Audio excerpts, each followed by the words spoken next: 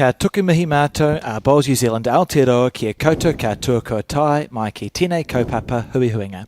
Hello and welcome back to the Bowls New Zealand broadcast of the Summerset Open National Fours, broadcasting live from the Mount Maunganui Bowling Club. You join us on the finals day of the Fours event, and we're going to start off with the women's final, 12:30. We're right on the dot for the start, and after the conclusion of this game it will be the men's final.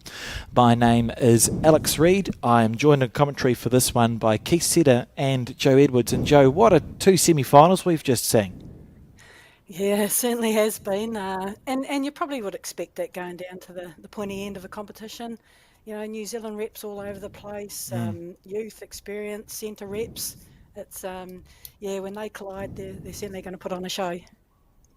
Absolutely, and because of that we saw the games go on quite some distance, and it was Lisa Dixon's team who was able to defeat Olivia Bloomfield's team in their semi-final, and Val Smith, the defending champion, in an epic game against Dale Rayner, just falling short of the last hurdle. Yeah, for sure. It's Dale and Val have had a lot of battles over the years, and two very good fours teams, and that's a I don't say that lightly, because two bowl per person, it's a different beast, and you've just got to be so on your game, take responsibility for your two bowls every end, and because the job is all about making it easier for the next person coming behind you. Absolutely, and we've spent a lot of this week talking, as we just pause for a moment to acknowledge the recent tragedy that did take place here at Mount Maunganui and Papamoa. Only felt appropriate having a nationals here and the finals day at the Bowls Mount to do so, and I'm sure that not only has it impacted all of the community, but the bowling community, a big part of that, Keith. Yeah, absolutely, and I think it's, as you said, very appropriate that there's something on the screen that acknowledges this. I think there's going to be a lot of people hurting, but appreciative of the fact that we've notarised it and said, hey, we care as well. And we see the teams just getting ready there. What's going through the mind, Joe? You've been to the pointy end of 1 or 2 or 3 or 5 26 in your career. How does it feel when you reach a final of a big event? What goes through the head? Oh, look, it's a weird thing. You go through a lot of emotions. You kind of say to yourself, look, it's just another game. Well, and it is. It is just another game. It's the same rules, and you've just got to try and get closer than your opposition. However, you have to play in finals to kind of know how to win finals as well. The team that gets that mindset right, that hey, just keep doing what we've done. We're it's always good to play the last game of a tournament, and you're playing with your mates. Let's just have a bit of fun and try and get ours closer. And we see the game looking like it's about to begin now. The obligatory handshake at the start. It's going to be 18 ends, no time limit, kills are kills. Could be in for an absolutely epic 3.5 hours to come. Absolutely. Both skips are well known for attacking shots. So I think we're going to be seeing a fair bit of firing. Karen has got a good weighted shot as well. So, they will certainly not be letting too many targets go unhit. Today's conditions, 20 degrees outside at the moment, high of 22. The wind up a little bit on yesterday, but still shouldn't be excessive to the point that we see the bowls too affected. The greens are running very nicely here, so the conditions all set for a very high quality game of bowls as we see the jack delivered. Yes, I just think now we're in the final. This is the pinnacle for a lot of people's bowls careers. Having the opportunity to win a national title has got to be right up there for whether you're an experienced representative bowler or whether you're a very good competitive club player. If in fact you get to the final, it's just something, as you said, Joe, that you have to experience, and perhaps you need to feel that once, and in some cases the career is this is the only time you'll make it. So you want to obviously both teams want to win, but it's a matter of controlling the nerves and doing your very best every bowl, not being distracted, and simply playing well, and with an ounce of bowls luck you might just end up on top. Oh, how's that for a first bowl? Through the jack on the forehand? Yeah, look, it's a bit of a nerve settler, isn't it? She set herself a high target. If that's what she's going to do every bowl, that's great. Linda Yeah, Ralph, I hope. you go, Joe. Sorry, I hope the wind doesn't play a part in this game. You know, it's you just want the good bowls to show, and the team that plays better to win the game. Is it, Joe, fair to say that now not only is it finals day, so you know there's a uplift in skill levels, but also you've had 2 games today, so you shouldn't have the nerves. You should be settled, and your routine should be well and truly sort of. You should be remembering what you do well. So in theory, this is, as you said earlier, just another game of bowls with a little bit more at stake at the end of it. Absolutely, and it's that whole don't be outcome processed. You know, you're not at the moment playing your second bowl on the first end. You're not thinking about raising the trophy, and if you are, you're way ahead of yourself. There's so much to go on in this game. It's just about the bowl in your hand, making it as the best bowl that you can play. And if you do that every time, geez, we're in for a treat. Well, we're in for a treat anyway. I think it doesn't matter. The girls will be doing their absolute best to outshine their opposition or their other numbers. So, the little battle within the battle of leads versus leads and twos versus twos, etc. We've seen it all so far the last 3 days where teams have got out to big leads and ended up squandering them. We've seen other times where the people have been leading have ended up holding on by, bare one shot, that sort of thing. So, anything is possible, isn't it? Absolutely. 18 ends, it's a long game. You can come back if you do have a bit of a slow start. However, it's that not dropping the big numbers early and staying in the hunt from very early on in the game. Don't let your opposition get away from you. So a little bit of a settling down process, and again, that's a something that I've noticed over the last few days is that just that one end, just to get the feel of the rink and feel your bowls after stopping for maybe 10 or 15 minutes, and it's it's a time to reflect on your routine and make sure that everything's in order, and it just takes a couple of bowls, I think, just to feel that bowl back in your hand, and these girls are very high standard already, I believe. It certainly is. It's been a very good start. How's that? That's Hannah Dawson. It's one of the up and coming bowlers in the last 2 or 3 seasons. Domiciled in Howick, plays out of the Howick Bowling Club. I've seen her name sort of pop up at the pointy end of a few competitions in the Auckland region over the last 1-2 seasons. I think one of those players coached by Graham Doreen. Yeah, he does a great job up there, doesn't he? He's got a number of players that he helps.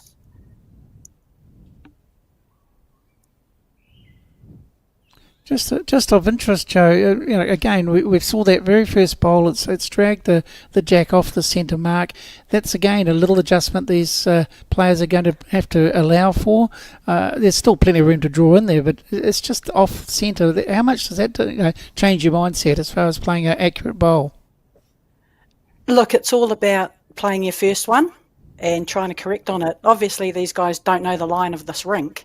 And so they're definitely not going to know the line to an off-centre jack. So it's about watching your first bowl, see what it does, and just making the correction. And at the end of the day, that's the game of lawn bowls, isn't it? It's just trying to correct on your last bowl every time. Sounds easy.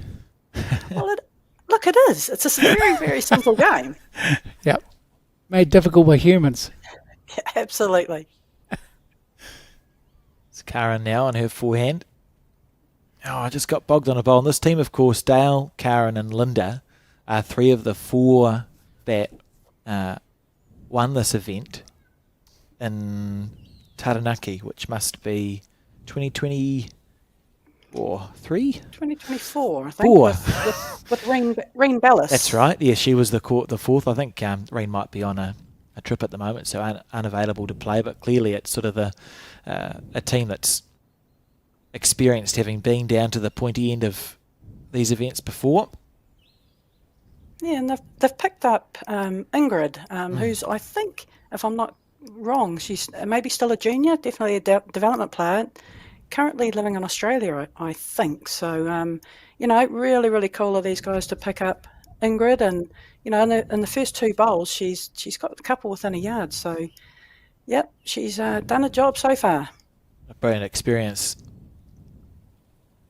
Just 34 more bowls to go, so that's quite good, isn't it? Karen's arriving right through. Oh, isn't it amazing how you can find gaps in bowls? She's found her way right through that head. I think we all understand that if you were trying to get that gap, you probably wouldn't get it. So it's just one of those anomalies with bowls. It's incredibly wide gap if you're not trying to get it, that's for sure. Here's a replay of the earlier bowl. Hannah Dawson with those split bowls, split down the middle. Very good start. It was a lovely shot.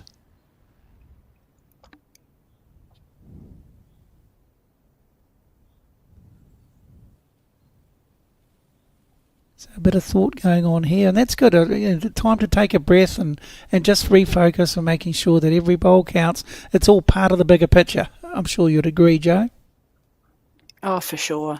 It's again, it's just going through that process, your pre-shot routine, you switch off, you switch on. Realistically, you only have to concentrate probably 10, 11 seconds every bowl. And if you can get that down pat, that's the key to this game. It's just the repetitious, doing exactly the same thing every time. Dale Rayner now on her forehand.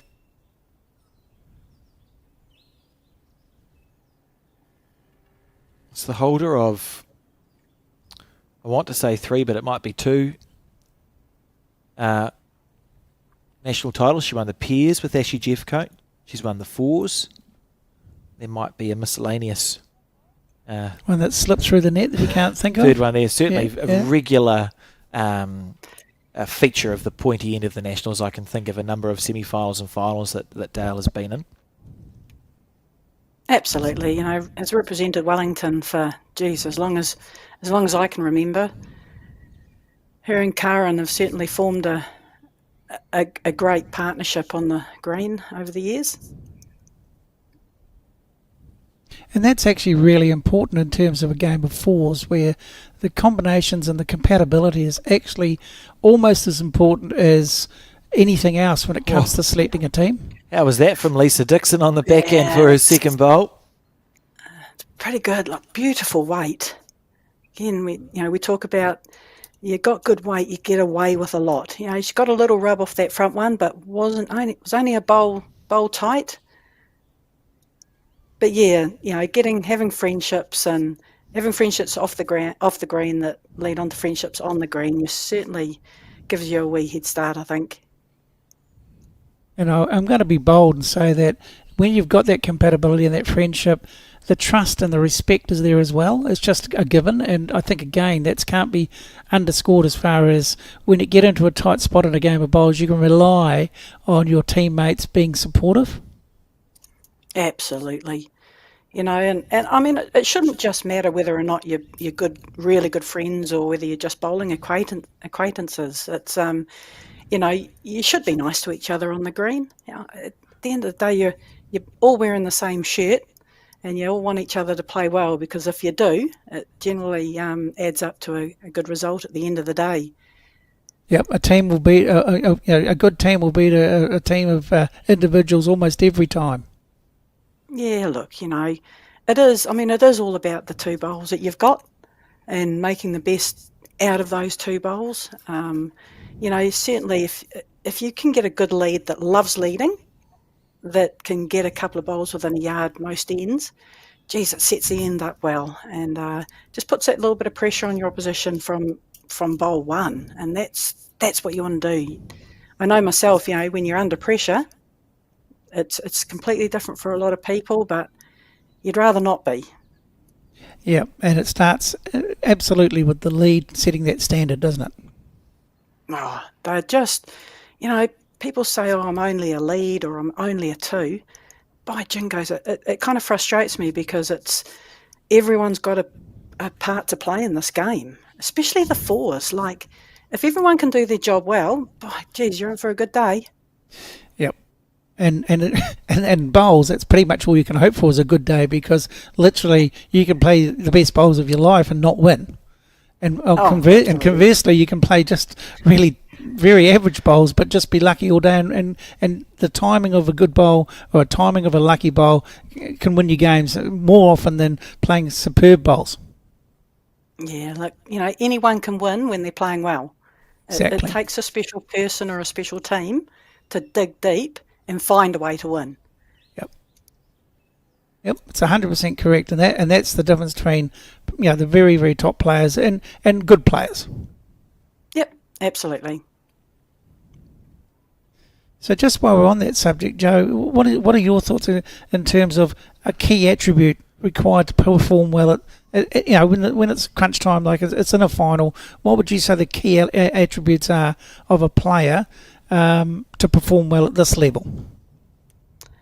Oh, I think it's just being calm. It's having a mindset of you're just playing another bowl on another rink on another green on another day, and that's again whether you're 3 up or 3 down. It's bringing it back to being real simple. I'm a kind of a simple chick on the green. Draw a shot, hit a bowl, get the best back. It's just about the communication between your players, but it's just about that calmness, about just trying to repeat everything that you've done over the last 11, 12 games that you've played in this tournament. Well, if anyone out there is going to take anything away from today, that's a very important point to put in your notebook, because these are the sort of little nuggets of gold that a lot of people just overlook, and they don't pay a lot of attention to that. And these details are the things that make the difference at the end of a very close game of bowls. If you can remain calm and you're 18 all last end, it's important. The people that stay the calmest generally come out on top. Yeah, for sure. A couple of very well weighted bowls here from Hannah. Just that little tiny bit of overcorrection.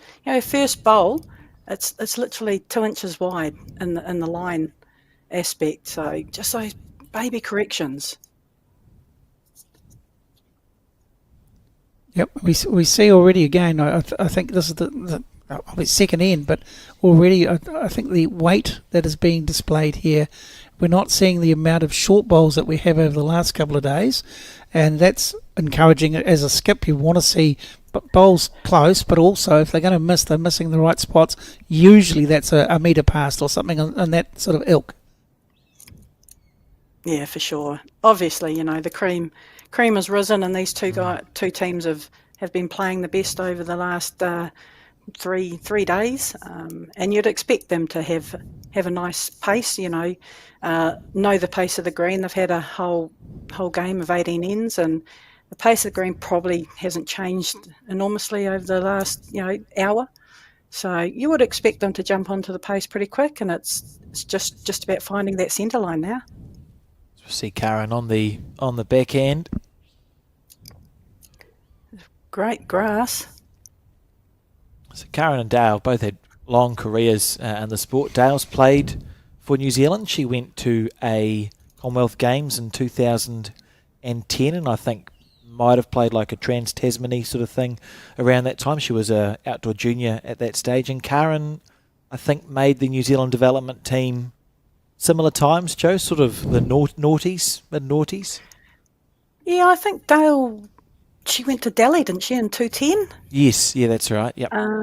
Yeah, but Karen's been on that development side and in the Wellington representative side for a number of years now, so they certainly know how to play the game. Well, that experience alone would help them in a situation like this to, they just feel comfortable in their own skins as far as they know what they're doing and they trust each other and all the things we've already sort of mentioned. Oh. It just touch her.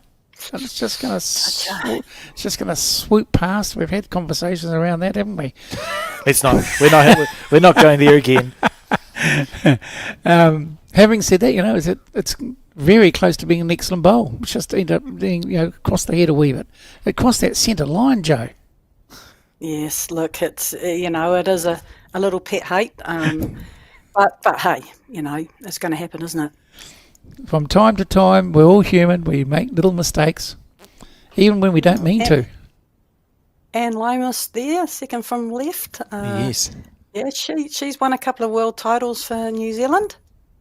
It was in 2000, wasn't it? And if you want to see a long game of fours, go on to the Bowls New Zealand YouTube channel and watch the World Championship fours final from 2000.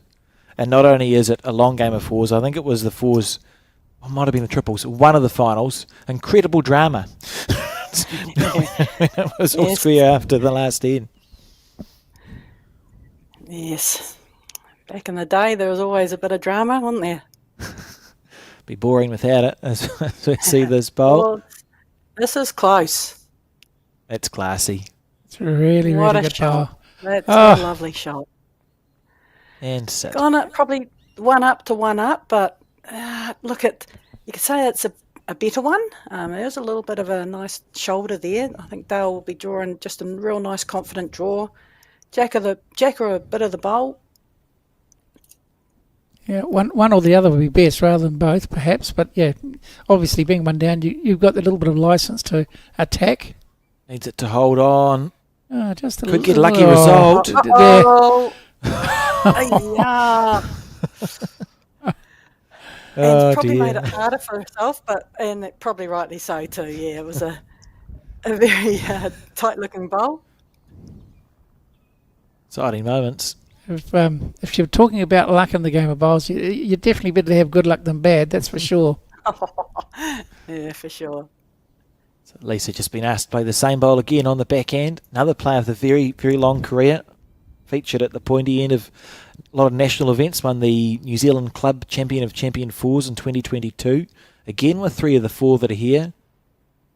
It was Anne and Lauren Mills, and Lisa won that with Robin Walker.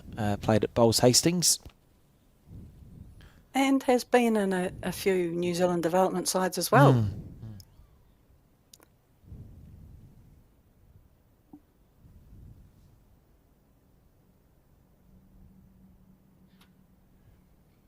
They'll be just trying to correct what you did the first time. That looked a better line. Quicker. Just a bit quicker, yeah.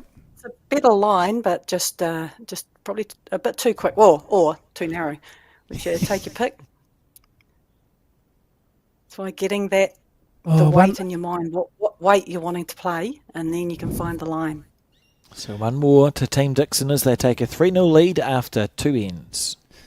That lollipop saved me there. I was just about to get it wrong again. Blue shirts, red stickers. I get very confused, Joe. Very confused. We know how easy it is to confuse you as well, Keith. Oh, look how close that was to an amazing result from Dale Rayner. Yeah. That's all you can do. Very sheepish. At the risk of sounding like a broken record, yesterday a couple of those sorts of shots happened as well. And I'm just actually really pleased. There were two responses. One was quite literally people put their hand up, when they got the shot out of it and admitted it was just pure luck. And that's good etiquette in itself. But there's also that little bit of, sadistic nature of bowlers, that they actually enjoy that sort of thing a little bit too much sometimes. But they have a great sense of humour about it. Oh, yeah, some do, some don't. Depends which side you're on, obviously. Yes. But yeah, no, I'm not one for clapping luck. No. If it's gone for us. You have to take it because that's what the rules say. But at the end of the day, you get as much good as bad, don't you? Yeah. Or again, if you're a negative person, I think you believe you get a lot more bad luck. Yep. So early on, 3-0 to Lisa Dixon and Skip team, and we have Anne Doreen leading off. And already she's played a couple of good ends, nice and confidently, and I don't think we're a million miles away again. That's excellent leading. That's very good. I wonder at what point we'll have an end that stays in the middle. Because the first 2 times going this way, it's been off centre now. Yeah, you kind of expect it in a final. You expect people to be getting a lot closer to the jack, and with that comes movement. Just a quick question again about finals, Joe. It's your experience. How much harm can distractions cause to your own performance? If you're easily distracted, how does that influence you? Well, yeah, look, if you're easily distracted, you haven't kind of got your mind in the game. I think it's a huge thing about the switching on, switching off between bowls, especially in fours. Like, after you've played your second bowl, you've got maybe 6 or 7 minutes to wait, and you cannot concentrate for that long. So it's really important to have a switch off. The minute the bowl's left your hand, it's all care, no responsibility. You can't do anything about it once it's gone. But then, you need to find a switch. And for me, it's when I pick up my bowl, that's my switch to click back on. So things can be distracting me in between times, but as soon as I pick that bowl up, that's my time to shine. It's all business. 12 seconds. Yeah, it's 12 seconds. And if you are distracted, put it down. Start again. It's definitely some of some of these things that they're very experienced and high quality players such as yourself, Joe. Just it's something you learn, and it's something that's inherent in you, and you've said to yourself at some point, I've got to be better at that aspect of my game, and this is what's worked for you. So again, individuals switch off and switch on, but it's important to acknowledge if it's not quite working, you need to adapt, you need to change. Yeah, too right. I mean, I can put my hand up and say I'm guilty of letting a bowl go whilst distracted, and as soon as I let it go, it's poor, and I've gone, how stupid are you? Just, you were distracted, you acknowledged it in yourself, but you still went ahead and did it. So yeah. It's that mental, being tough mentally to be able to go, no, things aren't quite right. Let's start again. Yeah. That's why you have a process and or a routine that you trust and you've replicated thousands of times, and the muscle memory and the brain is a muscle, and that memory also kicks in, and you've got every chance of playing a good bowl. Whereas, as you say, if you let it go and you're half-hearted or you're in two minds or no mind, there's every chance you won't do that. Yeah.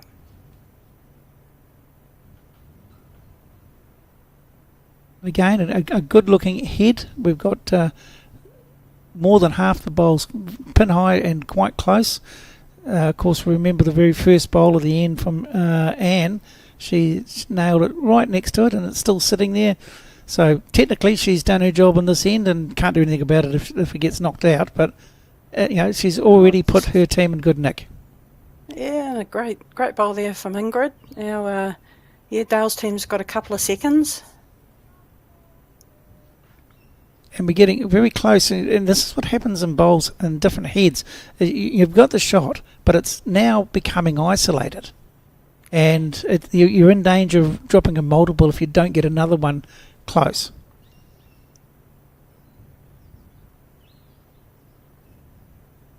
Yeah, it's all about not leaving yourself and your team vulnerable. Whilst the number one shot's great, the second shot's possibly a little bit more important from both sides.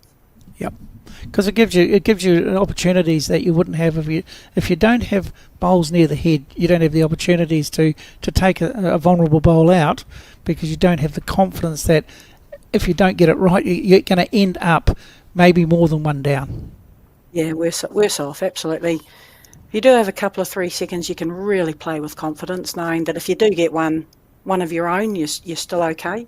You only got one on the head, or you're dicing with danger, playing with weight. Is it fair to say that you'd probably change your weight and be a little bit more circumspect? You just don't want to take a chance of taking your bowl out completely. Yeah, because 9 times out of 10, if you see it and you say to yourself, "Geez, don't take our own out."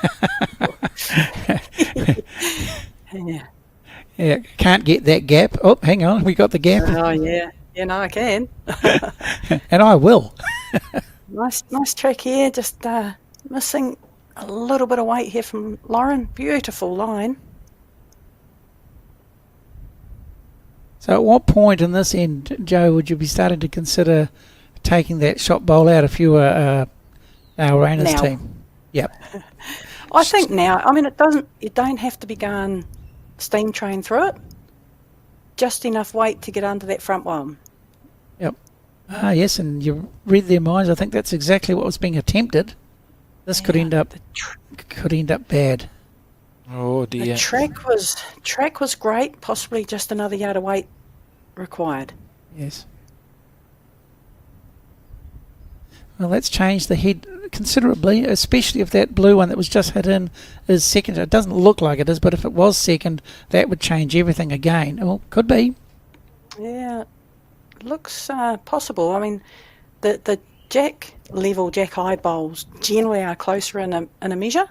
Yes. But it's still a pretty not to hit that bowl up wasn't what Karen was hoping for. But at least the option that you suggested was the right option was taken, and that's the thing. I mean, they're showing confidence in their own abilities, and again, that's part of the part of the deal at this level. Is you play what you see, the bowl in front of you, and have the courage of your convictions.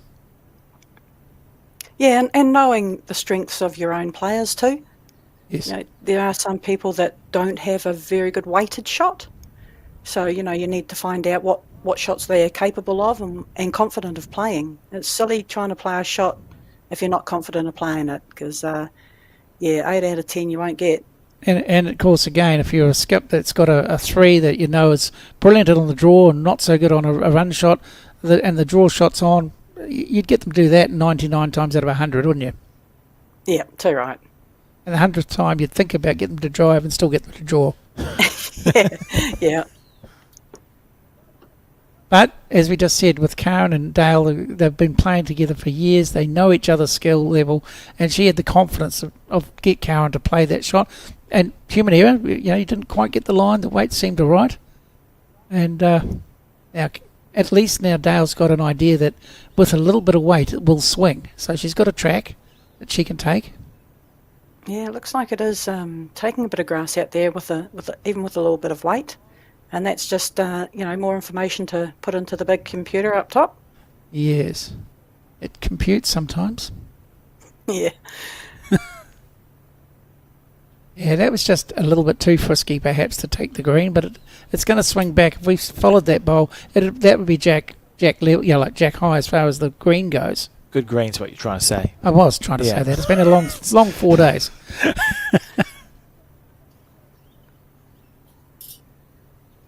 Yeah, she was on a beautiful line last time. It's probably just another yard to count, really. It's not a lot at all. She's got really no danger in the shot, so she can draw away with confidence. Oh, it's not far away here from Lisa Dixon. If she clears the front, it's it. diving. Oh, it's this diving. could work. Turn that. Oh, that's enough. Wow, 2 for 1. She got a second shot out of it, and I think she's blocked largely that hole that was trying to be taken by Dale. Now it's going to go faster. Jackal bowls, I suspect. I think Karen's pretty much said, you play with weight on the forehand, down through the blue, you could get both of them, or you're drawing on the backhand to cut it down. And like all good skips, you take a deep breath and you go and look at the situation yourself and decide as a player and as a team as to what the best option and best outcome is going to be. Absolutely. It is a buy-in from the whole team. It's not just the skip, saying what they want to do or what they're going to do. Your team has to buy into things. Yep. And one of the things that helps settle, if you have any nerves, is that opportunity to just go and have a look at the head, take a deep breath as we see a replay of that last bowl. Just a 2 for 1 scenario, and if it wasn't second shot before that front one, it definitely is now. So it changes Dale's shot completely. Now, is it a drive? A little bit over? No, she's playing, with weight down the backhand. Yeah, that's another option. She's got a little wicky-woo off there. Oh. That didn't turn out too good, but could have been worse. Could be 3 down now. So Yeah. It may have turned out a bit worse. But, even with Lisa's bowl, she was under the line, perfect weight, beautiful weight, and she got a result out of it. We really need the lollipop person to show us. Just the two, I think. There's no measure for the third. No.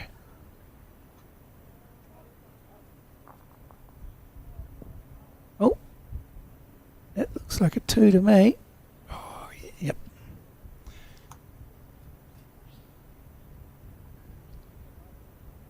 I don't think it was to. No, it was 2. Rain. Yeah. Yeah, 2. To Dixon. Dixon, yep. So it's 5-0 after 3 ends.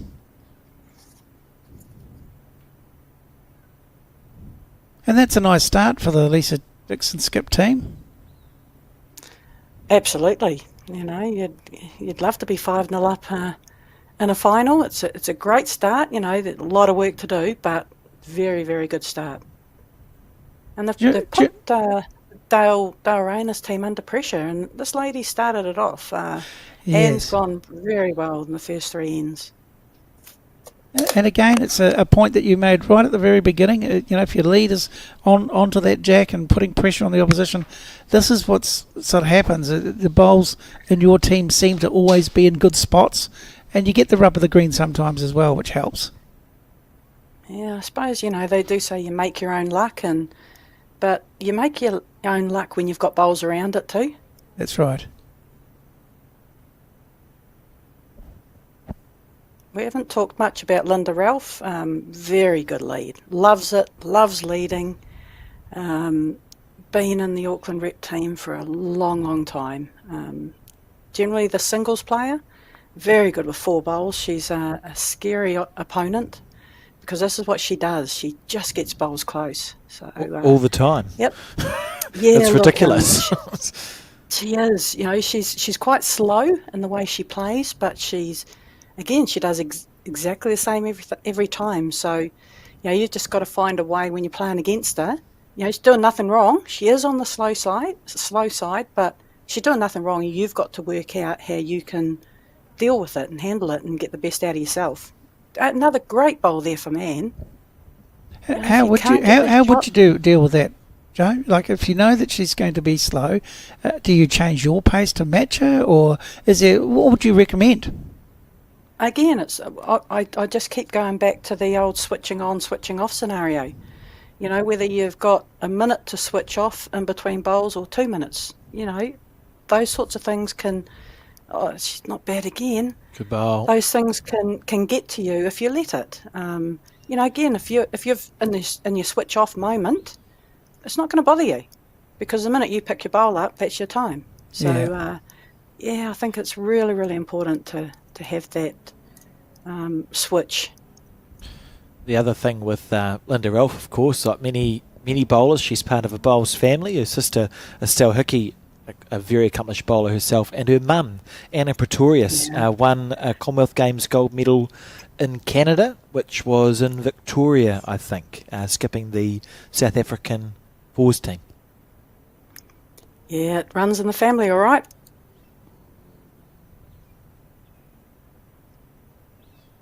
Well, this end is stacking up to be very, very good bowls. We've got all 4 bowls so far within a metre, and we're going to call that one a position bowl, which is still a very handy bowl. Still good. That's almost a toucher in my eyes. There is a little bit of a target starting to build up. The last thing that Ingrid would want to have done there was bowl one short, because the jack very seldom comes up the green. It's a beautiful home, that last bowl. And this is pretty close too. What a shot here from Hannah. Great shot. Delightful bowl.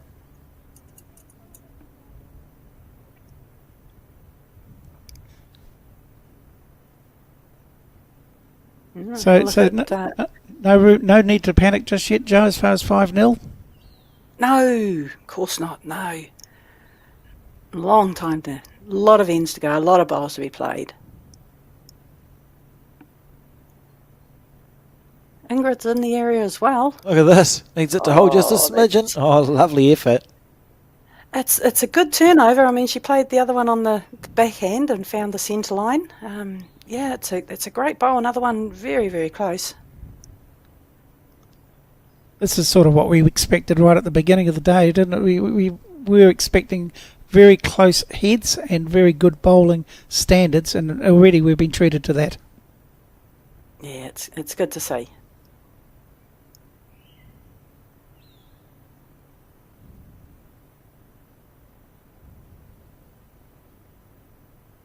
Trying to get around those 2 bowls just past the jack.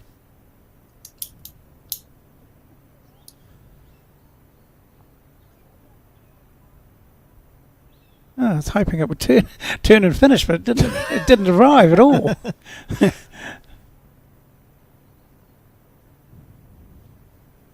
Karen now.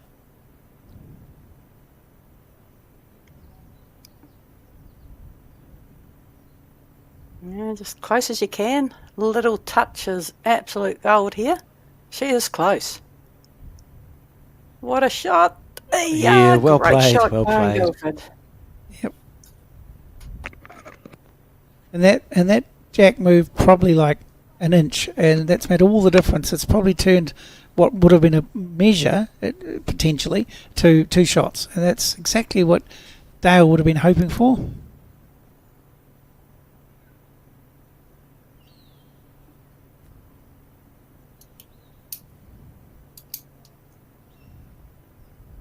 This has got a little bit on it too. They're just arriving, Yeah. looking for the jack, She's looking got for the it. jack.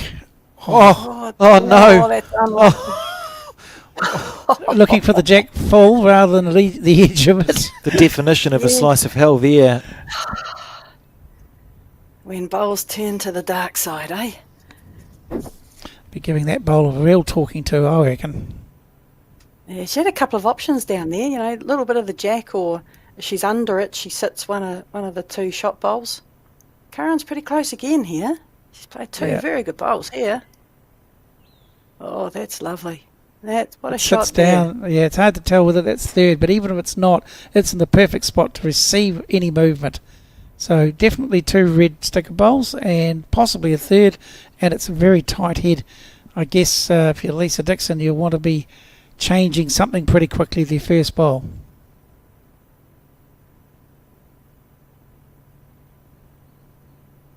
These coffees look pretty good. Wonder how many coffees they. And the replay shows that things can go horribly wrong quite quickly.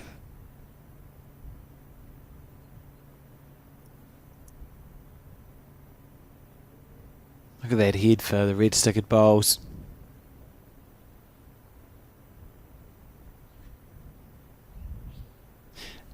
Did we have any updates from the other games being played, Alex? Yeah, we can. If you want to, those tuning in want to find the live scores, they are available on bowlsnewzealand.co.nz. Bowls Hub has a live scoring tab, so end-by-end updates for the men's fours available there.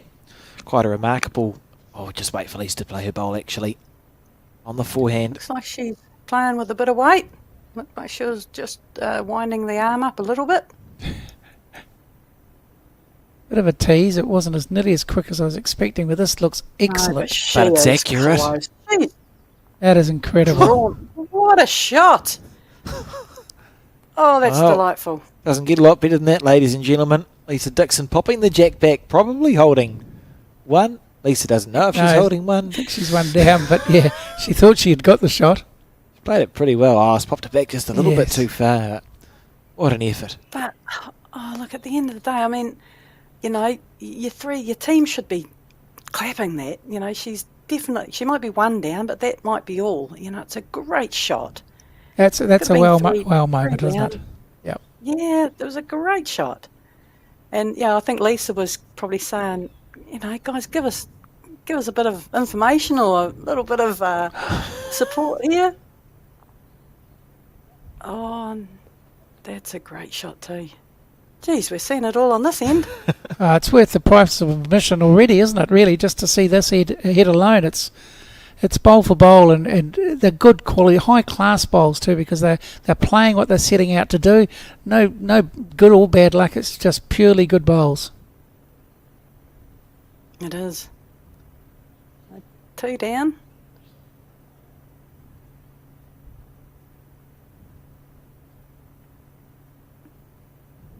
And this is the time where Lisa would be thinking, well, if we do drop a multiple, we're 5-0 up. It's the best time to drop something. Rather than being behind and dropping more, we're still going to be well in front.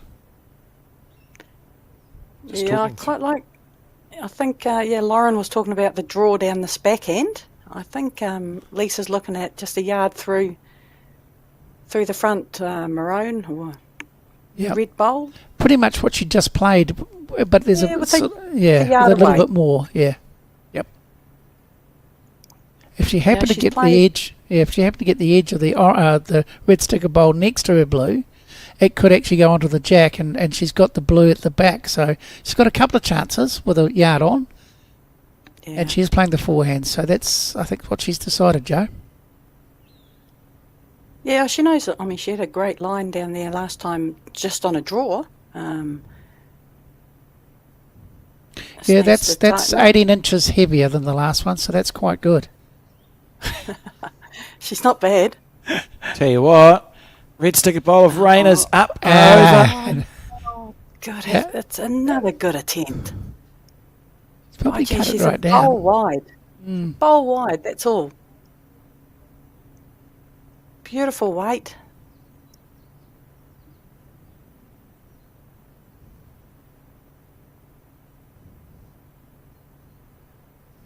Still going through the cup of coffee. Yeah, and a replay of that bowl. Absolutely. You know, there's two very high quality bowls because, you know, you're playing a foot to 2 feet over is one of the most difficult shots to execute, and she's just done that twice. So I think it's actually a marvellous effort to, you know, admittedly she didn't get the shot, but hey, she gave it every chance. Yeah, she's a bowl narrower. She's turned her bowl up, and it wouldn't have been too far to get onto the jack. She would have hit her bowl up for shot. Dale's just got a nice draw down here. Don't turn that blue, critter. Ooh. And so on the board Nice for Team line. Rayner for the first time in this game, as we see the score 2-5 after 4 ends. Bubbling along nicely here. It was a great end of lawn bowls, this last one. Geez, there was right from the first bowl. There was great bowls going right throughout both teams. And that's what you expect to see, I guess, at this level, and the fact that it's a final, and I'm sure we'll see a lot more of it over the next 14 ends. It'll be a delight to watch it, and it'll be interesting to see how, in the end, it ends up.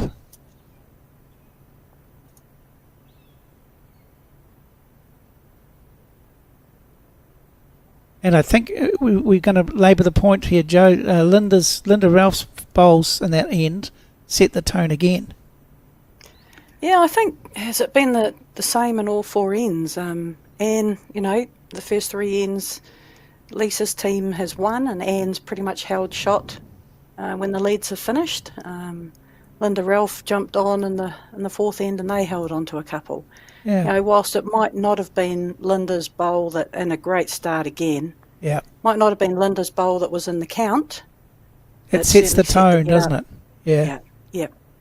And again, if we let's see if we can see some sort of featured, some sort of pattern here that already with that bowl from Linda, I'm predicting that Dale will probably win this end, just simply because this is how Well, it seems really cool. to be. Really cool. Oh yeah, go early every time. I'll remind you in 8 minutes. Yes, thank you for that. I'm sure you will. I'll remind you if it's right. Only if you're wrong. But it does seem to follow. It's scary how often this has been noticed.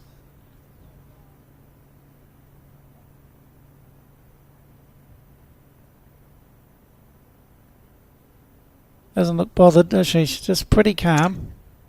She's the same whether it's good or bad, whether she's up or down. You'd never know. And she's played another bomb. That's great leading.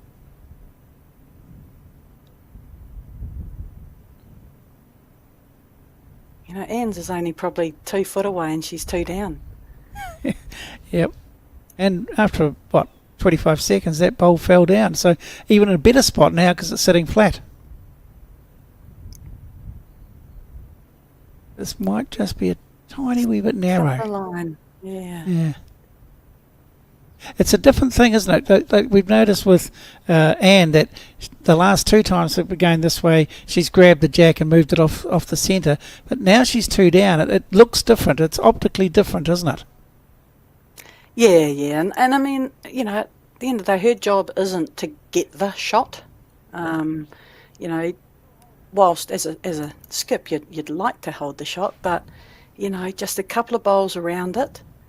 It's when the leads are trying to get the shot and they're heavy and narrow. It's a frustration as a skip, I think, because it's not your job. And again, you need to identify the roles of the individual players and the positions in the team, so that everyone knows they're singing from the same song sheet. They know what their role is. The leads can't stress it. It's not, imperative that you have the shot after you've played your 2 bowls, but it is important that you've got a couple close. Yep. That's been identified by how the heads and the scoring has already happened. Yeah. So with the leads getting handier bowls, that's their team eventually ends up scoring that end. And again, just hoping upon hope that this is something that actually continues, because we'll be able to read the game a lot easier if this is the case.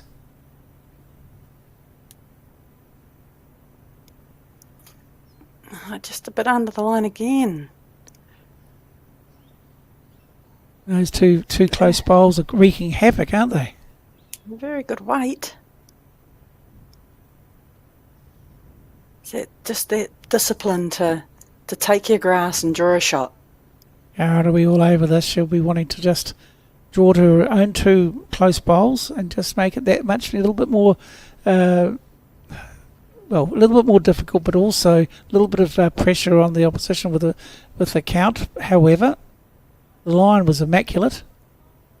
Probably could have been a little better with the weight. And this is Lauren Mills. She's, again, hasn't featured much, but a chance to get something really tight here and just change the entire head for her team.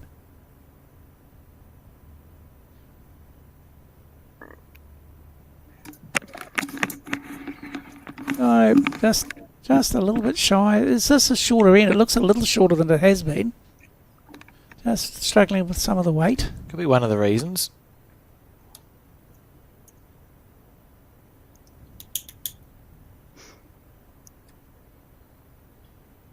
It's the kiddie's in a tricky spot, simply because of all the bowls that have been played in this game so far. This is probably the loosest end, and doesn't appear to be any reason the wind hasn't got up any worse. It's still lovely conditions to play bowls.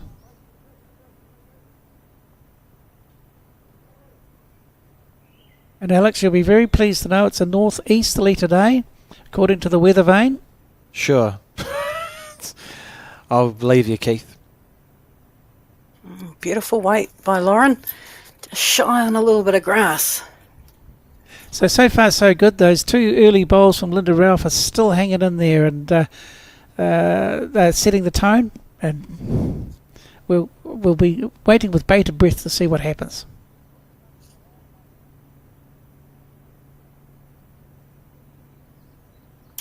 Had your skin checked before, Keith? Yeah, actually I have. A while ago now. It was one of the conditions of employment, actually. They did a full physical. Back then I was physical, so that's good. Always a positive. Yes. Bowls is one of those games, though, isn't it? Because we spend so much time out in the sun. If you don't look after your skin, things can go horribly wrong. Tony Garelja there on the right of the screen watching on. Well, something that does occur to me, though, with the thought about the skin treatments, is that you've got a Bowls New Zealand shop which sells spalms. That's true. They're wonderful. They're great, actually, spalms. They not only they sort of cool your arms down as like a moisture wick, but also protect against the sun, as we see Dale. Well, you'd say the green's good, but I think the moment she let that bowl go, she had an inkling that it might not be quite up to the head. You certainly know, don't you? something I've always enjoyed about Dale, I've seen her play a lot of bowls, is her response to her bad bowls actually tends to be just to laugh. She just tend to laugh at it. It's like, oh, that's quite a good, it's a way of keeping yourself not uptight. Some nice grass out here again, Lisa. She played this very well. How's the weight from Lisa Dixon? Just out on the instead of outside. in. Good shot.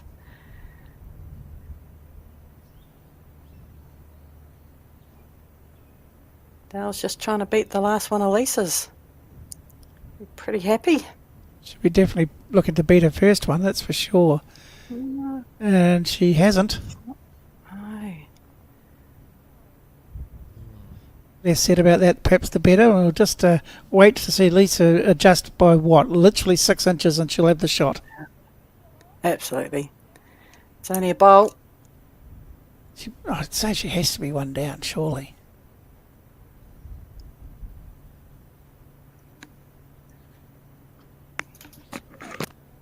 It's a measure.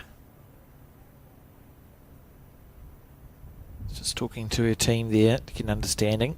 Yep. Of course, again, that's crucial information, Joe, as far as your three saying, hey, we've definitely one down or definitely one up, changes the weight of shot that Lisa will trying to play here. Absolutely, yeah. Information is key. Oh, she's This close looks again. She's got this lovely grass. She is close. That is What a shot here. phenomenal bowls. That's just outstanding, It's isn't it? Brilliant. Very, very good shot. And it's going to be enough for one on the fifth end.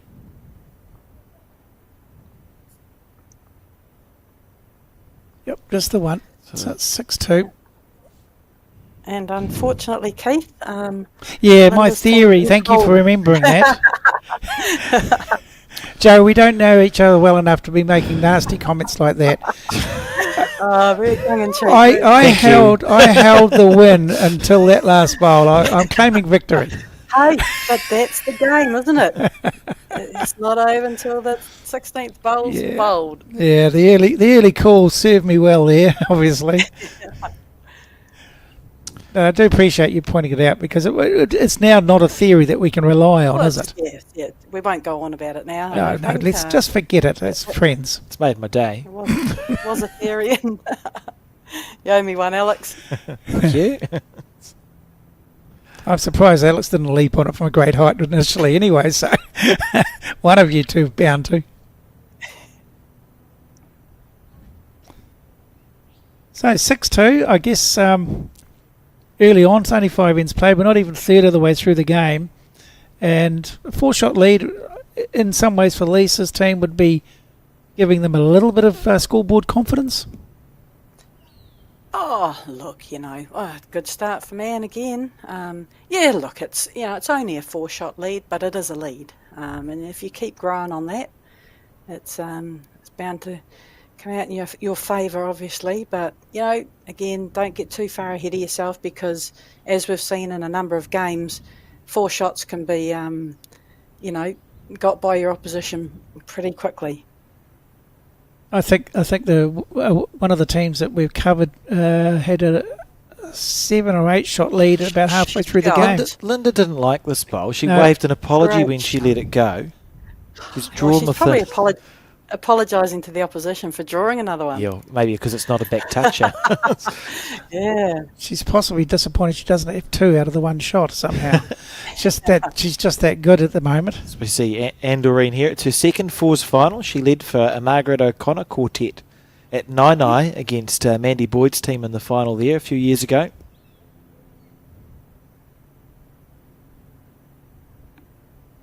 That's 2 pretty good bowls. I was just looking at the semi-finals scorecards, and both Lisa and Dale. It's quite interesting. 10 ends won, 8 ends lost, and the highest number of shots that went against them in an end was 2 for both of them. While they both scored a 3, and Lisa scored a couple of 4s or 4 and a couple of 3s. It's they've been pretty miserly with giving away big amounts of shots in an end. So that tells us that they're very good at mixing the bowls up Yeah, and getting bowls consistently close. Not necessarily the closest, but if they're not the closest, they're second closest. You know what I mean? Yeah, close here, Hannah. Good shot. Yeah, lovely bowls. Very good shot. She's a hard case, this Hannah. She came down to the Stoke Invitation Pairs last November and kept us all very much entertained.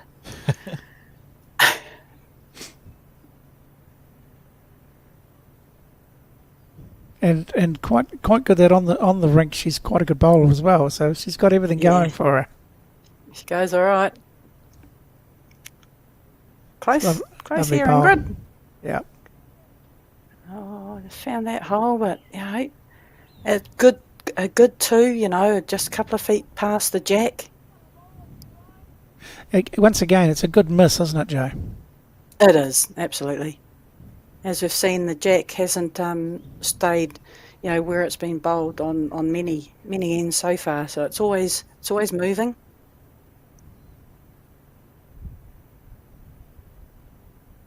Alex, I'm just going to compliment Kevin Maxwell and his team on the conditions of these greens he's produced over the last 4 days. Just immaculate. Yeah, it's great stuff, and they're holding up well by the looks. Nice and cover remaining sort of all through from what we can see. Like you look at that, there's no sort of patches in the green, so it just allows for good bowls to be played.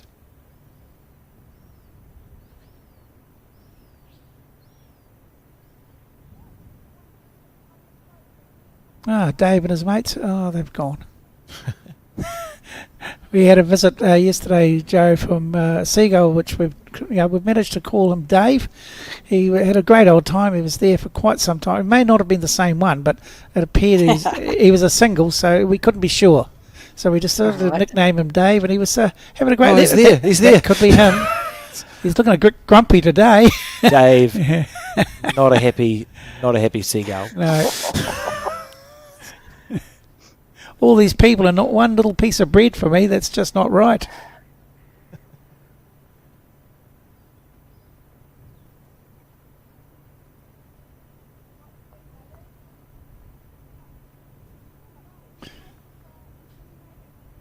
So it looks like that weight.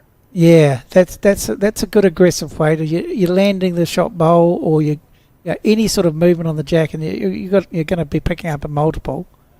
It's all in your favour, isn't it? Yeah, that's just got away a wee bit. Oh.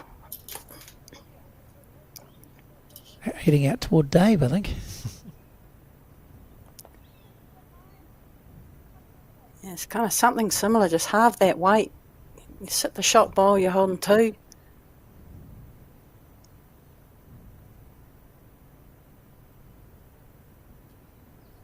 That looks, it's going to just, it might come back. That weight's better. Just a fraction wide still, eh? Here it comes. Oh, good. Oh, good shot. Yeah, they made the shot out of it, which is good. Just turned it into a spot that makes it a little bit more difficult. But, hey, they've got the shot. Yeah.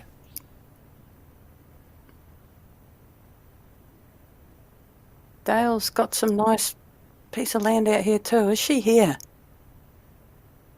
Up and over on that front one will be enough. Oh, rocked it. Oh, she didn't want to hit it up and over there. That's good. red bowls, blue stickers. It's confusing. We'll get you there by day 8, Keith. I'm looking forward to it because I haven't got it right yet. Once again, it's the makings of a very good head. It's quite cluttered. There's one or two that have slipped away to the side, but that's normal. The rest of them are in and thereabouts. Reminder, the shop.bowlsnewzealand.co.nz has a lot of stuff on it, including national shirts, umbrellas, bowls bags, bowls picker-uppers, aka bowls lifters. I think picker-uppers is a better word, but if you're looking for a gift for a birthday or maybe preemptively buy something for Christmas, good place to go. I know it wasn't on that view there, but do they have bowling arms as well? I think we might. There we go. Yeah. That's quite helpful information because there are people out there that would love to play bowls and just need a little bit of help with the delivery, and sometimes something like a bowl's arm that's available is going to be the difference between being able to play and not being able to play.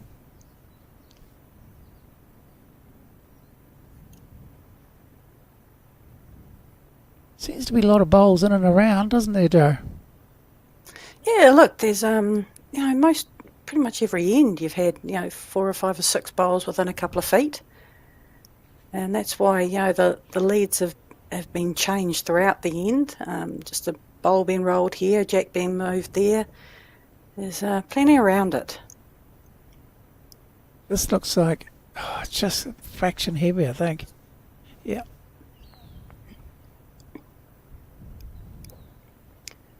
She, after the shot bowl, she has got a couple of seconds, Dale. Yeah. Lisa's just trying to draw. Sorry. Lisa's just trying to draw a shot down here on the forehand. Little touch would be beautiful. Little back toucher would be awesome right here, right now. Yep, we'll put that in that order in, see whether it transpires, but it's just going to hang a wee bit. That weight wasn't too bad. Just hung a fraction. Good attempt. Yes. If you're going to miss, that's the sort of miss. You're not a mile away. Obviously, she's feeling the weight of the rink pretty well. Yeah, she's played very well with weight-wise. Just not going to come back. A hard shot to play with that kind of weight, to get around the front white, back to the shot bowl, but she gave it a chance. Weight was pretty good. So under the blue stickers again. Right, one. Oh.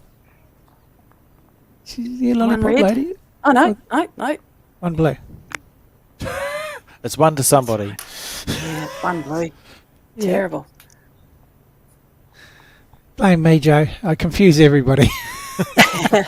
There's a 50-50 chance of them getting it right in the first place, so you're right to go the other way. You're going to be right at least half the time. And here's a replay. Yeah, really good bowl.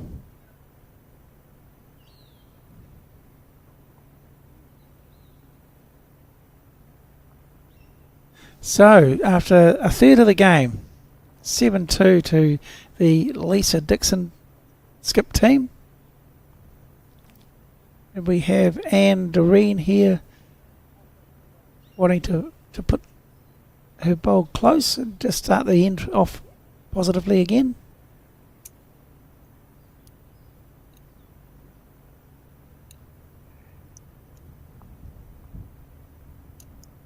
Oh, very good bowl to start with. Really good bowl. Steady as. It's a lovely shot. Brilliant.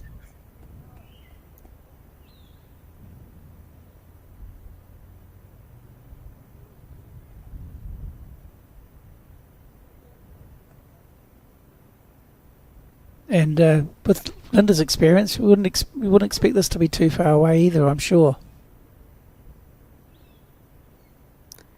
Well, the last couple of 3 ends, she's certainly come into the game. Oopsie. Sorry, My Linda. fault. Just immediately. Yeah. Oh, it's not the worst I've seen, but, not up to her really high standards she's been setting, that's for sure.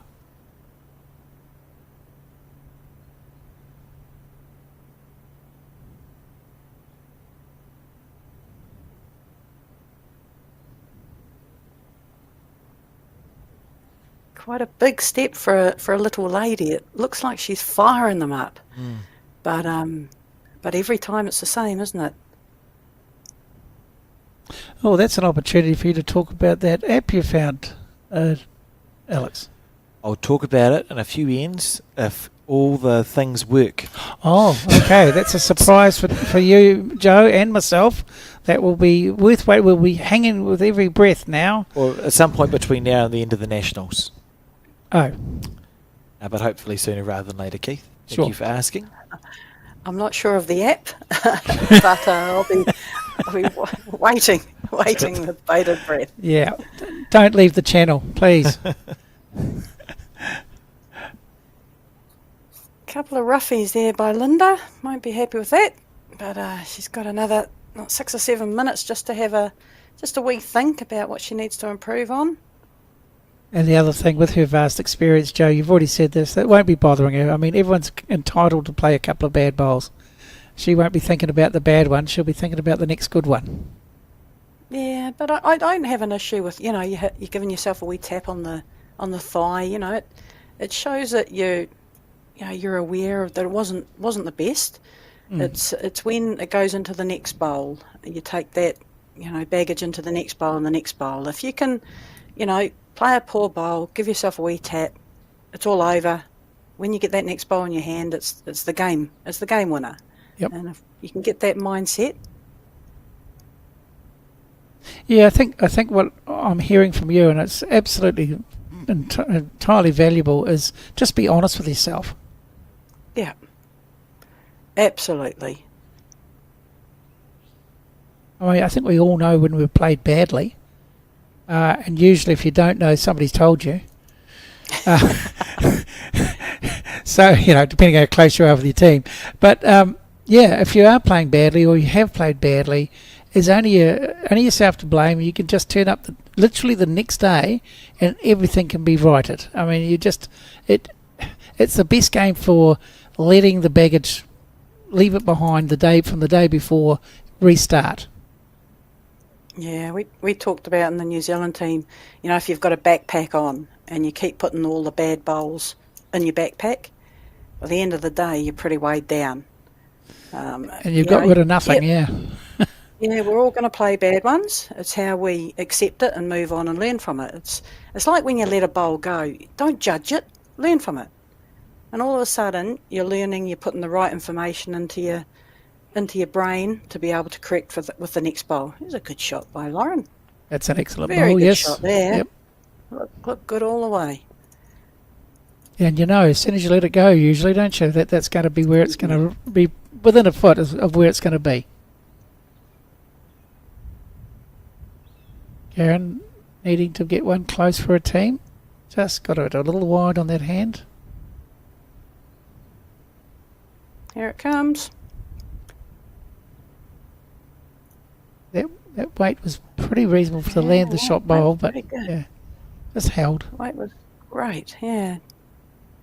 Again, it's not a big correction for the next one for Karen. And it's really no correction for Lauren, just repeat. Yeah, so Alex's best saying, rinse and repeat. Not sure what that means, but it means something to him, so that's good. And I think she has, She's not bad again. Perhaps she needed to rinse it a little harder. Yeah, beautiful track. Yeah, the track was repeated for sure. Yeah, a chance for Karen to just nail the jack or the shot bowl. And she's well capable of doing that with the vast amount of experience she has. She sure is. Have a look at this. Oh, went early. I'm pretty pleased with it. Really pleased with it. What a bowl. Absolutely brilliant. That's not bad. Good shot. Yep, and rightly so. Clap from the skip. That's exactly what was required. Might not be the shot. It doesn't matter if it is. It's very close. If it's not the shot, it's a close second. And what's more, she's given a skip something to play to. Very good shot. Any shot that you can cut the numbers down is a good shot in my eyes.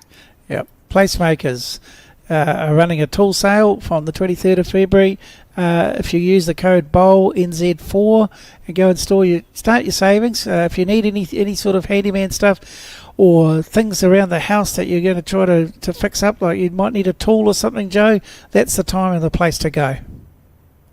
Absolutely. You're a bit of a DIYer? Look, let's just say that I'm probably more of a DIYer than my husband, but he let me know that right from day dot that wasn't his go. Yeah, no secret there. That was it. Shared straight away. That's it. okay. He has this philosophy that we all have a place in life, and if Yes. he did some DIY, then he'd be taking a job off a carpenter or a plumber or whatever. So, and that's okay. Yeah, I look at it maybe slightly differently. If I did a DIY at home, I'd then be employing a carpenter to fix my mistake. For sure. So, yeah, fair's fair. I mean, you're all good at something, aren't you? And that's not my bag either, so Yeah. I can understand, Dave. Yep. I'm with you, man. I'm with you. I can't fix a car either. There's a lot of things I can't do, actually, when I think about it, so let's not go down that track too far. As long as I can get to a place where I can play some bowls, I'm happy. Yeah. So what do you? And I'm only going to ask you because it's tricky. What do you think Dale will be looking at playing here? And here's a replay of Karen's bowl, which was absolutely superb, and it really never looked like missing, being very close. It really depends on whether she's up or down. That's why I asked you the question. I didn't try to answer it myself. Because she's just trying to turn Karen's down. She just turns it down. She's probably got it. She is just round. So by the look of that, she believes she's one down. That's exactly right. You don't play that weight if you're one up, but you do play that weight if you're one down to give yourself a chance. Yeah. And Lisa will be looking, alternatively, she's got the shot just to protect it a wee bit. And I know it's Yeah, a difficult to little play a touch. block. Yeah. Just A little touch of the white is pretty good here. Takes the shot away from Dale. And if you've got the right line and you finish a foot short, you're in the road, which is good too. However, kicking for touch is third option, as we now see.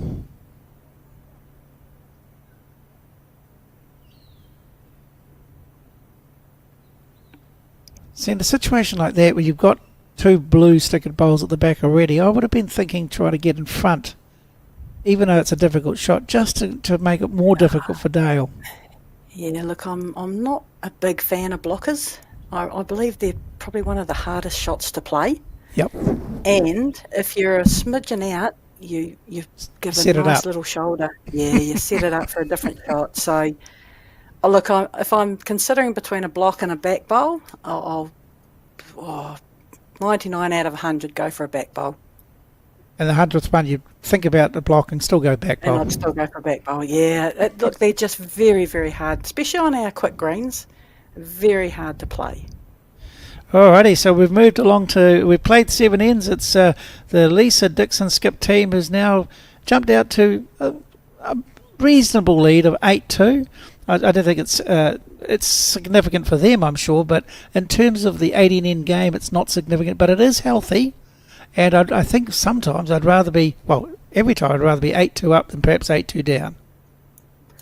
Yeah, for sure. Probably the more concerning thing for the Darena team is the fact that they've played 7 ends and Lisa's team have won 6. Whilst there hasn't been big numbers, they're just starting to score consistently on the ends. So that will be a little worrying. But again, 6 shots in 10 ends is definitely not out of the question. No, absolutely not. We did have a game earlier on. I've got it here in front of me. It was a PK Tamahara's team scored a 6 early on, and a bit later on scored a 7, and they were 19-20 down last end and ended up getting a 2 to win. It's a silly game. And the team they were playing, if I remember rightly, was playing Diane, and I think they needed that game to qualify. I'm not sure, but it's phenomenal how many things you see in bowls that, in my mind, doesn't make sense sometimes. It's just cruel. You just can't take anything for granted. You can't predict how away a game's going to go because, just every end, every game are so different.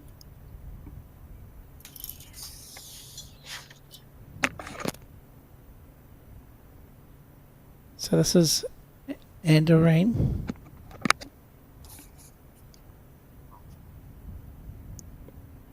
Pretty consistent. First bowl was about a metre, just over a metre behind, and she's given her own bowler mate a little bit closer, and both around about just over a metre past, but in a good spot and holding 2. That's when you Lisa with her second bowl, you say, just beat your last. Yes, And they beat it by a bowl, and you've got to be a bit more specific.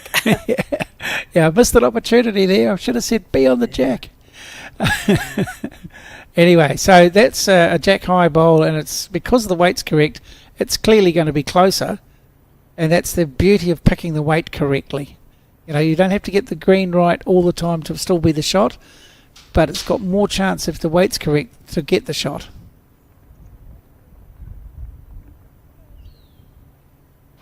That's just struggling a little bit to come up there. I don't think I've noticed it, I don't know whether you have, Joe, but they seem to have varied the length, not significantly, but enough to change. You know, they're not sort of settling down as much as I thought they might. Is that something to do with the fact that they might have, varying lengths?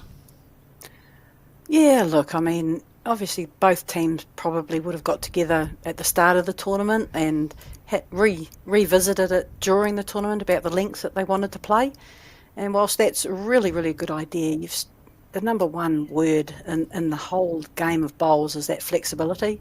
So to be able to change if needed. And I think that's up to the skips to notice and be aware of your opposition's strengths and weaknesses, but probably more importantly of your own, and just run with that.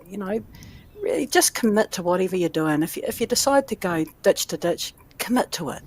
And as the lead, the jack throwing is of huge importance. I'm all for letting the lead dictate what length we play. But if you see something in your opposition or in our own team, to be able to change that.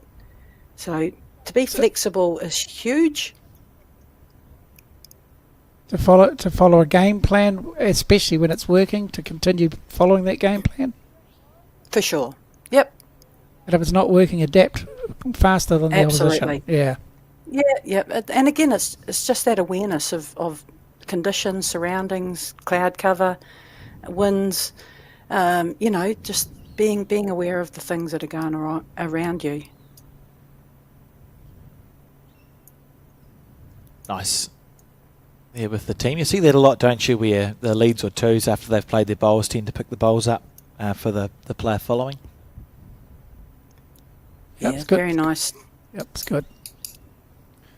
Now, in theory, just to get everyone prepared, in theory we're going to do a cool thing on the crossover where we've put a bit of analysis on Hannah Dawson's delivery, who's in the Takapuna team. Been playing very well and is obviously under the coach Graham Doreen, looks after a large number of very successful players actually. Selena Goddard's probably the one that has been making headlines, the most well known, but does a really good job in just getting those basics ingrained.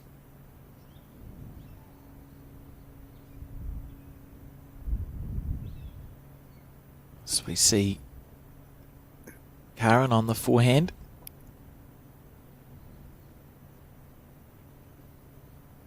Good grass.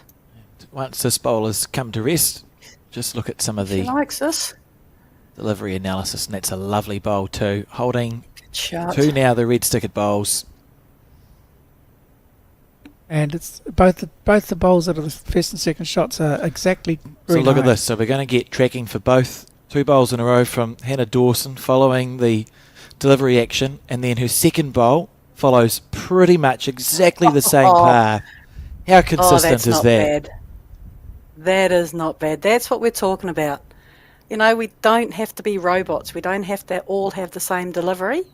However, we have to do the same delivery every time. That is a great visual there, Alex. That's what Keith was spoiled the surprise and asked me about. That and Christmas I usually spoil, so that's good. It's a really interesting tool because there are players of out of curiosity, sort of used it on where it is exactly the same every time, and other ones where you noticed a slight difference in the two bowls. Good grass out here again. She's got the weight, she's got the shot. Oh, It's just going to pull up, I think, a fraction shy. Again, that weight is crucial, isn't it? that's 2 foot of weight. She's all over it. So Dale will be pretty pleased with herself at the moment, holding 2 good shots. A little bit of room for her to draw a third and put a bit of pressure on. And of course, when you're 2 or 3 down, it doesn't look quite so easy as the other skip. So we'll see how it transpires. I mean, at the end of the day, this bowl's like any other bowl, quite crucial just to put a little bit more pressure on. For sure, she's got, a good yard to draw another shot here. She'd really be wanting to put some mega pressure on Lisa with her last bowl. She's going to finish it. Doesn't look too bad. I think it will come back. Is it going to... It's coming back. The line was perfect. It might be just about good enough. Yeah, that might be good enough. Bit of pressure on Lisa here. She has played very well under pressure, drawing a couple of shots, getting a good second shot here and there. Good skips bowls. So, yeah, 3 down. Just visualising the line she needed to take and trying to match that with the weight. Oh, she needs a bit of luck here. Just always looked on the tight side. Great weight. Bye. It's teaming those 2 things up, isn't it? The right weight with the right line. It's a hard bit of the game. Dale doesn't have to get too close here to draw another one. She's just getting to her last one. I think we'll pay out on this one, surely. Yeah, good shot. Don't move the little critter. Yeah, good shot. 2 good bowls, Dale. Very good bowls. And so we see this game tighten right back up with the red-stickered bowl scoring some shots. 3 if not 4, I think. Call it 3.5. 4, wouldn't it? Yeah. 4 would be the instinct. 3. Oh, we were nearly right. 3 there. 5-8 the score after 8 ends. That was experience showing there for me because I didn't commit. I wasn't sure, and I've been caught out 1,000 times so far. So I just thought I'd wait and see the lollipops. That helped. The helpers. That's a lovely bowl. That's the sort of thing that the good quality skips can just adjust and just put another little nail in the coffin, which just means her first one was half a bowl out of the count. Yeah, and it's those adding with your last bowl. They are huge in a game. Yeah, bonus bowls are gold, are they not? Yeah. So still feels like anyone's game. Dixon's team has been in front the entire way and arguably in control, but just 1s and 2s. That's the first multiple score we've seen. To your point earlier, Joe, with the semi-finals, the score against both of these teams was never more than 2, which is a very interesting statistic.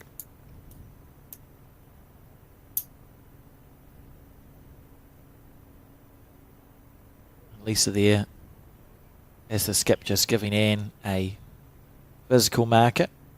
There's a whole mix of what players do and do not prefer with that sort of stuff, and it seems to be down to the individual. There are players who love to have a foot given to them as a guide, an indication. There are players who might ask for it if they're struggling, and there are other players who, if you were to do that, might not be as thrilled as they otherwise could be.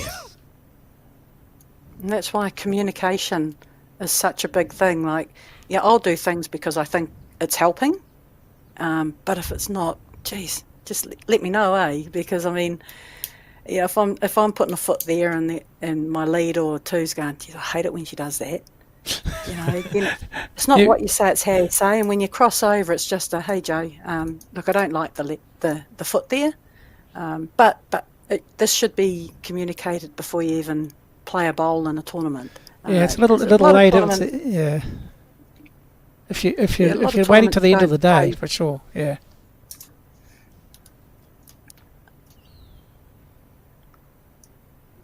Yeah, right. That is actually compared to a lot of bowlers. That's quite a decent step out, isn't it? It is.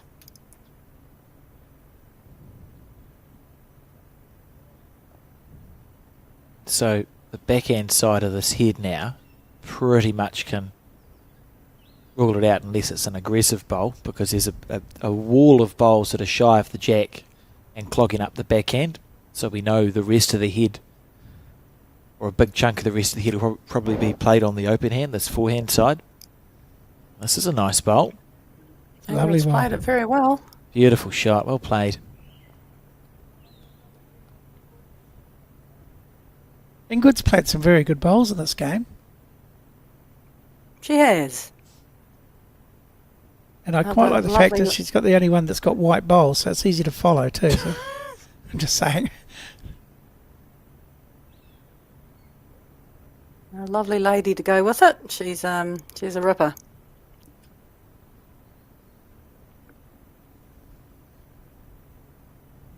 Now, Joe, that app that we just saw that showed the different, the two same deliveries from Hannah, that sort of tool, that would be coming in handy for just about anyone at any level of bowl, surely. Absolutely. We talk about videoing being a very, very good coaching tool.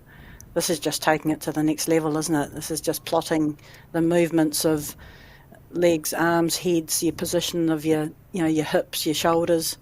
It's a great coaching tool, and one that you can revisit, at the start of each season. If you're struggling with something, have another look at it, because it's such a repetitious sport. You've just got to be doing the same thing every time. Your body likes the repetition of having the same delivery. It gets used to it. It gets into that position, which is the prime optimal position to deliver a bowl, and likes getting there. And it is a free app for those wondering, and what you need to type in is pose and tracking for darts, even though we're bowlers.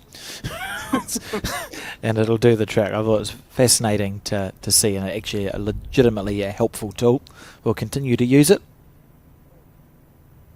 Yeah, bowls like darts. It's the darts players are trying to do the same thing every time, so I definitely see the resemblance in both sports, the repetitious nature of it. See this bowl on the forehand. Close again. Lauren is playing some pretty good bowls. That's a great shot.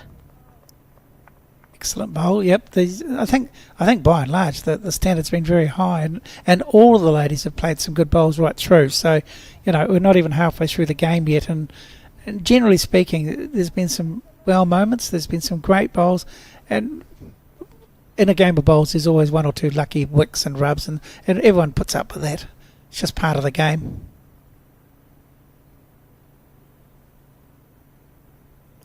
Might see a little bit of weight here by Karen. Going looking for the shot bowl. A little bit of how's your father? Don't want to just roll that up. Oh. Okay, no damage. They have got a 2 or 3 seconds, Dale, to the one Lauren Mills bowl. She'd be wanting to get another one handy with this bowl. Well, we're just talking about repetition. This would be a great time to be doing that. Absolutely. Rinse and repeat. Good words.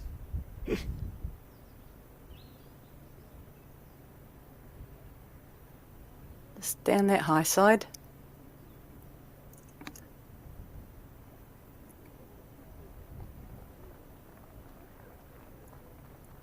It's about time that we, I think, we acknowledge the 15 clubs that have been used in this event over the last few days, and now we're coming down to the pointy end.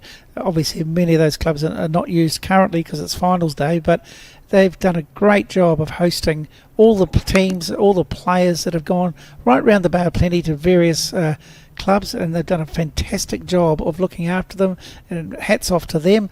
And along with that, also our key sponsors, without which we would be not be able to run such a great tournament on behalf of the players and all the people involved, including the officials. I just say thank you very much for that. Oh, and why don't we get a mint? Just freshening up the breath for the spectators. It's nice. And how's this on the? Oh, that's not good far effort. away from Dale Rayner. Oh, Like the shot. I think it's the right shot to play. good positive bowl. Yeah, 3 seconds. Jack of the bowl. That's literally a third of the thing that makes that the right bowl, is that it's the right decision, and all you have to do now is match the green to the weight, and you'll be scoring a number. So close as well. Okay.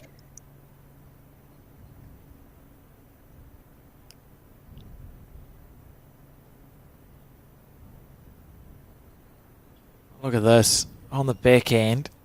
That's turning all the way. So she's given the Jack a fright on the way past. And me gave me a fright. But that's how close. That's a good bowl with no reward, isn't it? I mean, that you can't miss any closer than that without getting a result. So Seen the danger? We're kicking for touch here. yeah, handy. But the bowl square is still worthwhile for Dale Rayner. Too right. And no worse off if the Jack comes back to this last bowl. I wouldn't be changing anything, you know. Generally, your body will make the little correction needed. Tell you what, That looks a better line, doesn't it? I'm not sure if she's got the running. Short of weight. Oh, Dale. That'll be so disappointing. To be pretty frustrated with that. She's been so close with the first bowl.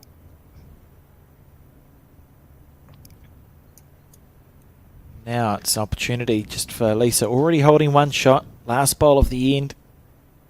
And the old bonus bowls. This is the sort of thing that puts a dagger in your heart. If she now, when there was a chance she was going to drop a number, and now she could perhaps pick up a multiple of 2, would be terribly disappointing for the Rayner team. Didn't do it, but it was on the perfect line. Just another metre of weight would have been perfect. So 1 to blue. 9-5 the score after 9 ends.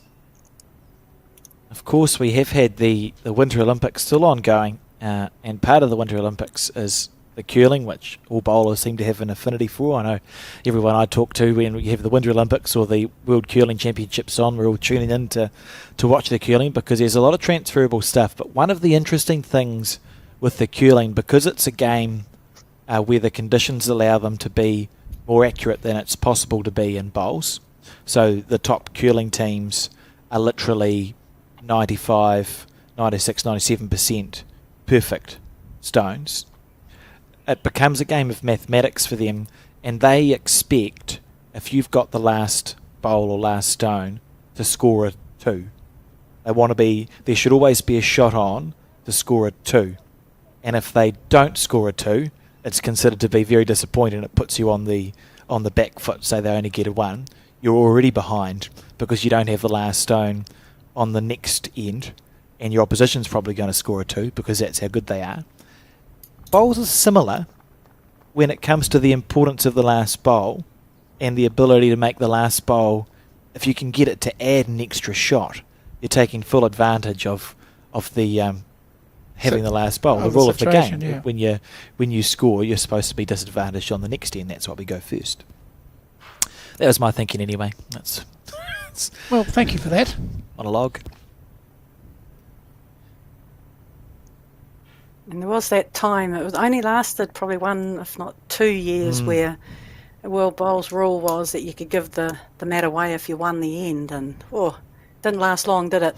No, we saw some very big scores Yeah. over those 2 years when you could just go last bowl, last bowl, last bowl. It's no, there's a reason the rule's there.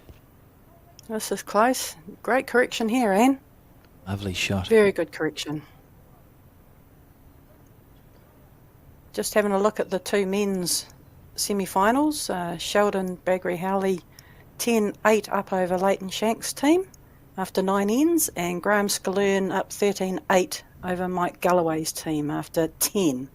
So a couple of close games there. It's quite incredible in the quarterfinal. I was idly looking at the scores, and Galloway played the Suttons, Owen, Noel, Paul and Alan. After 5 ends, the score was 11-1 to Team Sutton. Final score 21-13 to Team Galloway. Shows you're never out, are you? Isn't bowls a funny game? Yeah.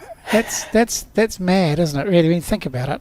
It's a game of precision, and you've managed to get yourself an 11-shot lead, or roughly an 11-shot, and it's not just frittered away, it's completely devastated. You've scored 2 more points when the other team scores about 20. It just doesn't make any sense. Bowls. Get out of the way.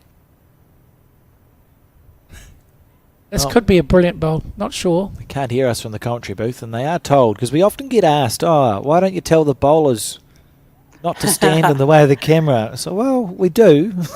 We tell them pretty consistently, but sometimes when you're in the heat of the moment, you're watching the bowl come up and they just sort of stand in front. But never you mind. If you're screaming at the television sets, trust me, the bowlers are also being informed that they might be in the way of the camera. I did hear somebody talk to me the other day about it used to be a rule, it might still be a rule, that you're meant to stand to the side and back from. That was interesting from Joe, yeah. Yeah. Yeah, it was. Mind you, there were a lot of rules back in the day. By crikey, I used to get told off a lot. But yeah, that was one of the rules, and I think in a few places they actually draw a line down the green, just a metre to each side of the jack, and it's just a visual for the players to, have a look and go, okay, I need to be on the outside of this. But yeah, it is hard as a player, especially if you're not used to being on a live stream. You're not thinking about cameras when you're trying to get in behind the line of a great bowl coming up. It is tough, but yeah, the more times they play in front of cameras, the better they become at just going to the side of the rinks. Yeah, and it's something we're seeing. I think we have seen an improvement in the last 3 years as we broadcast more and more. So a lot of players have now had the opportunity to be featured on a broadcast rink, and once you've played on a rink with cameras on it, a bit like a final, Joe, once you've been there and done that, it's easier to approach the next time and you understand some of the things that you need to do. It is a daunting thing playing in front of the cameras. I remember the first time I did it, they had those big booms and they were right in front of you. They have obviously got a hell of a lot better, but it was quite off-putting because they moved. Where nowadays they're very stationary. So once you're aware that they're there, yeah, they are there. You can't change that, but they don't move. They're not going to affect how you play. You're just going to affect how you play if you let the cameras get into the old noggin and disrupt your thinking. I can remember when we had the Bowls 3-5 at New Lynn, one of the operators must have got bored and was sort of taking his camera right down to within inches of the bowl, following the bowl on the rink. And what happens if you hit my bowl? Do I get it back? I must get it back. Yeah. Some of the cameramen over the years have tried to get a little bit funky with their shots.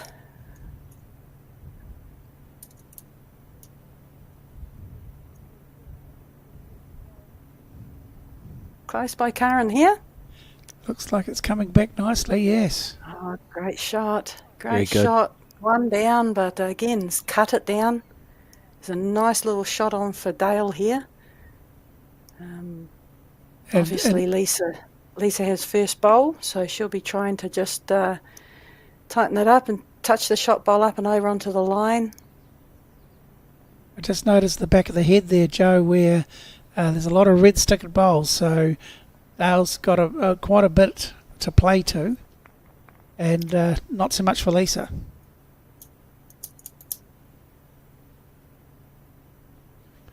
wants to tool sail on at the Placemakers. Keith starts, is it tomorrow or the day after tomorrow? 23rd. Tomorrow. Brilliant. Let's make it 3-handy. So, see the crowd building here. Another round of bowls to go, of course. So the men's final will follow the conclusion of this women's fours final. So still time to pop down to the mount if you want to watch the bowls live and with your own commentary, not ours. Just under the line all the way, wasn't it? Yeah, not sure what she was attempting to play with. She's just trying to get round the Lauren Mills bowl for another maybe third.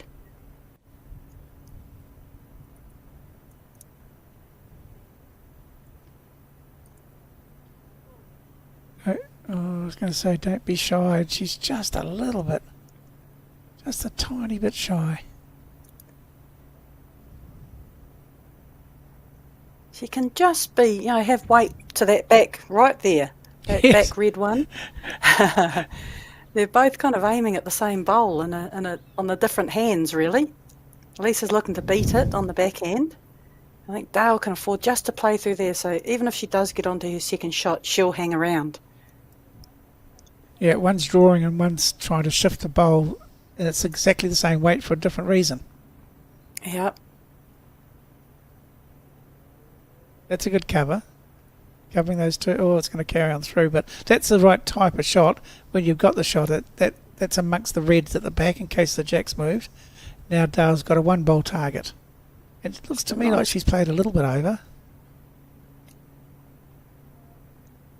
Nice confident draw looking for the jack of the bowl. She's close. Oh, well. Oh, she's got the jack. Great shot. Well played, Dale Rayner. What a shot. That's just that lovely pace. It was. Looked good out of her hand. It just... Great weight. Wasn't going to, stuff it up if she got onto her second shot, but got the shot perfectly. Lovely. 2 there. 7-9 the score now. As we relive that. On her forehand was Dale. And look at this. Absolutely perfect. She gets it square, trails it around the corner for 2. Well played, Dale. That's when, as a skip, was Dale. She was disappointed. Remember, 2 ends ago on her backhand, I think it was. She played a good first bowl and a very poor second shot, and you think, oh, I've missed a chance. Now she can say to herself, I've taken an opportunity. So you feel like you've sort of balanced the ledger. And again, it's instead of being maybe 10-5 down, you're now 7-9, which makes again positive mental attitude. You're back in the game. You were going to be a wee way behind. Now you're quite close. A whole lot of things change for your team, and equally for the Dixon team. They shouldn't be worried either because even though they've dropped a multiple, they're still in front. So happy days for both teams if they want to think that way. Absolutely. It's that mindset, isn't it? Correct.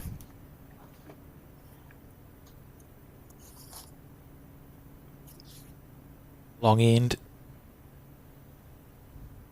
And Doreen on the forehand.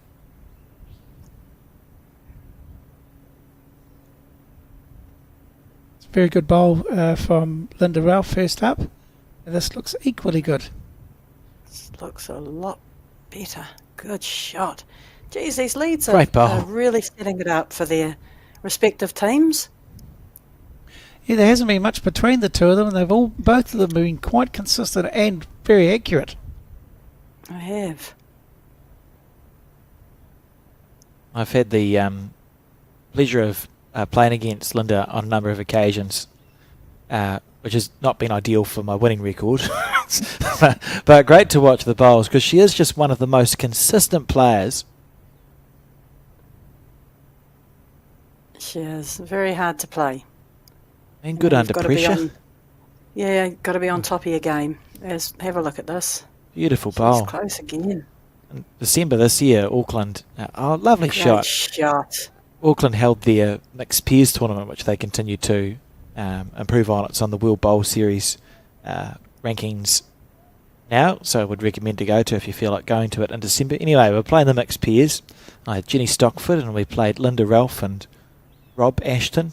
We went to an extra end. I trailed the jack on my forehand, had a side toucher, and it was right near the edge of the rink on my fourth Not bowl. good enough. And I thought, on the crossover with 2 bowls to go from Linda, yep, feeling pretty good, and I had the 2 metre covered. I was had a bowl within a foot on the 2 metre mark. Linda's first bowl, she killed the jack. And her second bowl, she drew a toucher onto the 2 metre, and we lost. That's just, what can you do? Wasn't even upset. It's just great bowls. Just a wonderful, wonderful player. Sometimes you just got to clap, don't you? Enough of that trauma as we go back to the bowls. Yes, I like reliving that sort of thing from you, Alex. It just it delights me that those sort of things you've learnt from. It reminds me why I just stay in the commentary booth and talk about the bowls instead. It's much easier. How's the weight? Not here. Pretty good attempt by Anne with her second bowl. You know, if she just turned that shot bowl up and over, it was perfect. She turned it up, but then it flopped back down again. But pretty good home where it's landed. Another one within a yard.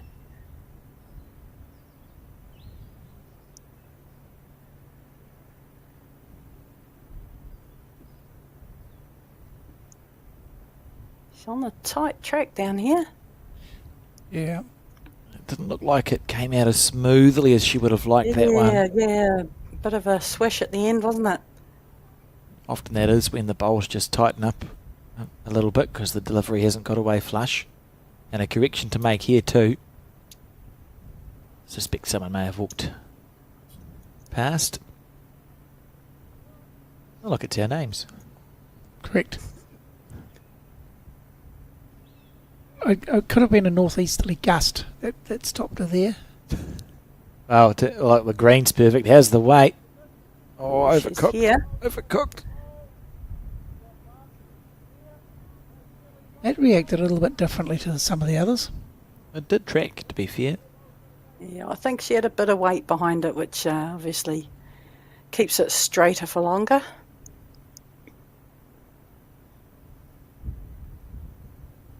Yeah, a little bit quick as well, but give it a chance. Turn Anne's bowl up and over, even if it's onto the jack a bit. You've got 2 in that holding pen. Both teams are doing this really well where there are still options around the head and slightly past the jack, so that it always feels like there's been sort of some shots to play in the back half of the end, which is a nice position to be in. Yeah. Being able to give your back end of the team just that confidence to be able to play it with confidence rather than having to try and play perfect weight. If you've got bowls around it, got bowls just behind it, you can confidently draw.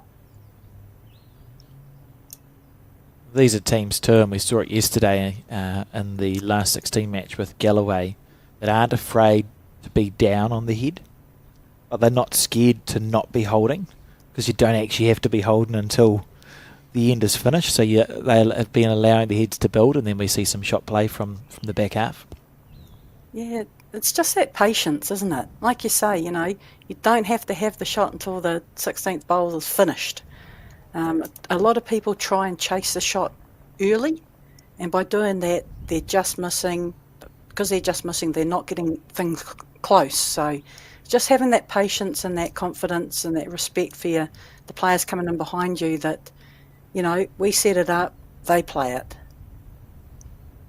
Yeah, there's not much room for the old club day where you hear leads and twos quite often will say things like, "Oh, the skip's saving the shot for themselves." It's not like that at all. This is a game of strategy, and one of the strategies is that you back your skip and your 3 to win the game for you. Lauren Mills on the forehand could be drawing a second shot. Oh, what an effort that was. Good attempt.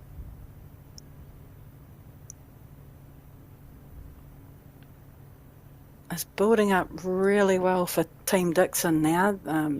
Dale's team's just got 1 there. So this is down to the weight from Karen. She's not far away. Close. She clears the front. She is watch close. this. Yep. Oh, that's good shot. Jeez. That Unlucky, ball's been hit really. a couple of times. It hasn't moved.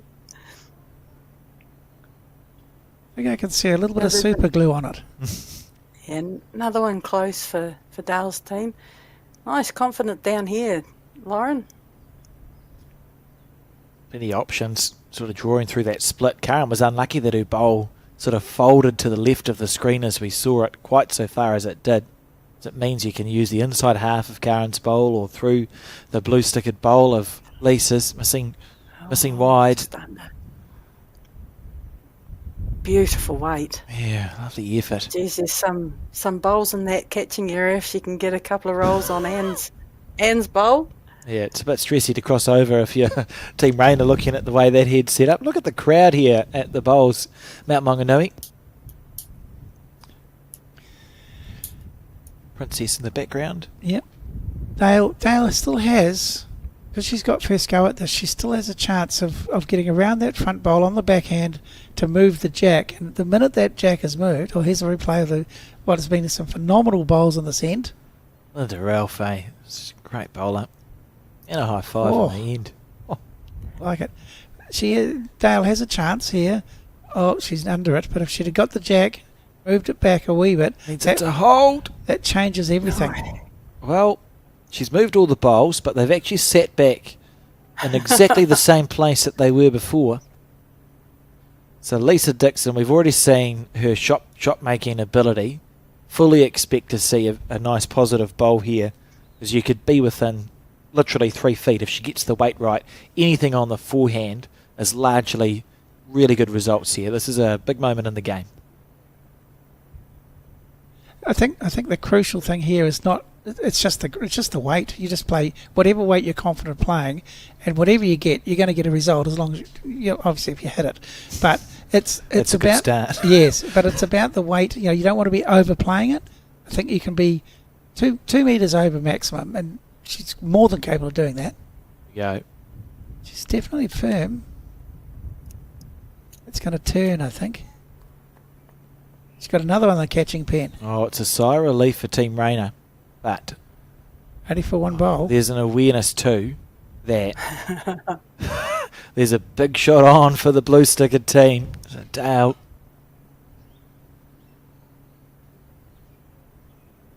Weight was good last time. Just needs to get 2 options, either quicker under the white or the same weight as she used, just round. But do not she's hit gonna get it the square. white. Oh dear. Well, here we It was go. looking pretty good.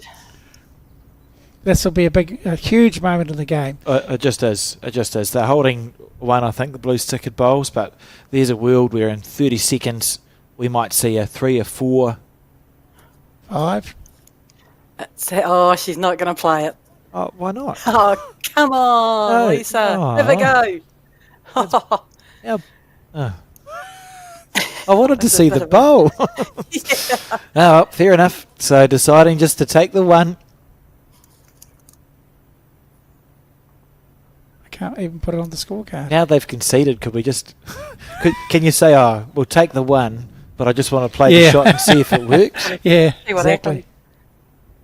happens. Look, again, we all wanted to see her have a go and try and make a number, but if you're not confident in doing it, it's just, you can't be playing it. The success rate is not good if you can't see yourself doing it. But she was so Change close the with her shot. first bowl, Joe. She literally needed to be a bowl, 2 bowls wider, and there was no danger. Well. The only danger was, getting onto, I think it was Lauren's bowl that was touching the second shot and turning it just once over. Was possibly 1 down. But yeah, was a chance to make a number. But hey, look, they're 3 up with 7 ends to play. Well, they're playing the final. We're not. Absolutely. Thank God for that for me and you, Keith. Yeah, that's right. Although if Joe's going to invite us, I wouldn't mind going and have a game just to see how we get on. Right, so we're seeing the umpires called because I think Dale's team's probably saying, I don't think that jack is up past the minimum length, so start off at the mat and then the umpire will put their thumb usually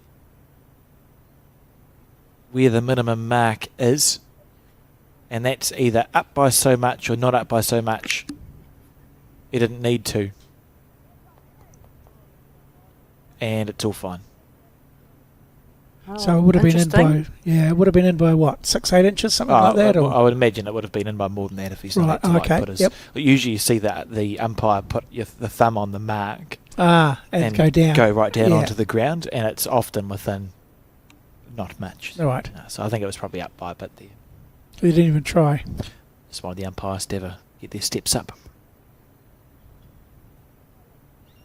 So it is a short end, and Doreen if it holds. Oh, good try. Pretty good weight.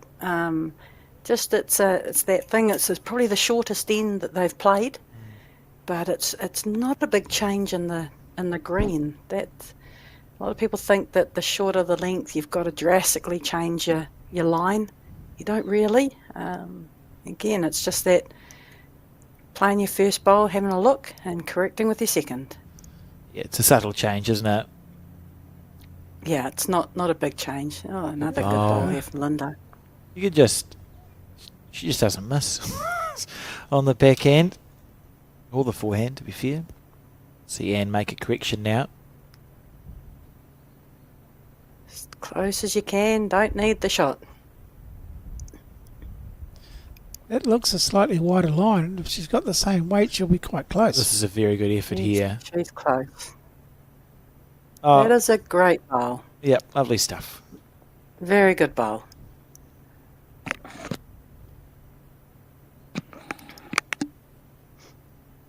Crowd of people watching on. Beautiful day, 22 degrees. Light breeze, beautiful greens, And no wind chill factor, so that's good. food, something to drink. I don't think they could be much better. Oh, it's just actually- sitting there and What whiling more do away. you want? Yeah, you don't want anything more than that, Joe. No, that's as good as it gets. You get the atmosphere at Nationals too is a special one because it's a group of people, 800 people all around the country. Sort of, you're going there to play bowls and have a holiday, and it means so much to the players that are in the final, and it's so much to the players when the successful players. It's just special to be a part of, and the crowd sort of feeds off that energy. So as you get near the end of the finals, generally the noise starts to ramp up. It's a crescendo, and it just ramps up time and time again, and it's the same every year. It's spectacular to be part of, and the reality is, from my point of view, it's just a great feeling to be part of it, whether you're playing or not, whether you've been a player and haven't got to the very end of the tournament. It's still special because you can go and share in the emotions and what what you're seeing. It's just special. Great Have a bowl little here. Flick at this. Yes, what a great bowl. Good shot.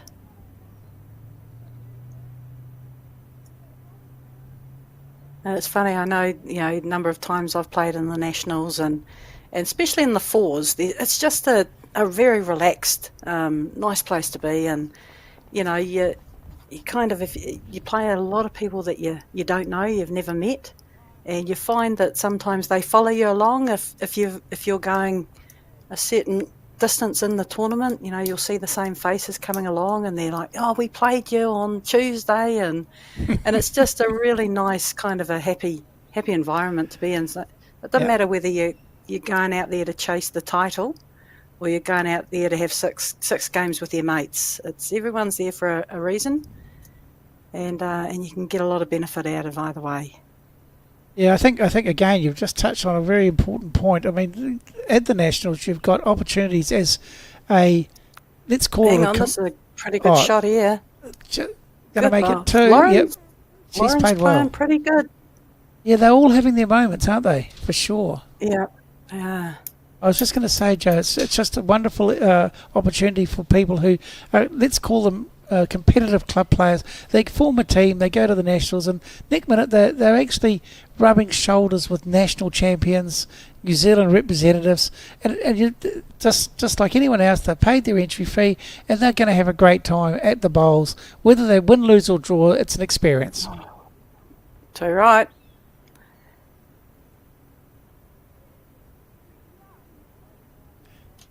Some great bowls being played on this end as well. Just always judge an end by how many good bowls, they're missing the right spots, and how many bowls are quite close. But there's not too many bowls that are wide or short, and it's always better to watch when it's like that. Yeah, a couple of balls have gone through a couple of holes here, but are in pretty good. Any movement of that jack is all in Team Rainer's. Not so much now. Another good bowl by Lauren there. Yeah. That's a great bowl. Yeah, that's identifying the risk for sure. Yep. Pretty sure I saw Trevor and Linda Rayner in the distance on one of the camera shots as well. Mum and Dad of Dale. And good bowlers in their own right too. Trevor, I think he's made the Wellington Open singles final 2 years in a row, which is not a bad effort. It's been around for a very long time. Lovely people. Again, good pedigree, and you hear so many stories like that, don't you, Alex, about children following in their parents' footsteps, being taken to the bowling green as a youngster and just growing into the sport. Yep, given a can of Coke and a bag of chips Hey, to sit and watch happy the days. bowls. Close here, Karen. Oh, lovely bowl, isn't it? Oh, she's gone. Got the jack. Beautiful Good shot. That's That's absolutely a perfect. beautiful shot. Yep. Yeah, great shot. She's probably matched the green with the weight there quite nicely. A little bit of Perfect. chalk Yeah, spray. didn't overplay it. Didn't Oh, go I think- flying. I think Dale's chalk spray just ran out, which is an indication of how well her team might have been playing. Look at this. That was new at the start of the week too. And just the fact that she's guts the jack and pulled it around the corner, just a couple of feet, improving the head so much. It's like 3 down to 1 up. What a shot. Proper bowl. And something you might not know, Alex, or if you do, you might be able to sort of go further with this. But her brother Grant's playing quite a bit of outdoor now, and with a bit of success. Yes, from the Bowls Tower Club, as we just see a reminder that shop.bowlsnewzealand.co.nz is a place to go for aprons, umbrellas, bowls picker-uppers, spams, bowls, You name it. etc., etc. Yes, Summerset. Grant Rayner, another one in the family, played in Hamilton, played his outdoor bowls in Hamilton when he was in his 20s, done the thing where you have a family and a busy career. Children, I think, have now flown the coop, so he's taken the sport back up again for the Tawa Bowling Club, and he's using Dale's old bowls. He said it's because they know the way to the jack. The lime fizzy ones. Yes, that's Some right. successes with them. That's a good bowl by Lisa. This little bowl there, maybe another second there.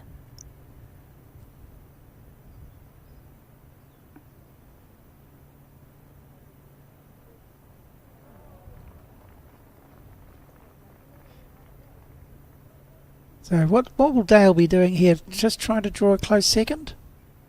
Yeah, I think so. It's just past the jack would be ideal, foot past, or she's still playing down that forehand, just touching the shot bowl. The only thing about playing that backhand is if you are a little bit short, a little bit wide, you leave a nice little shoulder for Lisa. This is where they're coming from. I think it's Right, perfect. this well. I think it's perfect from Dale. Square onto that little touch of the... Oh, she's opened it up. Yeah. That was nearly really good. Like it's a millimetre away from being an absolute beaut. And yeah. now she's just opened it up for Lisa. Oh, look at this. Whichever hand she played, there was a chance of, framing it. Yeah, that's unlucky. She's played it well. But at the end of the day, she's added another shot, so that she's still done the bit where you increase a little bit of the pressure. For sure. The old good bad one. What are you thinking here, Joe? What would you play? I think you're playing down the forehand with pick your weight. So there's low bowls, isn't there, that sort of frame it. Yeah. You know what I like about I mean, this is they're taking their time. They decide, they're just taking a rather, a little bit of time just to get their head around exactly what they're trying to play, rather than rush it. Because we saw some rushing bowls being rushed yesterday, and they were no good. So it'll be interesting to see. Don't be short. Just give it a chance. Pick your weight. Jack, It looks very good to me. She is close. She hasn't got Outstanding the hole, bowl. Oh, that's a what beautiful shot. That is outstanding. See that one into your memory banks when you look back on this final? Perfect weight, inside out for two, and the jack and the two short bowls are now hidden behind a wall of about 12 short bowls. Yeah, Dale's in a world of pain here, couple down, and really not a lot to play to. What a shot by Lisa. That's just outstanding. To have the confidence to play that shot with the controlled weight is really impressive. Yep. At this stage in a competition. It's easy to overplay these bowls. Oh, look at this. Inside out. It's literally... Oh, I'm out of words. You couldn't have played that any better at all. You've got the perfect result. So, I mean, hats off, isn't it, really? That's just what bowls is all about. It's as good as it gets. But Yep. Dale's got a bowl to recover here. Can we see anything at all for the Rayner team? Draw the backhand is what I would be doing. Draw the backhand, yeah. Get Do you down think- to Lauren Mills's bowl. There's an open draw down there. The shot is on. You just got to go through the process and draw a shot. Green and weight, Joe. I think we've talked about it before. Yeah. How's your weight, Dale? The green looks really good. She's not got bad. the green right. She's not bad. Oh, How far's she coming? Oh, dear. Oh, for a yard of weight, Dale. Would have felt like she had a chance all the way. Let it go nicely on a good line, but it's going to be two to Team Dixon, who take a 12 shot to 7 lead as we start end 13 here on the first of two finals for this Summerset Open National Championships finals day. Great game. See in the distance one of the men's semi-finals going on. I can give a quick update on the semi-finals. Bagri, Howley and Shanks as we relive this bowl. Oh, I could watch this all day long. Look at that, inside out, absolutely perfect. Bagri Howley team playing Leighton Shanks' team. Bagri Howley leads 12-11 after 12 ends, and Skaloon leads Galloway 14-13 after 13 ends. So two epic semi-finals going on to complement the epic final we've got on the broadcast ring. Just a quick note on the semi-final with Leighton Shanks and the two Pin twins in July from Poverty Bay.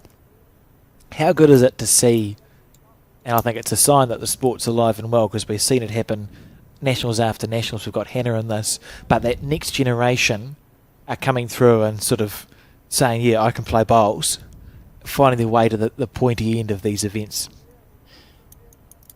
100%. The most important thing is regeneration, and from my perspective, what I see apart from that is it's not just the nationals in this particular case, it's pathways that are available to younger people these days.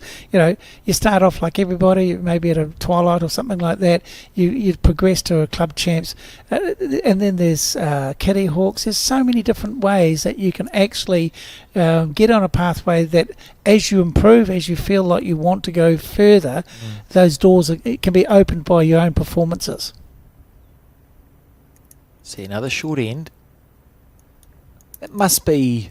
It has to be intentional, Joe, these short ends from Team Dixon. What would be is there a potential reason why we would be having short ends in a game of fours? Well, I don't know if you noticed, about 3 ends ago, Lisa pulled her team to the side and had a wee chat. Don't know what was said there, but it's coincidental that they have shortened it up dramatically in the last couple of ends, and they've, won the last 2 ends.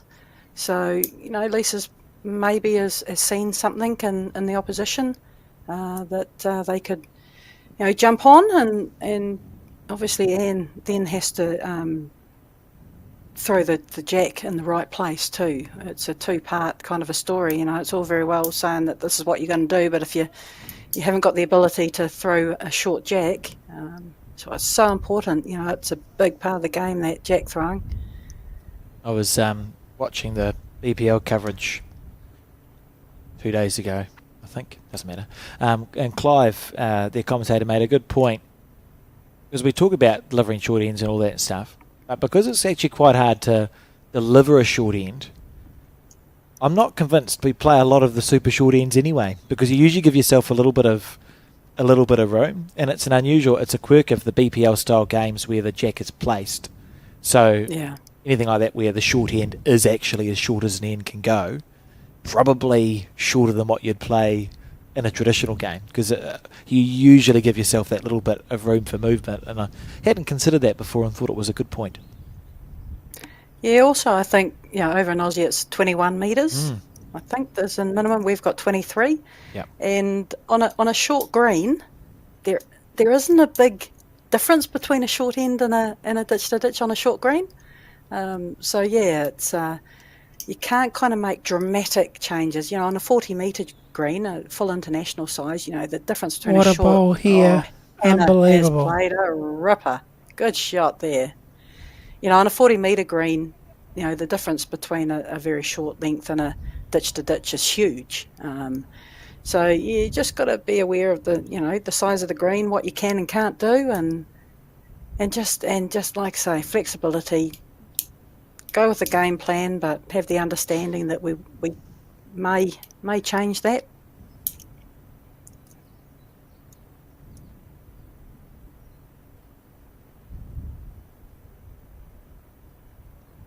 good line for 4 of those bowls right down the middle of the rink.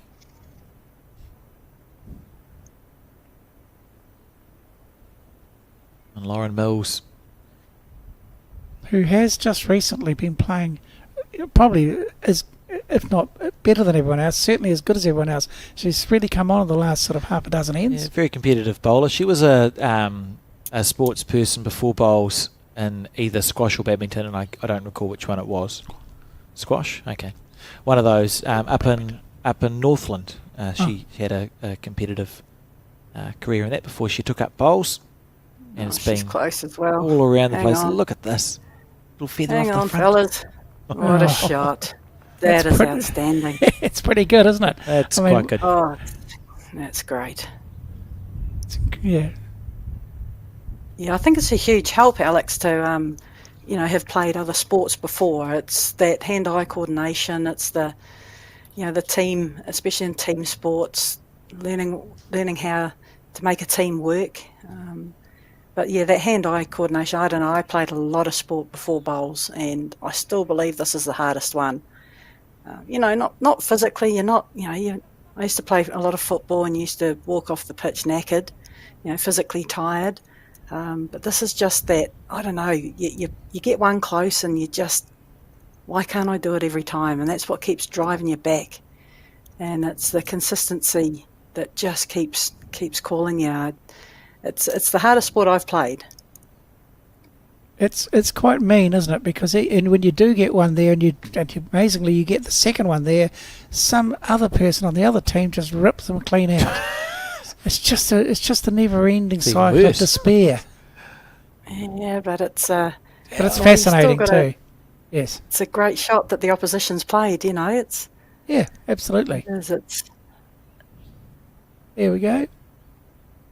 That's Trevor and Linda. Linda on the right. Sorry, Linda on the left. Sorry, Linda on the left, Trevor on the right. That's the way around it goes. It's like she can hear you too, isn't it? She's going, look at that, Alex just called me. I've known them for about 20 years and I've got them mixed up. That's not ideal. Should put a red sticker on them there. Because blue shirt, it'll be good. Linda forgot my name once and called me the boy with glasses, so we'll call it even. Long memory for that. Here? This looks all right. It's getting an early clap. Just stopped a wee bit. Wow, geez, it's just cluttering up that front, isn't it?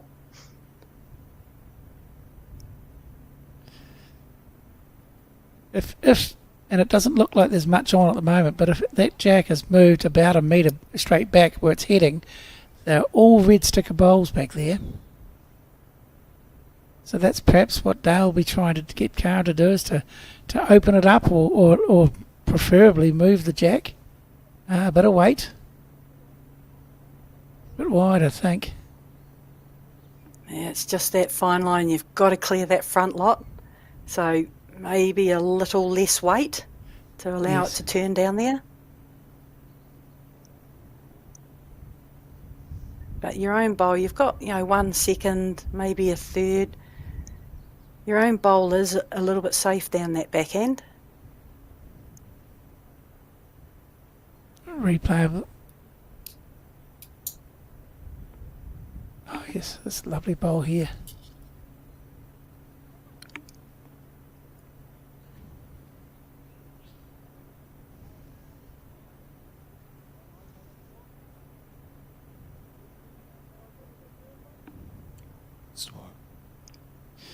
So there's a bit of a conversation going on. I guess they're now thinking, well, we're 5 behind. There's only 6 ends to go. You can see the last 5 ends. It's five apiece. Yes. 3 and a 2, and then. Oh. I wasn't there. Maths was not my strong suit. And if you look to the right, that's Trevor and Linda. My strong suit at bowl. Goodness, that's disappointing. I would have, if I was a decent human being, I would have saved you there, Alex, but I'm not, so just straight in. Okay. All right. I'll stick to bowls commentary and not mathematics, although you wouldn't think that 2 plus They're 1 not plus mutually 1 would be that exclusive, you know. challenging. You still have to know stats and data. Oh, there's Linda. That's enough for you now, Keith. Karen Hemmer there, watching on.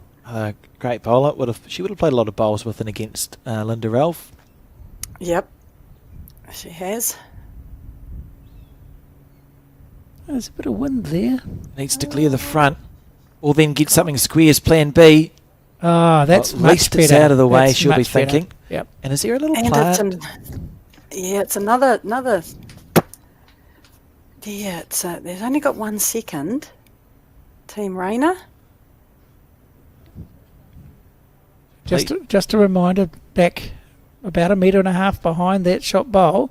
If the jack is hit back 1.5 metres, they're all red bowls. There's 4 of them there waiting for that to happen, which is why that shot was so important to hit something, which means that now it's been opened up and there's a real chance of quite a decent multiple here for Dale.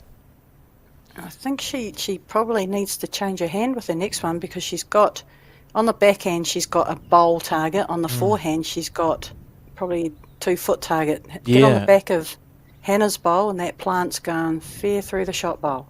Absolutely. So 3 or 4 chances. Yep, a good early call, and again, you play the shot that gives you more opportunities.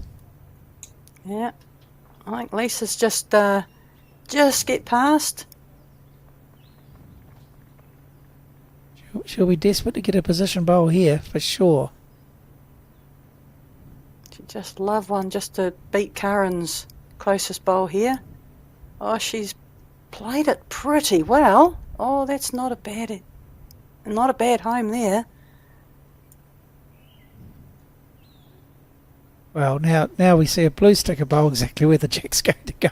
So it's almost perfect, but the shot is still on, and forehand is still the best option. And we'll be waiting here to see if Dale can play one of those wow moments where they can actually take full advantage of a good head. It is one of those times, right? So we'll just... Oh. Firstly, Well, so she's on the opting for the backhand. Just looking for the bowl, shot bowl. One bowl target. If you hit it, it doesn't matter. She's narrow. Oh, she's wide. Oh. So the one to the blue sticker team. That's the answer to that. I think that'll be a telling end. Yeah, was there a fear of Dale's there for being narrow and hitting their second shot out? That's why possibly that forehand was the go. You could have played it with a heap more confidence.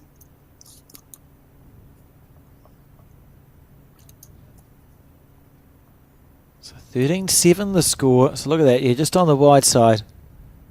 I think you're probably right, Joe.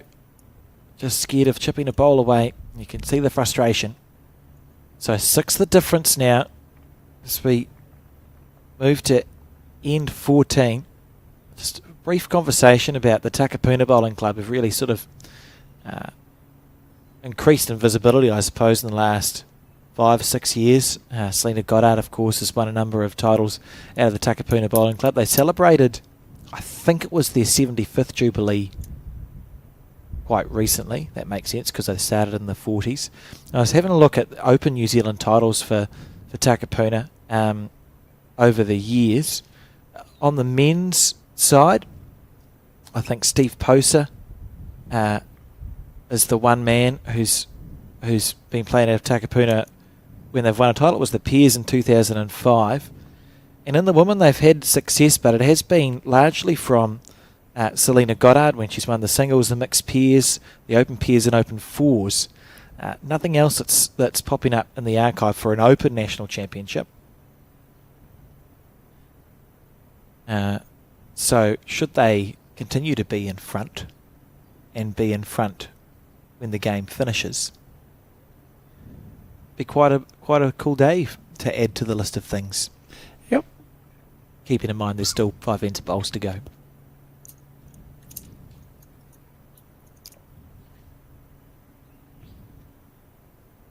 And once again, Joe, these leads are showing us exactly what they're there to do. They've both been pretty consistent, and this is another example. It's just been quite repetitious from most of the game that they both have had a good battle, and they've both put bowls where their skips would like them to put them. So kudos to them.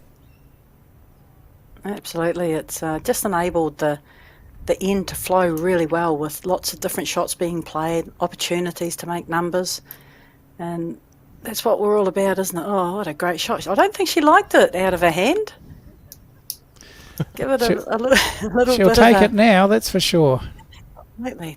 Another good shot.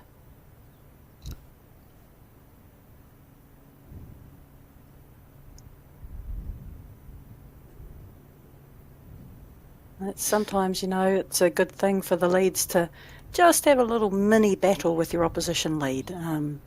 You don't need to keep score or whatever, but it just keeps your mind occupied and a little bit of that competitiveness. You don't want your opposition lead to outdraw you. It's a nice little game within a game, the leads battles. It's definitely one of the things you can look at as your own performance, but it is meant to be part of the bigger part of the picture and the bigger part of the team, the team ethos, isn't it? Oh, absolutely, but it is something that a lot of leads do that just have a little mini game against your opposition, and it's because you're just leading. I'd say that just leading. You're just trying to get as close to the little white or yellow thing as you can. It's something that you can have a look at and see who's possibly doing better than the other, and just keeps your mind occupied and keeps the competitive juices flowing. And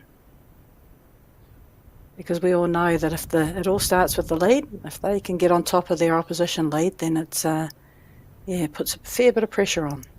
Close here by Hannah. Good shot here. Lovely Great bowl. shot. Beautiful bowl. Great shot. Real nice head developing here as well when you look at that grouping of bowls.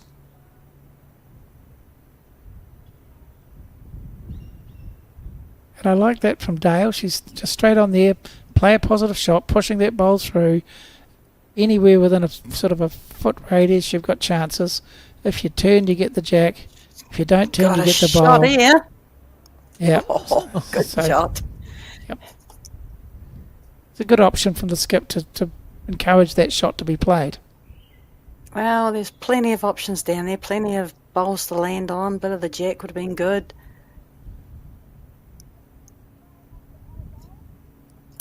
Here we go again. Drawing the shot itself. Perfect bowl. It was a lovely bowl. And Laura Mills now standing up to the mat.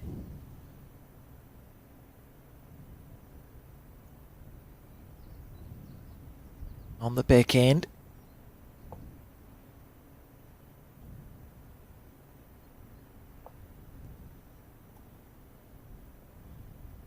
Oh, it's gone. The moment she let that bowl go, she would have known it was on the narrow side.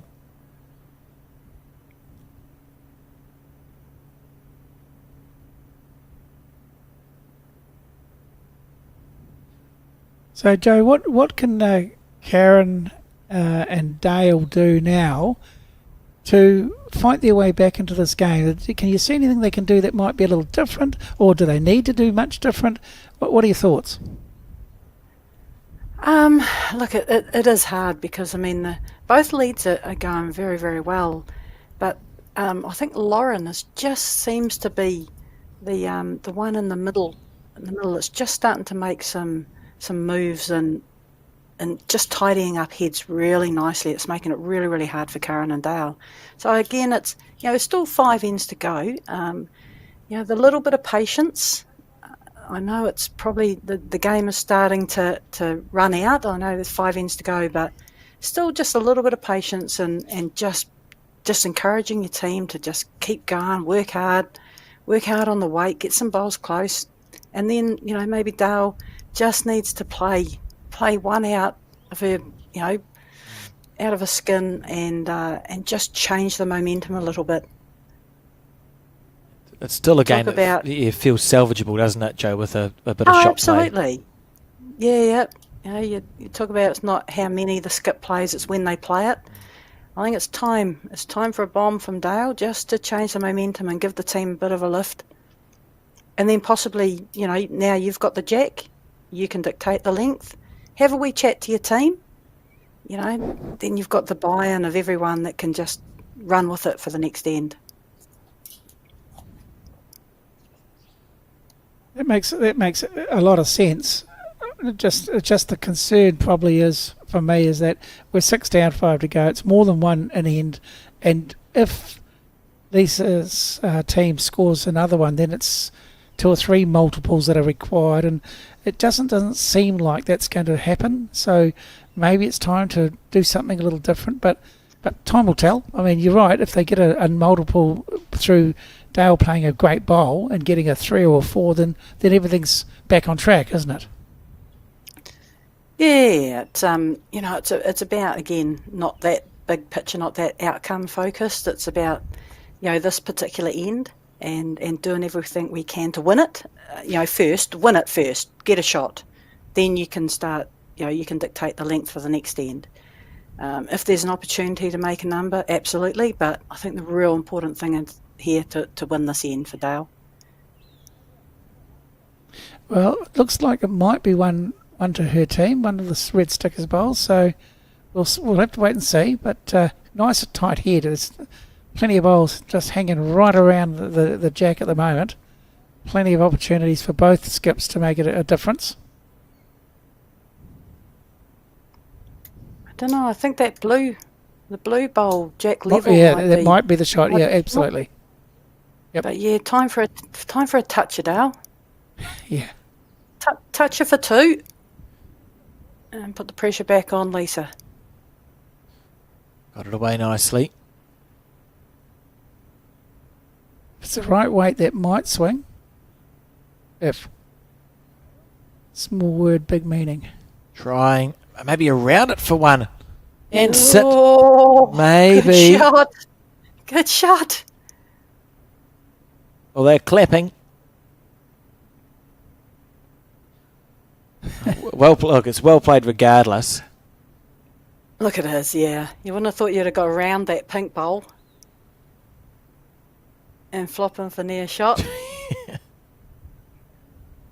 Lisa now very focused on the back end.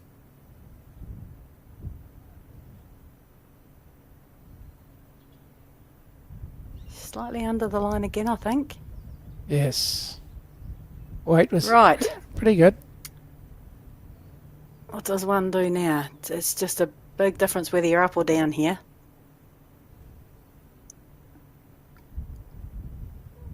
Yes, it's completely different if you're up. You're just drawing second.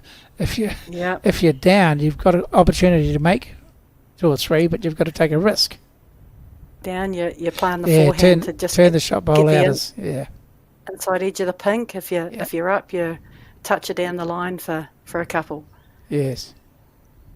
And that is the conundrum we call bowls. Look, I think you don't really want to be dropping a 1 here. It's not the worst thing. 7 down, 4 to play. It's not out of reach, but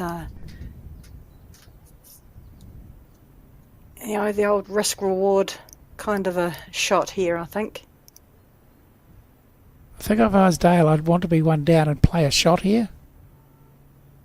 You get a chance of turning that pink out. Or even play it as if you are 1 down if you want to get into that headspace, I Yes. suppose.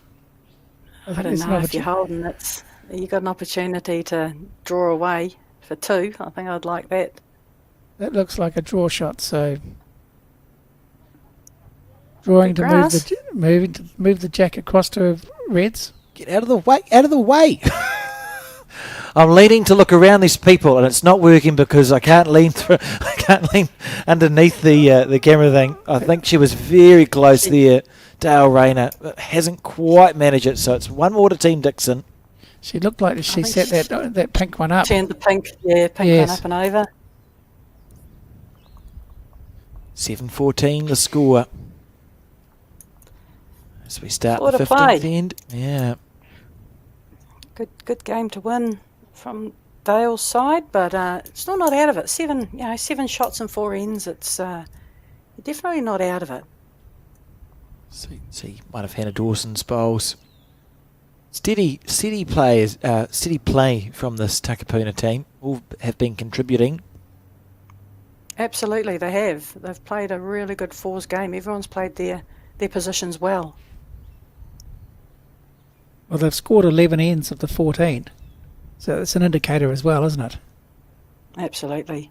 Yeah, it is, and it actually, that stat does match the game. I think they have been a little bit more consistent. Well, yeah, quite a bit more consistent than Dale's team, as in bowls around the jack.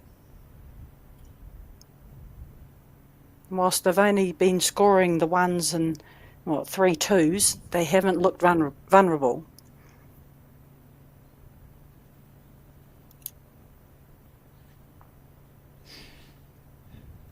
Yeah, well, Joe, you and I probably agree that it's not about outcomes in terms of setting goals and that, but when you look at the facts of the matter, 14-7 is a decent-sized gap. If you were halfway through the game, that wouldn't be an issue. Now we're getting toward the last 4 ends. It's just a little bit tighter now. You've really got to make... I'm going as far as to say is if Dale doesn't score on all the 4 ends, I think she's going to... I don't think she's going to win the game. I reckon 3. I reckon 3 would get an extra end if she scored 3 out of the 4. Oh, that's good. No, I like it. I like a bit of controversy. I think she's got to score all 4 because you've got to be thinking she needs 8 shots, and that means 4 multiples. She needs to score 4 out of the next 5 ends, Keith, because one of them's an extra. Ah. There's your maths working well, Alec. Yeah, I've got it. I figured it out. Who would have thought? Well, it wasn't on the screen, Joe, so that's probably Yeah. why. The fingers were going so fast, he was working it out. Oh, dear. Graham Doreen on the right, watching on. He looks calm. I often feel... Oh, Dave might have more of an insight into this. Coaches... Is it stressful, do you think, for the coaches, Joe, when they have to watch these teams and players they've been putting this effort to participate in a final? Oh, I think it's the different personalities of coaches. Ones you feel like they ride every single bowl of your own team, of your oppositions. They must go home absolutely knackered. And then you get the ones like Graham who just sit there and think, well, at the end of the day, there's nothing I can do about it. Yeah. I've coached these girls to... they've trained very well. They're playing well. What will be. But I don't know which side of the fence I'd be on if I was a coach. I don't think I'd be a very good watcher. Dave, the Seagull, has just been an ever-present feature of this broadcast. So we see a loose head here on this 15th end. So there's plenty of room for either team to plonk some bowls close here. The overall feeling of a coach, I suspect, is when the people they've coached do well, is pride. Is that the right bias? Yes. And Absolutely. yeah, I think that's the thing. That's what drives them, is to see somebody improve at their skill or their game overall. And in the case where you've got a couple of people that you're coaching and gets to a national final, win, lose or draw, you're going to be proud of them. Clearly, if they throw every bowl off the rink, that's not quite so good. But they've reached the national final. That's something to be very proud of on anyone's CV, whether that be the coach's CV or whether that be the player's CV. Yeah, I think they sometimes get a bit of a bad rap too. It's like if the team plays well, it's the players. If the team plays poorly, it's the coach. And they get a bit of a bad rap, but good shot there by Ingrid. But a good coach, knowing their players is worth their weight in gold. Because not everyone ticks the same. You've just got to be open to what the individual player needs and wants out of a coach, especially when they're on the rink side, when they are actually able to help you in your decision making. What each player needs out of the rink coach can be completely different. Some people really thrive on getting a word from the coach in a positive way is worth plenty. Some people don't want to hear that. They just want they don't function that way, and everyone is different. Yep. But it's the knowing of your athletes that you are coaching. That's the key to things. Correct. It continues to build. Just a quick update on the men's semi-finals that are still ongoing. The semi-final between Galloway and Skaloon. Galloway looking for a three-peat. Skaloon leads 18 shots to 16 after 15 ends. And in the other semi-final, it's Sheldon Baggery-Howley with a 2-shot lead over Leighton Shanks' team, 14-12 after 14 ends. So still staying nice and tight there. If you want to follow the live scoring, you can go to results.bowlsub.co.nz. Good handy bowl from Lauren. We've said that a bit in the last half of this game, haven't we, Joe? Certainly have. She's playing very well.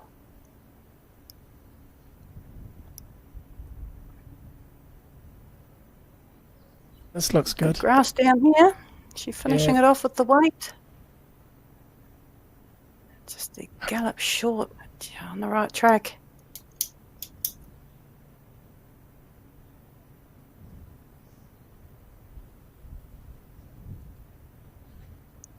You can see the two semi-finals. Martin Dixon there in the whatever you call it, medium ground.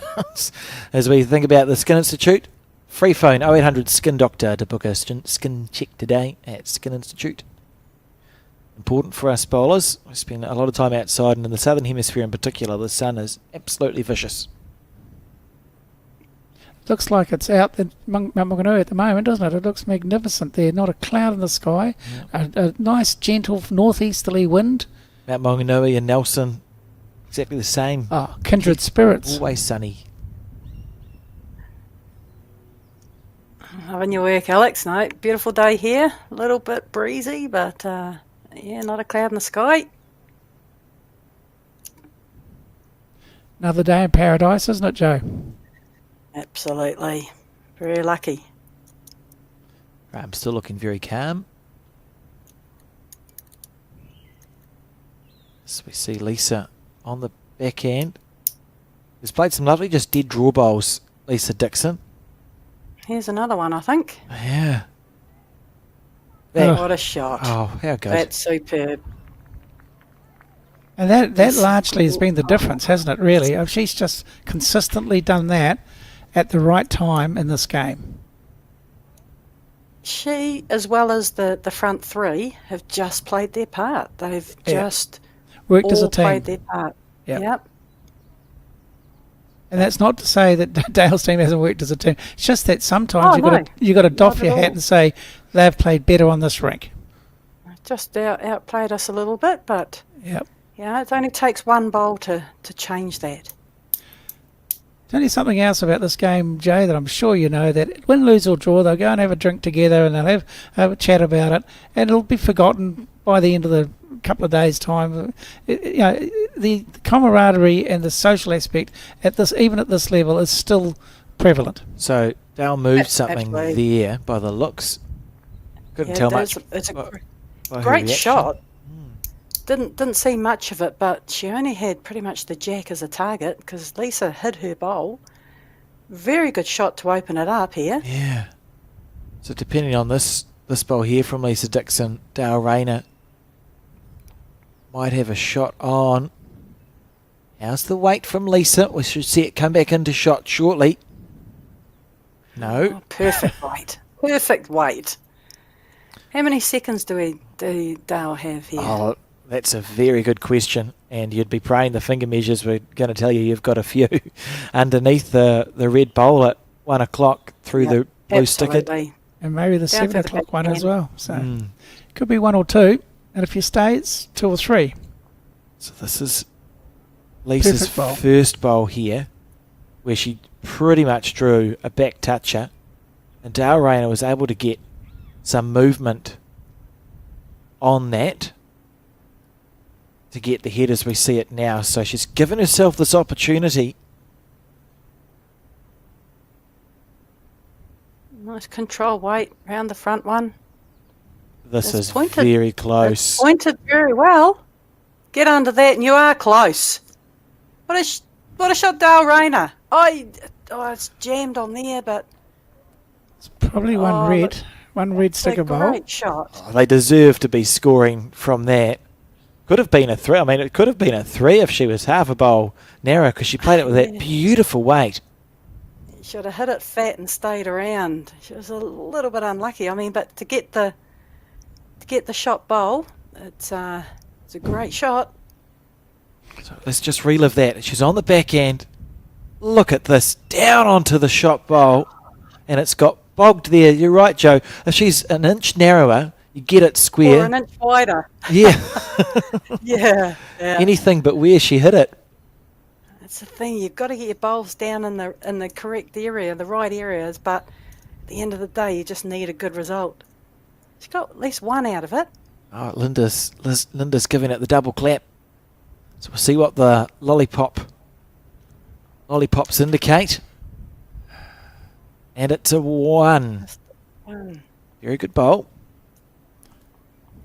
I think it would have been good if Dale and the team had just had a little chat there, just to talk about, righto guys, 3 ends to go, 6 behind.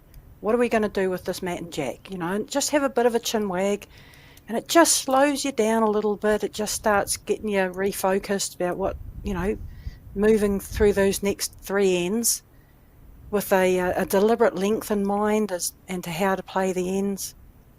Be interesting to see if Linda lengthens this out. We've played 4 pretty short ends. Where's the mat? Has she pulled the mat up? So It's kept it gone- short but changed where we're Changed the starting mat. from. Goodness. Yeah, okay. Changing That's something. okay. Like it might be similar lengths, but it's in a different part of the green. Yep. So yeah, you're right, Joe. Similar length, but the mat's been pulled up quite some distance. You saw the bowls being kicked past, and the jack has been delivered roughly to the 2 metre mark. So just change the way this rink plays. So just a reminder, 14-8 after 15 ends to the Lisa Dixon skip team. So we're getting down to the very nitty-gritty of this game. In fact, we've arrived at the anti-penultimate end. I'm going to have to write a list of things that I've said that you say, Keith, that I now can't say anymore. Don't you worry, I'll be reminding you of them. Yes, it is. So it's important, isn't it? Because whoever scores on the third to last end, in theory, should have last bowl on the Second last. Yeah. Last end. Because they go first on the second to last end. Crikey. Do you regret So- Joe saying he's good with his numbers? Your score here, you get last bowl, last end. Sure.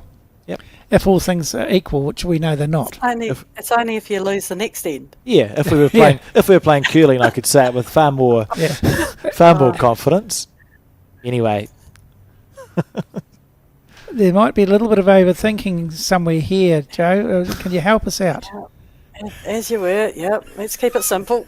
can we just press rewind? No, I can't go through that again. No replays available. But I'll be muted this time. Yeah. Oh, we've all got their weight down here. I wonder if there's a little bit of a crosswind coming. All four bowls just didn't finish look at there. Dale's hair's actually blowing around quite a bit under that hat. So that is an think so. indicator. Yeah, Ingrid's choosing this as we might think it's the wider hand down here. Yeah. It always looked tight out of the hand. Pretty good weight. Yeah. And you'd expect that. I mean, they have been playing for 15 ends. I think they probably know the weight, or they should know the weight by now. And this is much better, I think. She's got a bit of weight behind her. Oh, she snotted it. Okay, I mean, a little bit fortunate, but gave it a chance. Somebody will take that. I'm pretty sure it'll be Hannah. She'll take that every day of the week right now. What's interesting is that those 5 bowls are literally, they're not going to play a part in this head, right? Because they're not in the way and they're short. So they're unlikely. The 5 bowls that have been played have essentially been rendered useless because the jack's being trailed away from them. And this bowl, I think, looking like it's overcooked, it may end up in the ditch. Well, this is a little bit of a frightening end for the Rayner team as it's developing. Need some big bowls in the last half.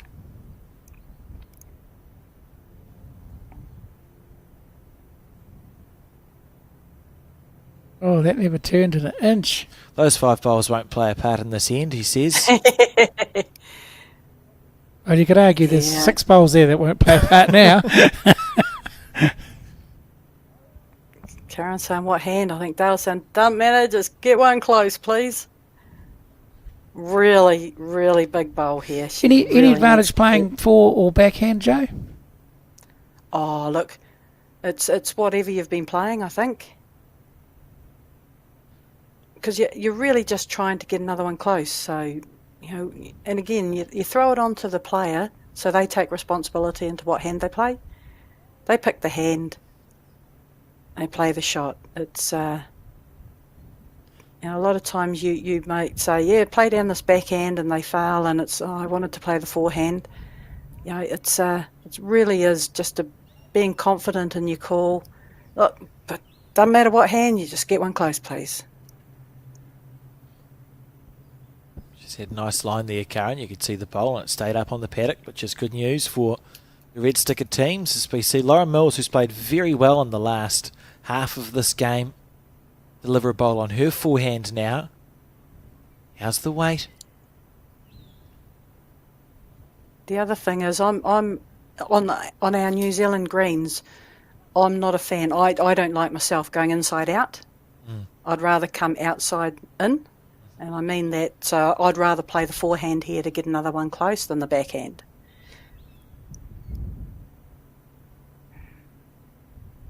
How's your correction, Karen? I think that's struggling to get there. The green was slightly better, but it's Tight. Yeah, No, it's tight Yep, as. very The weight's tight. lovely. Yep. So she corrected one thing, but unfortunately she corrected both things. It's a lot of weight on Dara Rayner's shoulders now.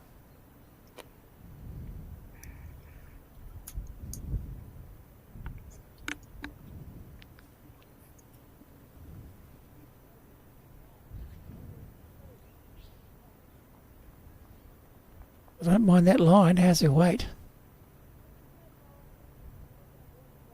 Well, Lisa's looking at it as though it might be close. It's another counter. Yeah, if it stops I in think. time, should be. So I suppose for Dale, it's you're crossing over, She's got a couple of feet between the jack and the closest bowl. Just try and get it as close as you can as we relive that shot from Anna Dawson. This is the one that did it, trailing the jack away. Well, not really away from a bunch, but sort of back. And it's still the shot now. I think if you're Team Rayner, you've got to get the shot. It's you can't be dropping another shot here. 7 down with 2 to play, when really there's been 1-3 in the whole game. It's not looking good for a number. So whilst the 3 have played before Dale, it has come down onto Dale's shoulders to play a big shot here. She just has to. At least it's a simple decision, right? It's not like Dale's having to go, oh, there's 4 or 5 shot options here. And that's her first bowl, so she needs to correct from that one now. And she'll just be focused on the correction. Can't be thinking about anything else. The weight's not bad. Yeah, the weight's not too bad.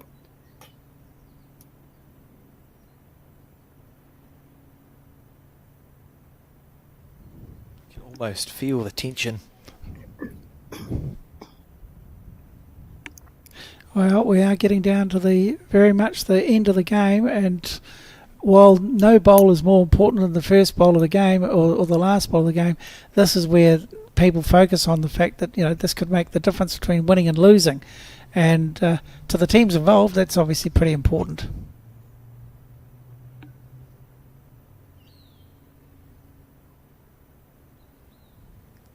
It's taking her time. What she'd give for one that's within a foot would be, she'd be over the moon if she could do that. Just don't put it beside Hannah's bowl. Exactly. She's close. Oh, this is very, very good. This is really very, very good. Yeah. Oh, that's not bad. Hasn't Still fattened up the target. Absolutely. Oh, it's given Dale Big something to shot here, think Dale. about. In or out. Knows what she has to do. She's on the underside, is she? It's a little narrow. Yeah. That was beautiful weight as well. This is it. Wow. Yeah. I think a 3 here.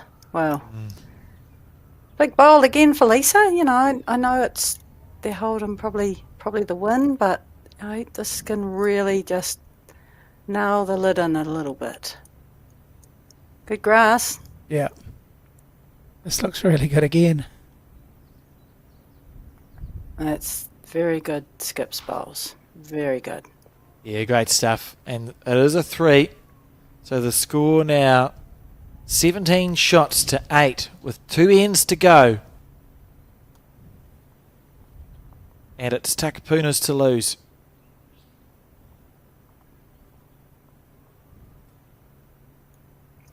$12 ends to 4 for the Dixon team. That is very domineering, isn't it? Yeah, it's very conclusive, and rightly so. I think at the end of the day, when you look back, if you want to sort of analyse things, when you've scored 12 ends of 16, you deserve to be well in front, and you are. So fair's fair. And Alex, earlier on you were saying Anne Doreen's been in another final once before. I gathered from what you said that she didn't win that final. It was against Mandy. Correct, yes. She played for Margaret O'Connor. This will be a huge thing for everyone. Look, it's huge for the Takapuna club. I think if they can hold on to this game, and they should be able to manage that. Although weird things happen in bowls, so don't hold it against me if it changes. But Takapuna certainly have spent a number of years, 3 to 5 years, developing the playing strength of their club in the men's and the women's, and I've seen them pop up more and more regularly at centre level at the Bowls North Harbour stuff. We know Lisa Dixon won a Silver Star event, the National Champion of Champion Fours, so to tick an open National Fours off for the Takapuna club, I imagine would be quite special, because we know in clubs too, not only does it mean a lot to the players who win the championship, but you don't win the championship by yourself, right? the club is often very invested in your success. You've got friends and family and coaches and people you've played with in the past who've all contributed to you as a bowler getting into a national final. So whichever team it is that wins, there's not 4 happy people. There's a lot of happy people. 40. Well, more than that, I would say, for 140. very good reason. And again, some part of that, you've also got your administrators who spend a lot of time behind the scenes, quite often ensuring that these teams get every opportunity, and just exactly the same as what you're saying. Great shot. Another outstanding shot by Anne Dorian. Yeah. She played well. Yep. It's been steady. See Olivia Bloomfield there, Trevor Rayner on the right, and Agimotu on the left.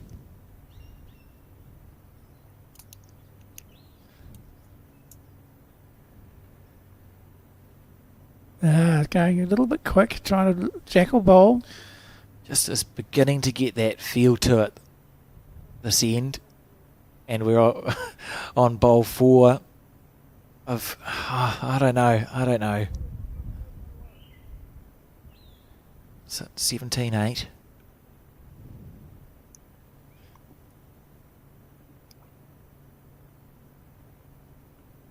Anna, pre-chalk to bowl.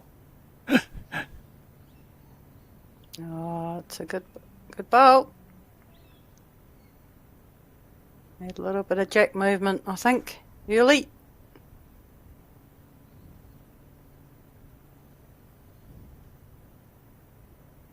So we're getting down to the very much the nitty-gritty of this game. It seems to be winding down. I just get the feeling that we've hit the climax and we're just on the little bit of on the downward slope. In as much as the Lisa Dixon team, who have been dominant, are just now looking to mix bowls up and just do the safety things, which is exactly appropriate. And if they happen to score a shot on this end, obviously that'll signal the end of the game. However, just mixing them up so they don't drop a number is probably their first modus operandi. That's what they want to do. Make sure that people, they're not going to be dropping a 6 or anything like that. Absolutely. A one or 2 or 3 isn't really going to hurt Lisa's team, but yeah, need to probably get one around the back, a good yard past the jack.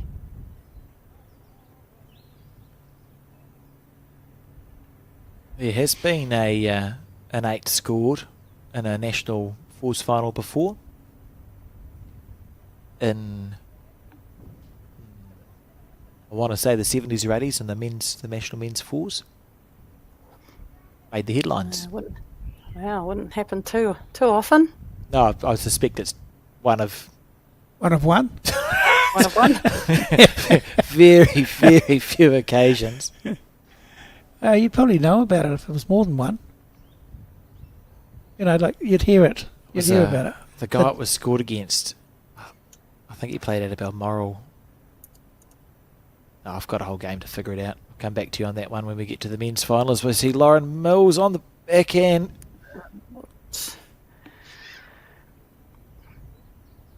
Dale's got to go looking for the jack here.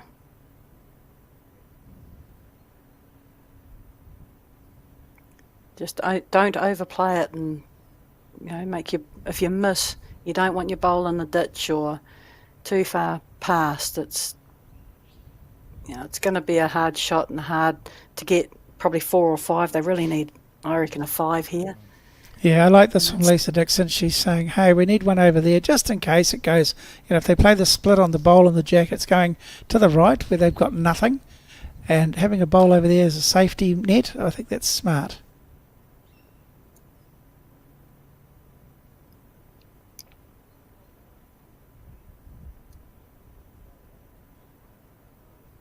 Stay up on the paddock, yes.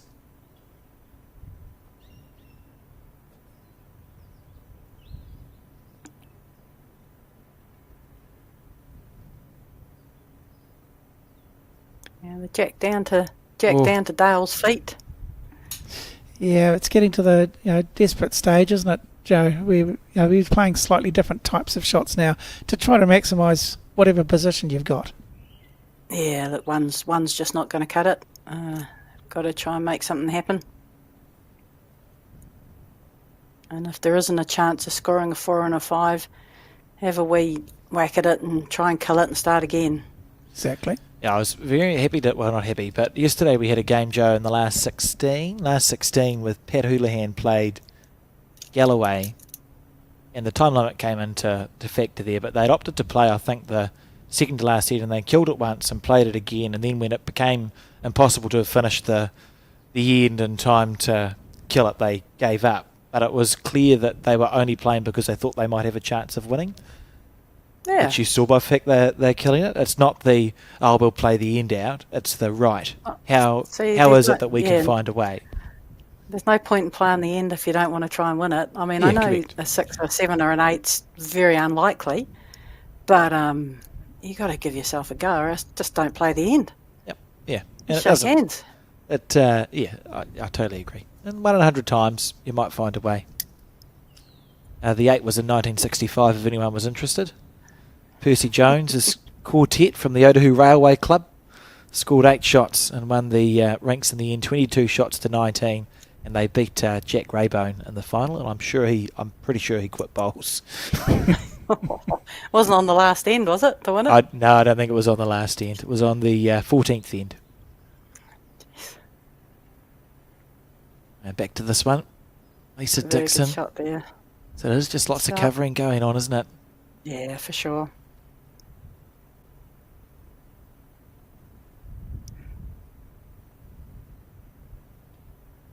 Here we go, Dale Rayner looking for movement off that one. Oh, just about followed onto the jack.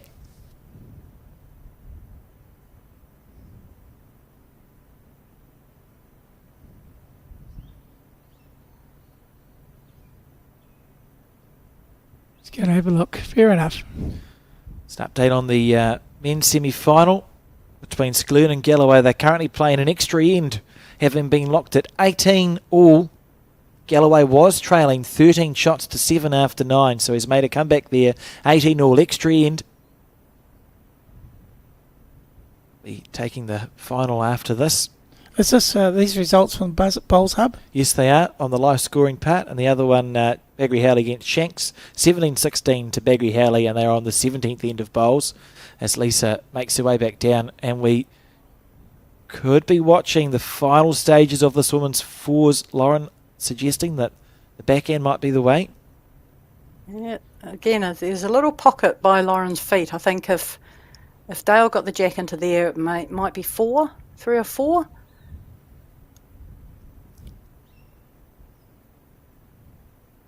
And you'd be trying to avoid that if you were Lisa Dixon, because you'd be playing the last end if you drop a 3 or a 4. Yeah.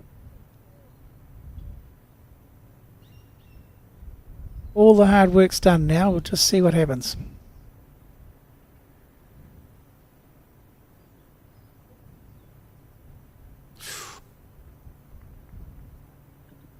Right, wait for it.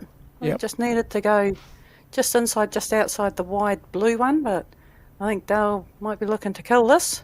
To save the game, Dale Rayner, maybe the last bowl of this final. Oh, and it is. That will be that. Congratulations to Team Takapuna. What a win. Taking out the 2026 National Fours title. Lisa Dixon, Lauren Mills, Hannah Dawson and Anne Doreen, take a bow. You've done yourselves proud and your club proud as our first Fours champions for 2026, and you can see them there, what it means to them. Imagine what is going through the minds, Keith.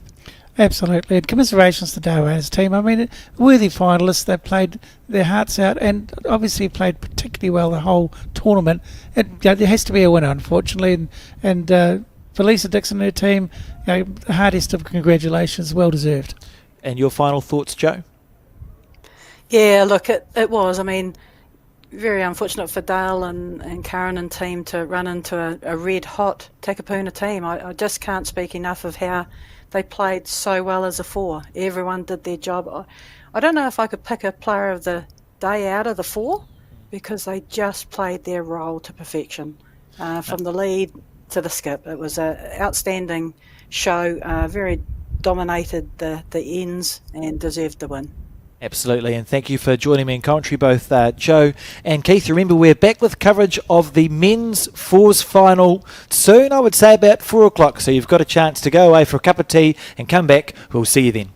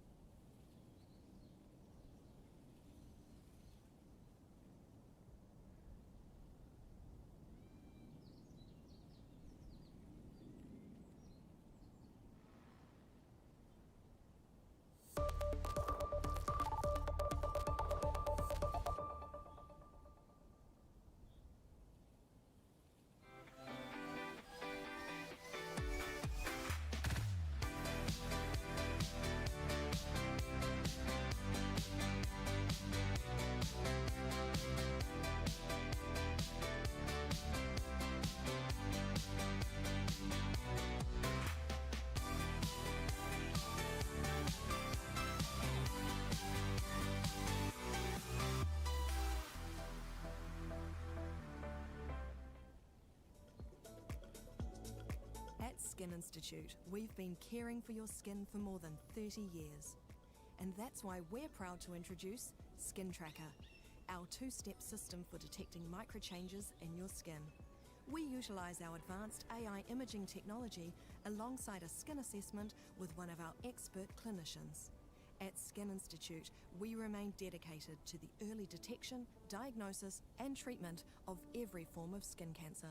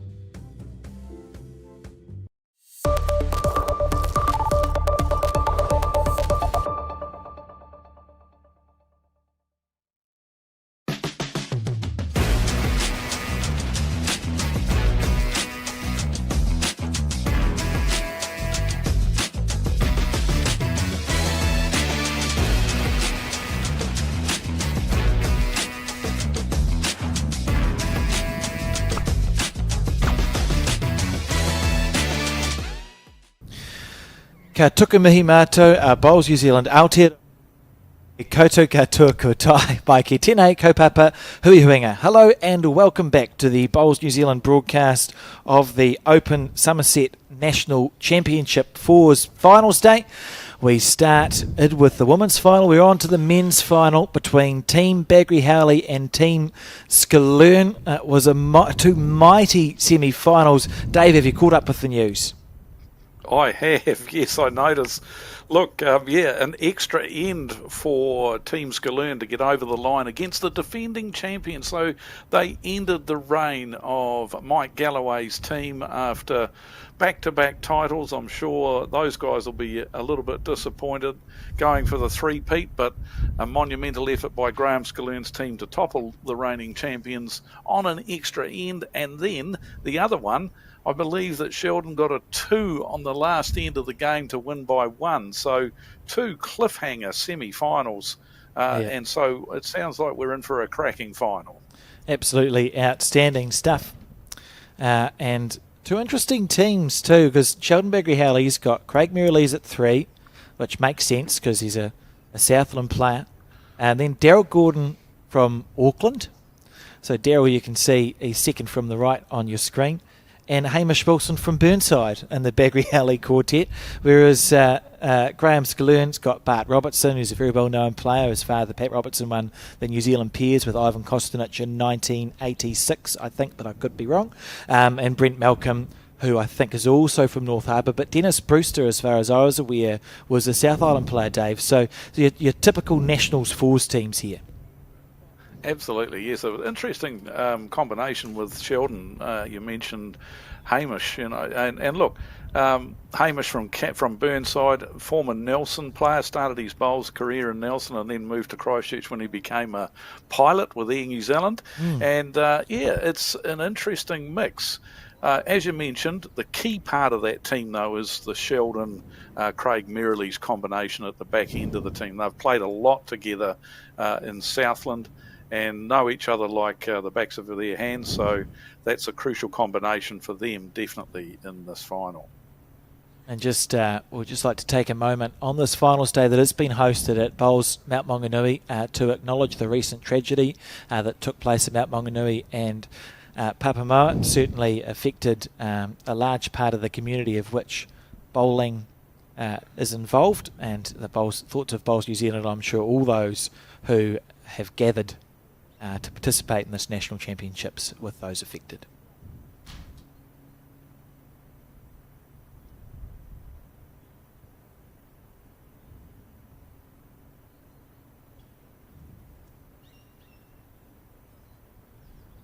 Hamish Wilson here on the forehand.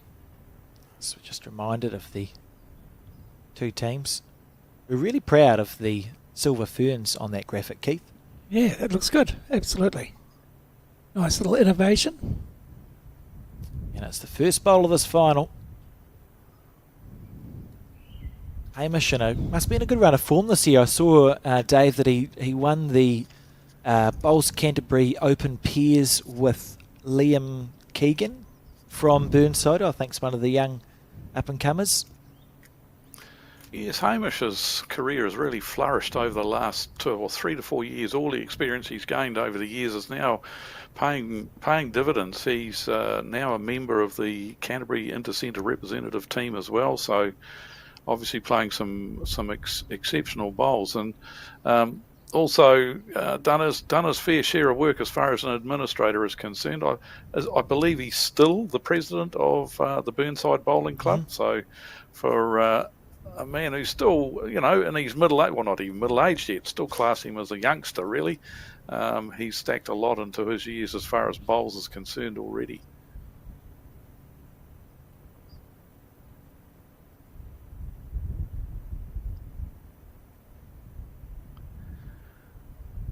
No correction there at all from Dennis Brewster. He'll be disappointed with that.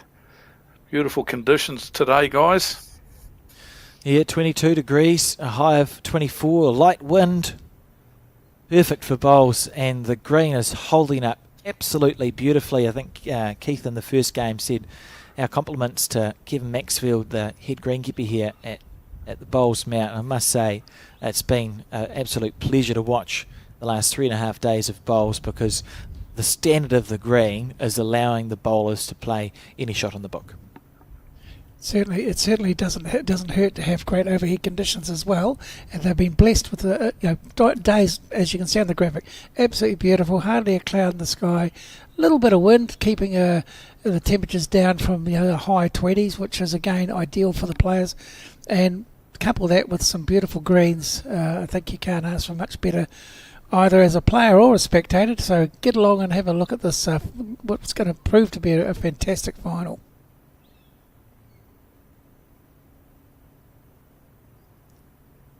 So this is Daryl Gordon.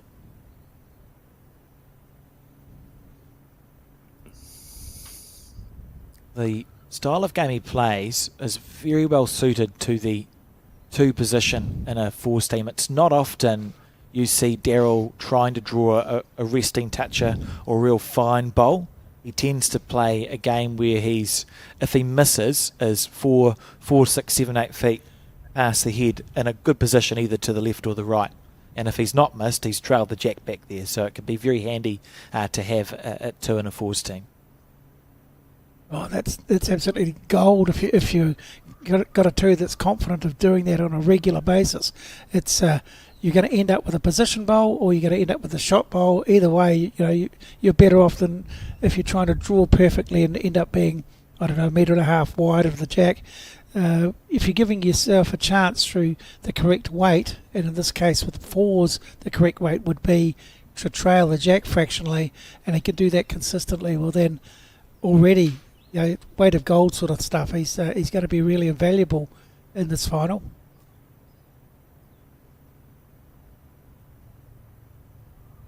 Craig Merrill's round the back with his first bowl. A little bit of luck early doors for Graham Scalloon's team, with Brent Malcolm punching one of those short Dennis Brewster bowls up for what looks like shot.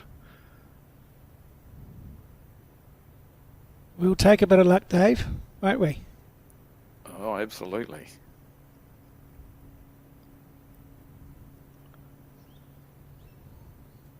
Just as a comment, this final, it's a highlight of your bowls career to make a final, whether you get first or second. Just playing in a final can be massive for these players.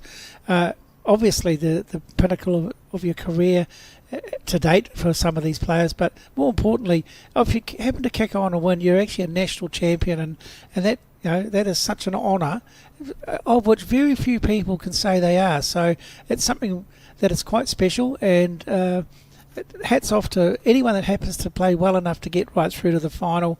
And let's hope we're treated to an excellent game of bowls without too many lucky rubs and wicks and sort of things like that.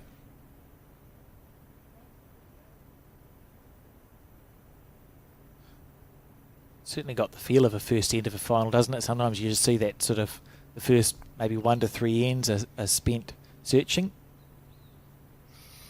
Yep, just testing out the rink, finding your lines, the pace of the green, the pace of the guys will know the pace of the green. They've obviously played the semi-finals on other rinks on the screen, so they'll know the pace of the green, and just getting the lines of this rink sorted, getting back into their rhythms. One of the sweetest deliveries you'll ever see in bowls, this delivery of Sheldon Bagri Howleys. It's not bad. Oh, look at that. It's a good result, but nice weight. He had lovely weight, that's all I'll say about that. If you've got the right weight, you're a chance regardless. And you take advantage of those things because, depending on who you are, there's going to be a percentage of people say, oh, that was lucky. It's actually the right weight, so you make your own luck. Graham looking to remove the shot bowl. If he got the correct angle on that shot bowl, he could get the back red disc bowl as well and be left holding 2 or 3 shots. So it is a good shot option. And he's had one go at it, so I wouldn't expect players, when they're in this sort of level of game, I wouldn't expect them to miss twice. So I think nothing's changed. He's bound to have another go at this. So get ready for a wow moment if he can get it right.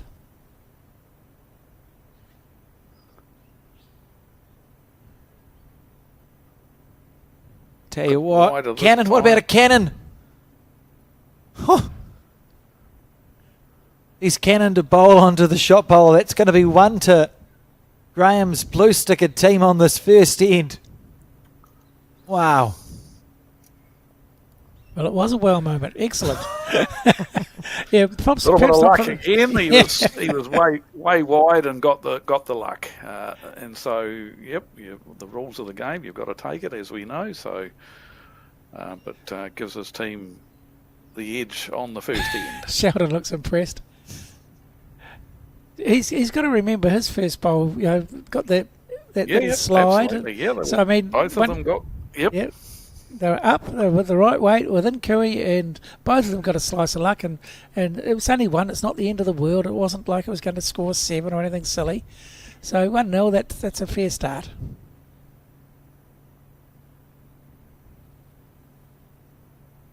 Now, Dave, just having just with these two teams having made the final, what should your main focus be as a player? Nothing changes. I'm just drawing shots on rink 2 on this beautiful green here at Mount Maunganui. All I'm doing is drawing another shot, delivering another bowl on another rink. Doesn't matter what I'm playing in, who I'm playing against. It's just going through my process and sticking to that. And letting it happen. The key thing is, of course, I'm talking some mental skill stuff here, and that takes practice too. It's easy for me to sit here and say, you're just drawing another bowl on another rink, on another green. But that's the mindset that you've got to train yourself to get into when you get to the nitty-gritty of events. Don't get on the mat thinking, I've got to play better than I've ever played in my life before because I'm in a national final. Well, that's just bollocks. You don't have to. You've made it this far with playing the way you have, so just more of the same. So in theory, then, playing how you did in the semi-final is good enough, isn't it? Obviously, yep. If as long as the rest of the team didn't carry you and you were awful, but if you played all right, yep, that's all you got to do. And under the same sort of questionnaire here. You did mention about sort of keeping very similar things, keeping very calm and all that sort of carry on. What can be done if you do happen to get a little dose of the nerves? Is there something you can do to help yourself? Is it positive mental attitude, change your routine, keep your routine, that sort of thing? What are your thoughts? I don't mind nerves. Nerves are great. It shows that it means something. You're on edge. You're up for it. So I don't mind nerves. I mean, I think any sports person playing in any major event, they'll all say that. I don't think it's criminal of me to divulge a little bit of information about Jo, but Jo will be the first to admit that she, prior to a final of a world title, right down to probably a national final in New Zealand, or even not necessarily club or centre stuff, but definitely those big ones at the national level and international level, she actually went off to the loo and had a little vomit before most finals due to the nerves. So, there's nothing wrong with nerves, because once you immerse yourself in the game, they'll disappear. Well, that's perfect information. Again, we're doing that. I'm trying to sort of elicit some sort of responses, because there's plenty of people that'll be watching this and wanting to get some insight as to why they're feeling, those butterflies, and is it normal? And if it is normal, how do I control them, or do I need to control it? All these things are valuable pieces of information for the rank and file bowler that is interested enough to be part of this. Don't need to try and control them, just run with it. And just, as I say, most people will say, and Jo's the first one to say, once she's played the first couple of bowls, they're gone. Yes. She's immersing herself in the game, her concentration levels switch on, and the nerves disappear. Well, that's excellent. So we're on the second end here, remembering that Graham Skillern's team got a 1 on the first end, a little bit fortuitously, but as we've said, that's bowls. I think anyone that is behind on the scorecard, or indeed on an end, you've got to give yourself a chance. And Graham had a go with his first bowl, and he overcorrected, but still got a good result with his second bowl. And that is indeed the game of bowls. I mean, you've got to be up if you're down, and you've got to give it a chance, which he did. So Skaloon's team holding a couple of shots here. Not very close, though. I don't think the shot has been played yet in this end. But interesting to note that the Skaloon team went dot to dot. The Matt's right back and the Jack's on the 2 metre mark. And it's caught them all out a bit here, the early members of the game. In fact, Craig Merrilies as well. It's caught him out because there's nothing really, really close. The 2 blue disc bowls are obviously holding 2 shots, but I'm sure we'll see the heads tighten up as we get it further into this game. But dot to dot has caught the teams out just a little bit here on this second end. And I think it's consistently what we've noticed actually with most of the games. There's always that feeling out process for the first couple of ends. A little bit of, if there are nerves, or just getting the hang of what the greens are doing, what line you need to take for your bowl, and obviously settling down into the game. And of course, one of the beauties of this is it's 18 ends, so the first end or two is not the end of the world if you don't actually nail it.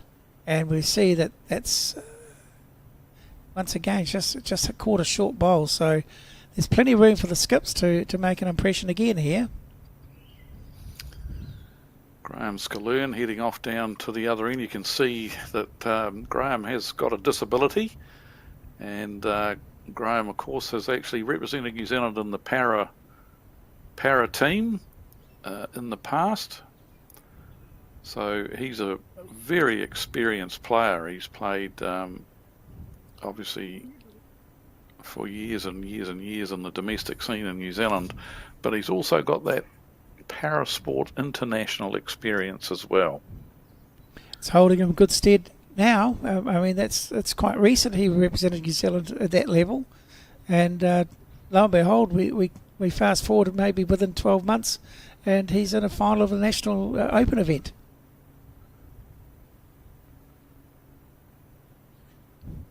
Good thing about Graham, and I've known him for quite a while. I used to play at Tauranga South Outdoor Bowls, and he's never afraid to play what's in front of him. You know, he'll choose the right shot, and that was one of the things I was going to get onto later. But good decisions at the right time certainly prove to be very important, don't they, Dave? Oh, yes.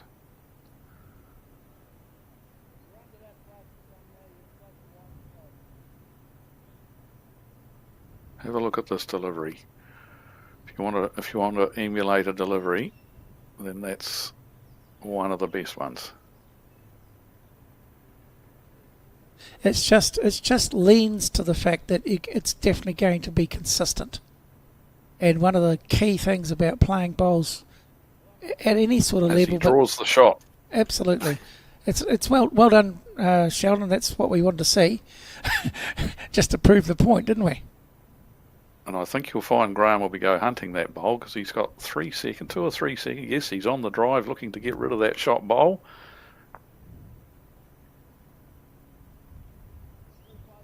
To no avail, so Sheldon will be drawing the bonus one here now, or attempting to.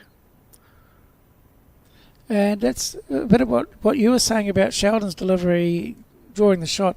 What I was saying before that was that Graham's not frightened to play whatever he sees in front of him, and again, the right option. Just obviously didn't get the shot, but he was attempting to take that shot bowl out. So now it's 1-1 after 2.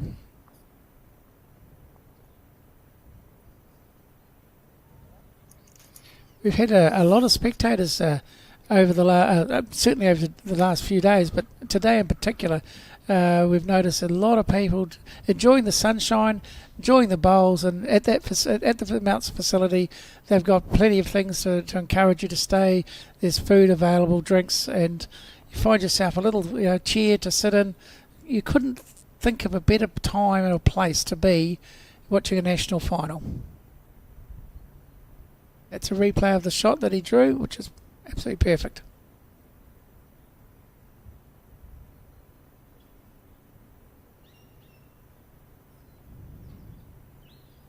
So this is Hamish Wilson.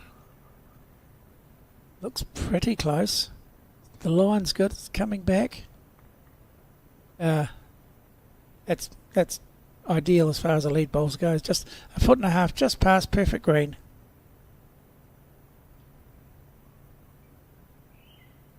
Just interesting to note that he's immediately shortened the length too. So Yeah, obviously that might be the a... Bagri Halley team not keen on those dot-to-dot ones. They've shortened it up straight away. Yeah, Dave, that might be an interesting thing as we move through the game, just to notice that and be aware of it, because as far as I can tell, even at this early stage, both teams are going to be playing the length that they want. So it'll be crucial to win the end, get the jack and throw it to the length. And this is one of the things we've chatted about recently, isn't it? About controlling the length of the jack. Yeah, incredibly important part of the game, which, as I mentioned yesterday, if those were watching and hearing me yesterday, it's become a little bit of a neglected part of the game, the art of throwing the jack.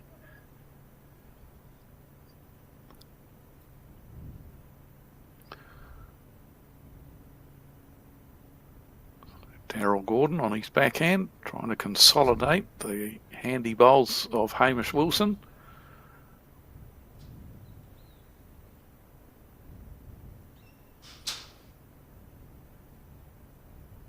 Well, he's got the line right anyway, Dave. That finished directly in front of the jack, so it's just a weight adjustment that's required.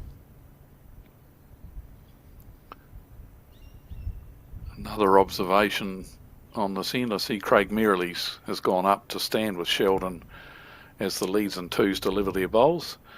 Not a bad option. Some threes like to do that, and Skips like the company up there to discuss things. Not compulsory that you do it, but it's as I say, some people like to do that. Some threes and skips work quite well by doing that, work in partnership as the leads and twos are playing their game. And you see Craig now heading back off down to deliver his bowls. Yep. Brett Malcolm's bowl, the blue stickered bowl, I think is now the shot. He's landed on the red that was at the back, red stickered bowl that was at the back. So he's got the shot. He'll be looking to make it two. He's already got one quite close, and he knows the green, he knows the weight, so I expect him to get close. I hope I'm not expecting too much. Oh, I may have called it. Oh, maybe I haven't.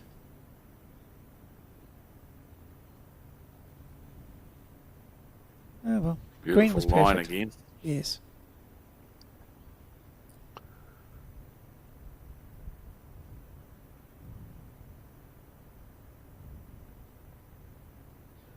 Craig, full of concentration.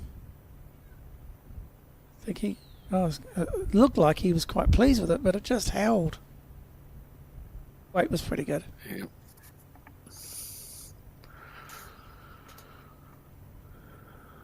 So Bart Robertson, also on the backhand. He might have over-greened this one a little bit too. It's going to come back and finish handy-ish, but still just a... Well, that came back a lot further, yeah. Yes. It came back a long way, so... Just shows you the difference between a bowl that's virtually the right weight. He might have been a foot heavy, and the one before that didn't come back was probably a metre heavy. So that 2 feet of extra weight made all that difference. Plus the bowl type. It'll be interesting to see what bowls if there's any difference in the type of bowl they're using.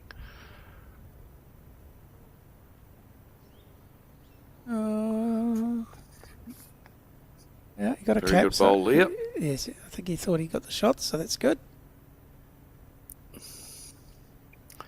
Quickly into his work, Bart Robinson. Doesn't take much time. Looks to be on another very good line. That's excellent. Yes, great bowl here.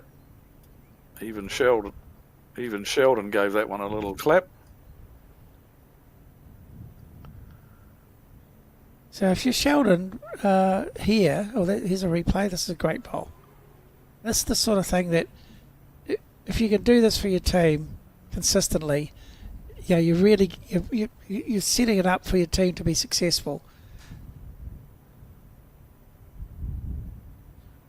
There's Dave making an appearance. Dave the Seagull came and saw it. How did he end up getting called Dave? I don't know. It was in honour of somebody. There was a guest on our broadcast at one point. Sheldon looks like he's playing with weight. We're not. Yep. Look, yes, he was. Just arriving weight, trying to land the shot bowl. He's got one good second there, so trying to just land the shot bowl. You can see there's just got away on him a wee bit, perhaps. Again, body language tells a lot, doesn't it? I tell you what, he's not far off. He didn't like it, I didn't think, but he should be loving it. What a great bowl that is. Sheldon be looking to play exactly the same as his first, just a fraction narrower to drag between the two bowls, take the jack out toward his bowls. Same weight, nothing needs to change apart from maybe 6 inches of green.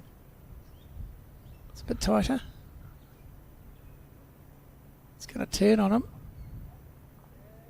Got away with it. Great shot. Yes. Great shot. Very well played. The key to that shot was his weight. He didn't go too quick. He had just perfect sit and replace weight. Played it perfectly. Yep. And that's one of the two key things in bowls, isn't it? Weight and green. And if he gets the weight right, you've got a chance. If you get the weight and the green right, you've got a big chance.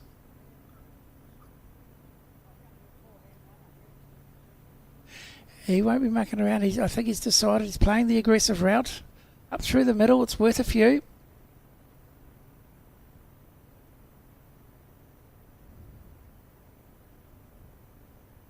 He's close.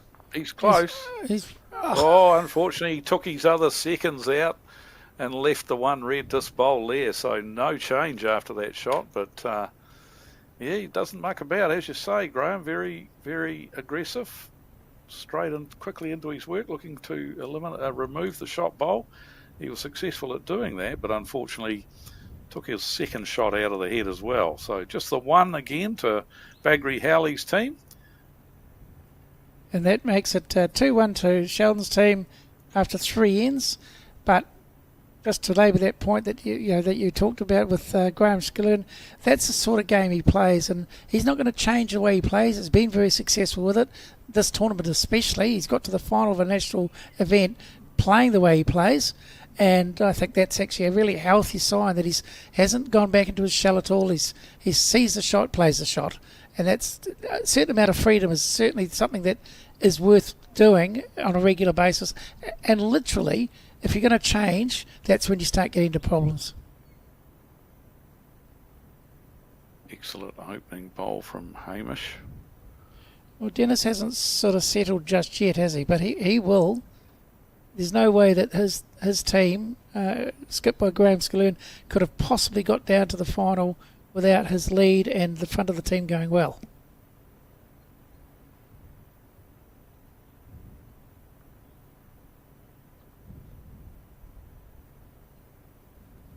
Lovely start here from Hamish Wilson.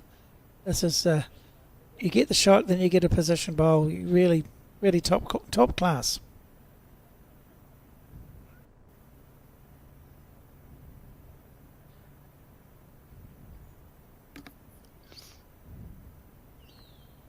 Dennis wanting this one to come back a wee bit.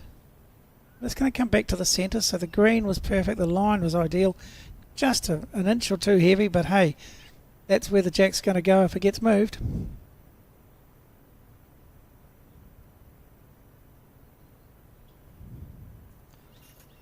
Looking forward to watching Darryl Gordon, actually. From what Alex was saying earlier, he's going to be one of these people that when he gets onto the line, he's going to be moving that jack around, making it very difficult for the opposition.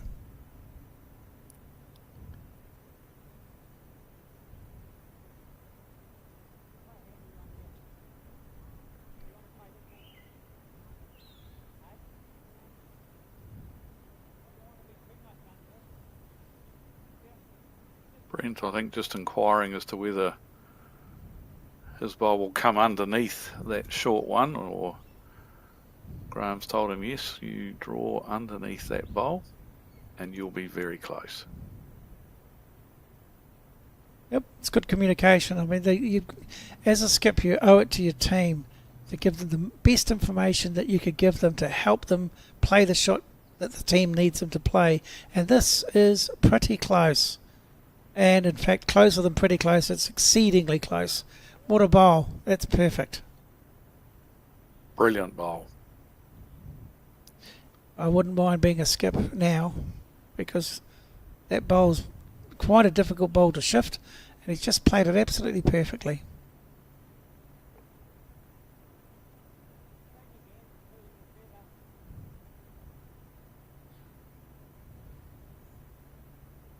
I think Bart's seen how to play it. He's going to be trying to be playing something similar, but not fatten the target, not leaving it next to his bowl, but perhaps trying to get right on top of the jack.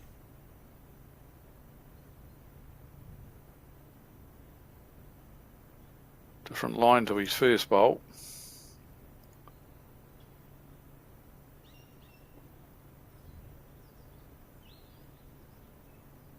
Still very good.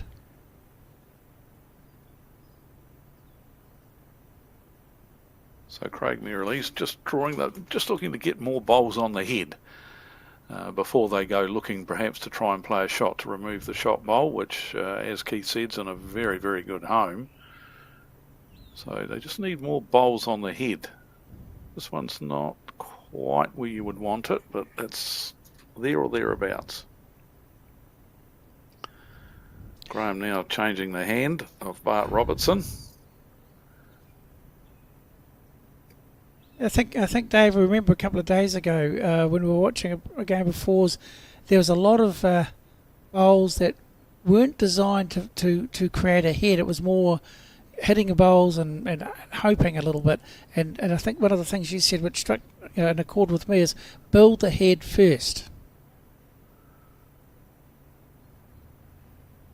Absolutely. Everyone's got their roles.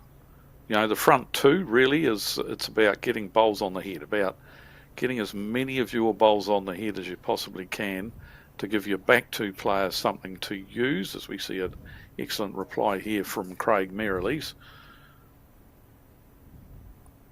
So your lead and your two, generally, it's about drawing as close as you can to that little white critter and having more bowls surrounding the right critter than what your opposition have.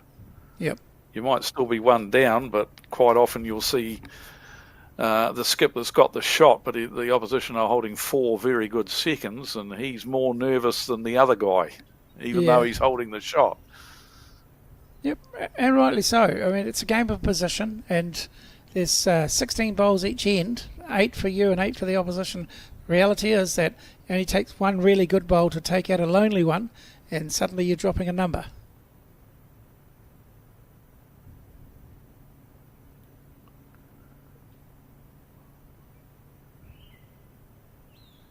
Here's a replay of this. Just the slightest feather off of that short bowl, but beautifully played.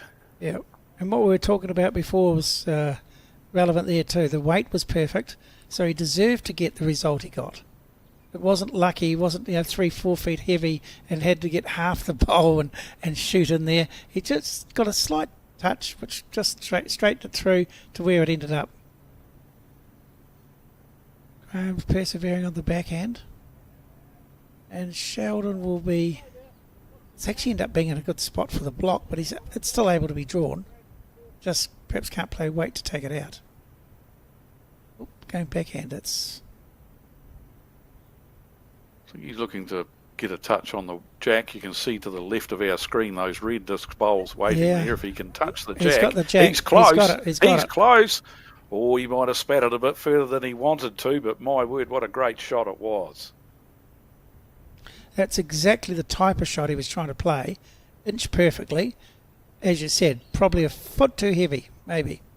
I'm just looking. Yeah, no, it's gone out. It actually killed it.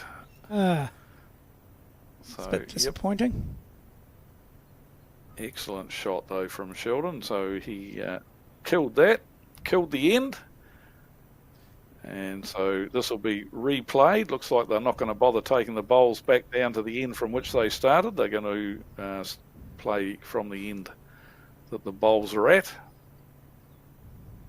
Of course, the rule in that particular situation is if one of the teams wanted to take the bowls back to the end from which they'd played them, then you must do that. And who decides that? It's just the skip, or is it the whole team? Normally the team will discuss it, but the skips has the final say. Yep. I'm a great believer in taking it back, especially in this instance if I was the Skilern team, because they were the ones that were holding the shot there. I would have taken them back and played in the same direction. Well, I'm sure, and hello again, by the way, when we have broadcast of the mixed pairs, which is the next 4 days of bowls, it becomes even more important, because not only is it, well, what direction are we playing well in, but it's what direction, or how are my 4 bowls in the middle going in this direction, right? Because if you kill it and you continue as per normal, the person playing 4 bowls is now playing their 4 bowls the other way. Yep. And you could almost call that it's your own advantage, isn't it? I mean, you want to take any legal advantage you possibly can, because things can go wrong, and this is something you can actually make happen to your advantage. 2 excellent bowls there from Hamish. He's starting to hit his straps. Yes, he's certainly been playing well so far. Dennis is just taking a wee time to settle, but that must be a settler. He's got pretty much the right line, and he's only a metre away. Pretty handy bowl.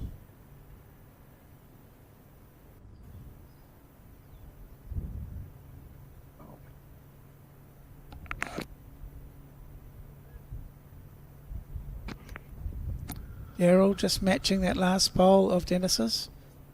It probably is 3 to the red stickered bowls to start with, which already that pressure started to build up a wee bit.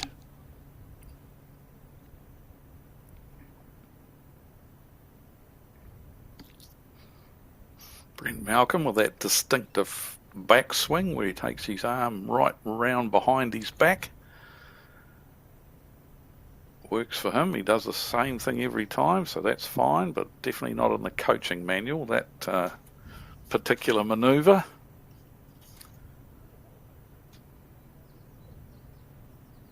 Daryl again.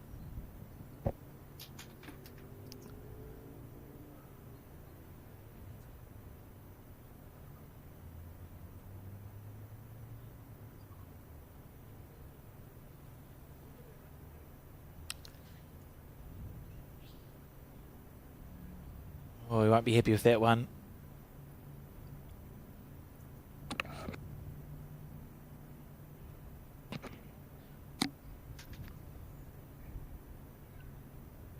No, he doesn't look happy either. So this will be a good chance for Brent to nail the jack here. I think it's got away on him again. I think he's got a little bit heavy for that line. He's going to close to matching his first one, which was third shot. At least they're all past the head. Something to work to for the skips for sure.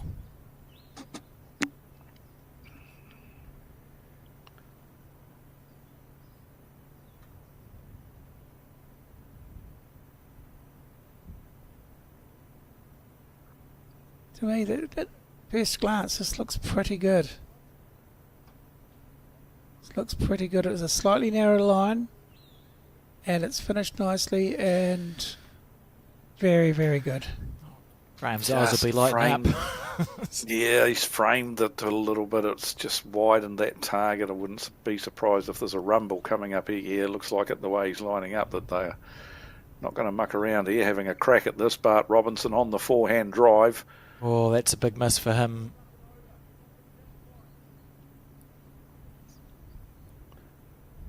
So now I'm pretty sure the key thing here for Craig is to try and change this a little bit. It doesn't matter if he plays just to turn his own bowl onto the jack or sit the blue bowl to the right down a bit, but he's played it a bit too tight. I think he had the right idea, just looking to change the head a little bit.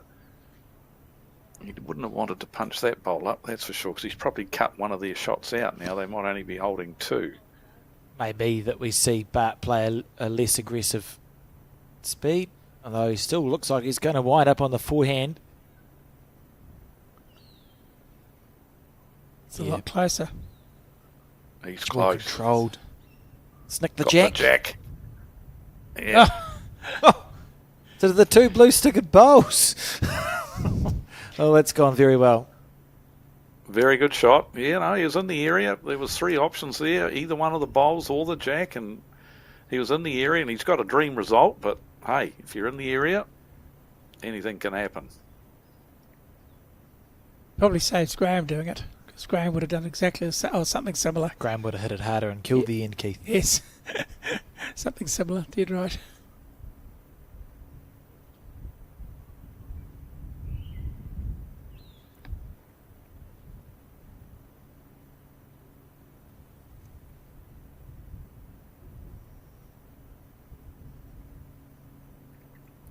Just be looking to arrive to the shot bowl here, as we're not really going to get To the back of the much hat. of a view of Yes. it. Unfortunately.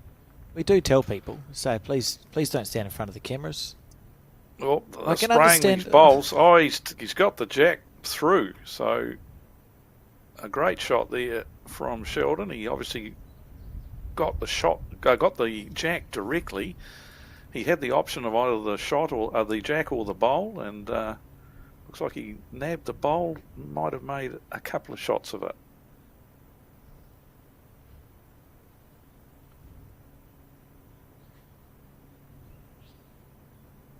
Graham makes his way back down.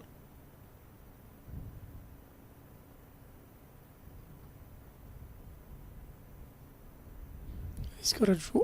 I guess he's got the draw left now, I suspect. Yep, 2 down. He's just got to look to try and draw this. Looks a Firm looking bit draw. narrow. Oh, he's going to punch that one up for shot. Yep. He's got the shot out of it. 2 seconds Sheldon though, so you wouldn't mind betting Sheldon will go hunting that bowl now. Yep, Once again, a little bit of luck there for Graham. He was playing a bit of a searching bowl and got the dream result. Sheldon couldn't get down there quickly enough to play across the head to take that shot bowl clean out, I suspect. I like what he's doing now, though. Whilst he jogged down there, he's taking his time now. Good pre-shot routine, and now into it. Just a nice run shot. Oh, this is not far away Oh, if it it's holds past the front. Canner's the ending. front bowl. Oh, not to be.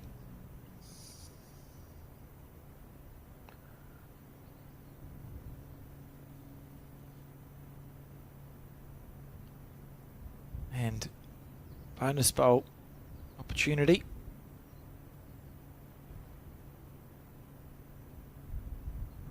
It's on a good track. He's in the area. Played this really very well. Played it very, Very- very well. Very well indeed. Well done. That's Good shot, excellent. Graham Scalloon. Playing at the top of his ability at the moment.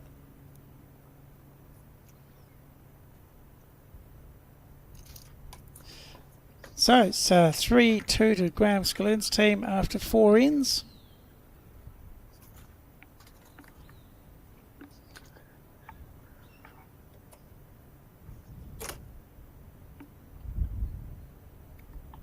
And has all the hallmarks of one of those fours finals where both teams are just going to chip away. Look at this from Sheldon Bagrielli. He thought he had a chance till about there, and you can just see the bowl turned across the head on him. He played it with controlled weight for maximum result. I think he would be surprised, because I was surprised just how much they did turn with that speed on it. Whether it got a gust of wind halfway down or what, I'm not sure, but it really took off. Once it started to bend, it just went whoosh. Well, Dave, I think you know what you noticed, and I'm sure I was watching the same thing. He took his time. He did all the right things. He took a deep breath. He really thought about the line he wanted to take. He tried to match that to the weight, and he gave it every chance. And unfortunately, because you're coming across the head, it turned, maybe a bowl and a half too much. But he gave it every chance to succeed. Hamish Wilson again.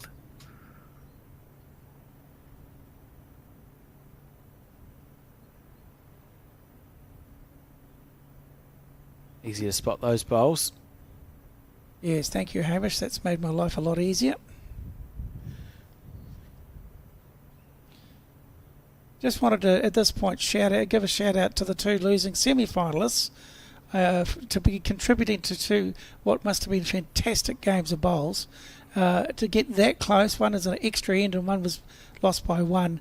Just tremendous, and just a shout out to both of those teams for doing such a great job during these nationals. Absolutely.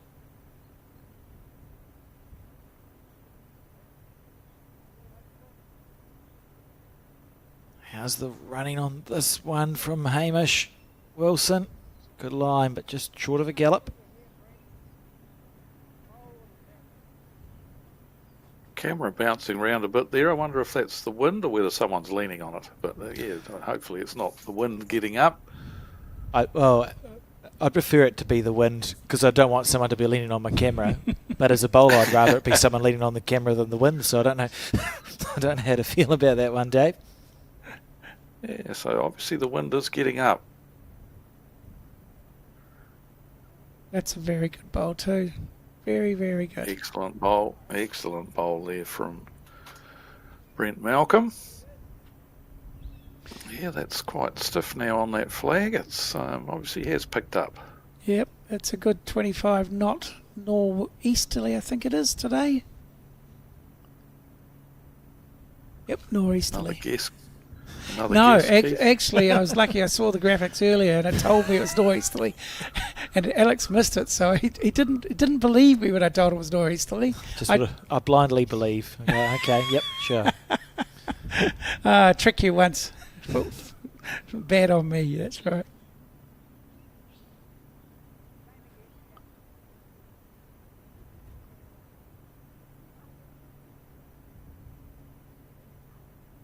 So, rinse and repeat. Brent Malcolm. On his forehand. It is an unusual delivery, but he has practiced that delivery action. Sort of pulling the arm up and behind to the centre of his back before he follows through. And strangely, well not strangely, but he also has a very accurate and very quick drive. And his delivery stays the same for that, so his arm doesn't go square back on the backswing, it sort of tucks him behind him, and he hardly misses. I don't think we'll see him use it in this game as he's the two, but you never know. Well, this is made in heaven for him, just being that 2 or 3 metres over, trying to get some sort of promotion. Close. Yeah, that's exactly what he does. What a shot. That's what Alex Reid mentioned. That's how he plays his bowls. Lovely shot from Daryl Gordon.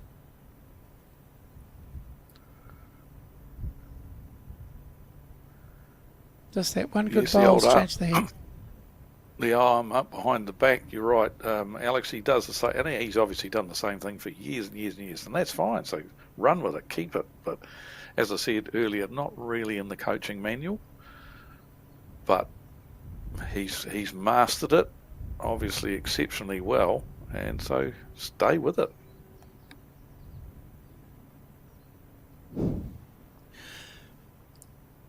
Oh, that was fantastic. Bart Robinson too.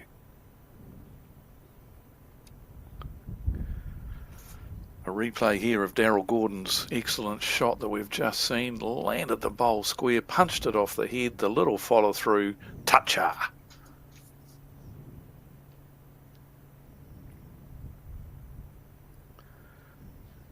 Sheldon just asking for one round the back now from Craig Merrilees, because that's where the jack's going, if there's any weight at all onto the shot bowl.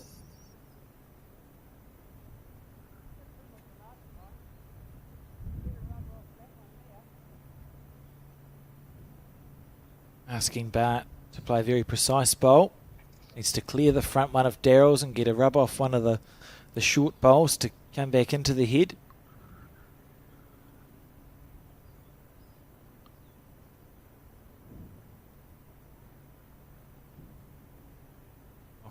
Through that way is just as good. If it holds long enough to Gonna move give it a anything. bowl. Oh, what a shot. What a result.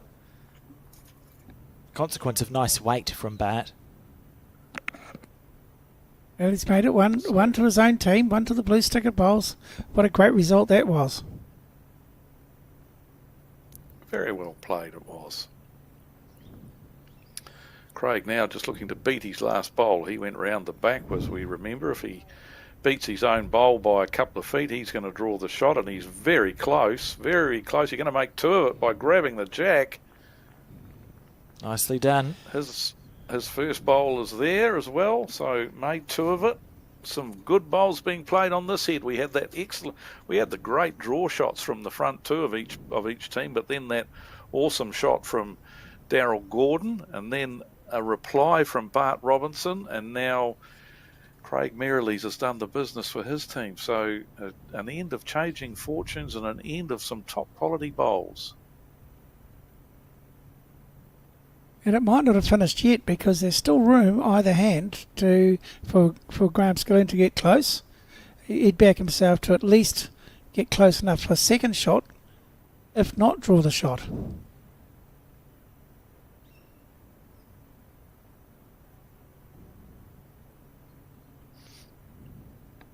It's all in the weight.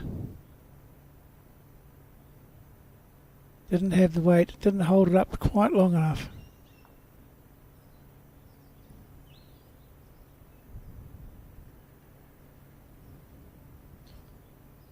Surprising, really, that one. And Sheldon, I'm sure, it looks good out of the hand, but it always looks good coming out of the hand. So we're going to assume that it's going to be quite good. Might be a fraction shy, or is it going to finish enough? Oh, I think so. Yeah, I think so. I think that might be three. It's landed in a bit of an awkward position for Graham Skillen too. It's sort of right on the running to the jack, so Graham could play an absolute perfect bowl that would draw a toucher, but he's liable to run into that bowl of Sheldon, so see what happens. It's definitely wider this time. It's all about the weight.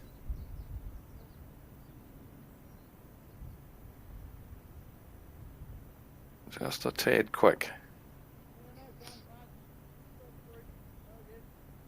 Yep. I think we just heard that he favours 3, so he's drawing now for 4.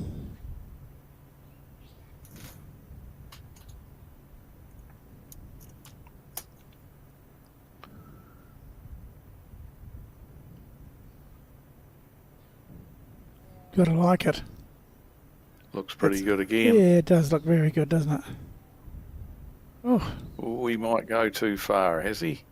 it sits Think he might down. have gone a bit too Yeah, far he this has. time.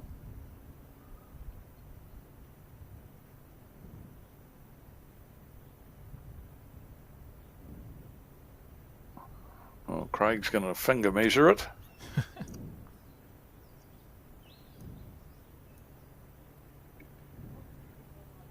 Oh, he likes it enough for them. Whoops, now the bowl's fallen in. Hand of God.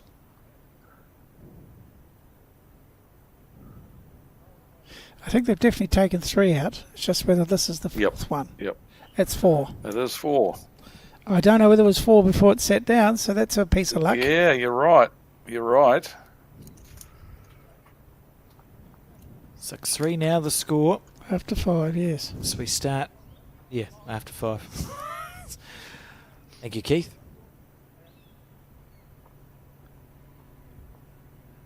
Hello. Are we going to stretch this out a bit? Just the way... Here's this great draw shot of Craig Merrilees that really set the 4 up. He dragged the jack back to his first bowl, made 2 of it. Sheldon added the 2 bonuses, and they scored 4 shots. I just noted that Hamish was kicking all the bowls right back from the 2 metre mark, so obviously he was putting the jack back on the 2 metre mark. How long are they going to throw the jack? Let's have a look and see how far he's thrown it.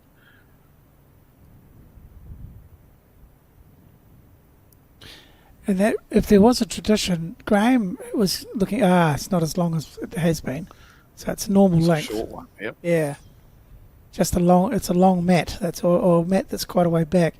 Remembering that Graham's favoured already the very much the longer ends. Excellent opener again from Hamish. He's definitely doing his bit for his side in the early stages of this game.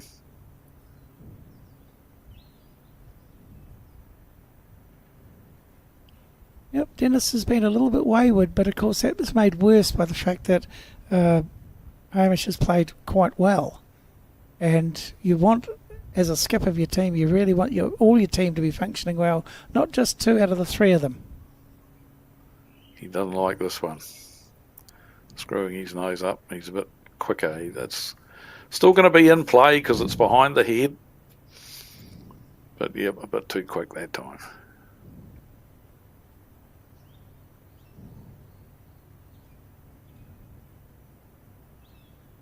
This has got a bit of merit. It's just going to be finished behind, but the line was a lot better. He's just got to work on one thing at a time. Just work his way back into the game. There's still plenty of ends. And, his team needs him. It needs him to play a bit more consistently and obviously be responsible for playing some good bowls.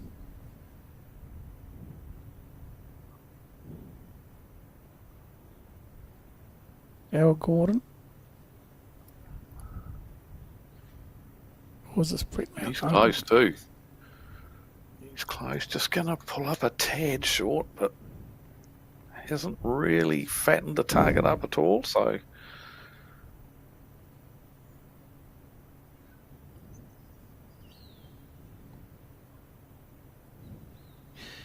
this is Brent Malcolm with the little bit of an awkward delivery, but it works for him, and he's been playing pretty well. Playing very well, in fact. Yeah. Looks like a bit more this. Oh, is it going to be there? Because if it is, it's beautiful. Great line. Just a couple of metres shy.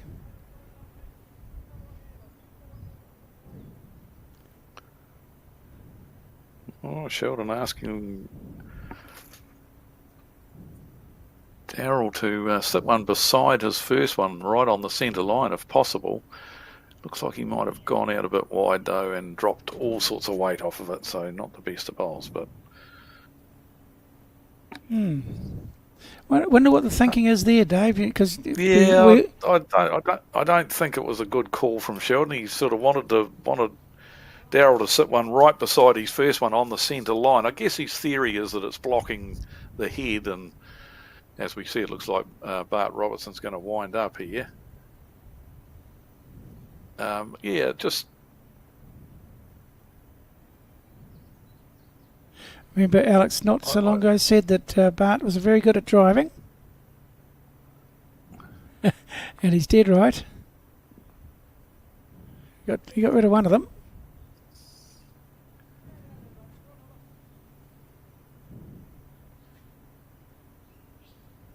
Yeah, it's one of the hardest shot to play in outdoors, the block, but there wasn't much future in being in the road.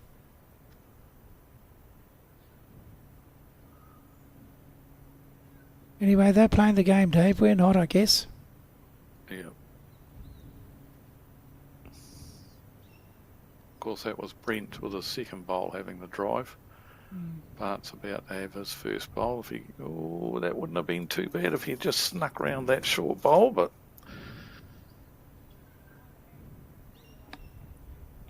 after the head initially building up to be quite a nice compact head, that drive from Brent Malcolm has definitely opened things wide up again. And maybe Sheldon saw the danger and thought they're going to have a crack at it, and having another bowl to move is just that little bit harder, isn't it? Yeah, I guess that was his theory. I don't think I would have been asking for that, though, but that was his theory. I suspect that he was looking to protect the absolute shot bowl and have another counter that was sort of blocking and protecting the shot itself. It's like it doesn't want to turn back in this bowl. Yeah, Yeah, definitely sent that one out far too wide. Bart Robertson on the forehand, and after this bowl's come to rest, Dave, we've got some new technology, and you spoke about Sheldon Baggery Howley's delivery and how good it is. So we've put it into the machine, Good. So that we can have a look and see 2 deliveries in a row of Sheldon Baggery Howley's and understand how they go. So he's on his backhand, and watch the semicircle, and then a second bowl. You'll note that it pretty much follows exactly the same track. Look at that. For a consistent delivery, that's what you're looking for, isn't it? Absolutely, yes, brilliant. If you were making a coaching DVD in the modern era, remember Bowls New Zealand had one years ago where Shannon McElroy and Joe Edwards were the models. Well, if you were wanting to modernise that and have some new players on it, then you'd have Sheldon Baggery Howley as one of the players. His delivery is just outstanding, and look at that for a bowl. Only thing from his perspective, it's fattened up the target a little bit, and Graham Scalern, as we already know, is not shy in being up. Oh, it's just wiping his eyes.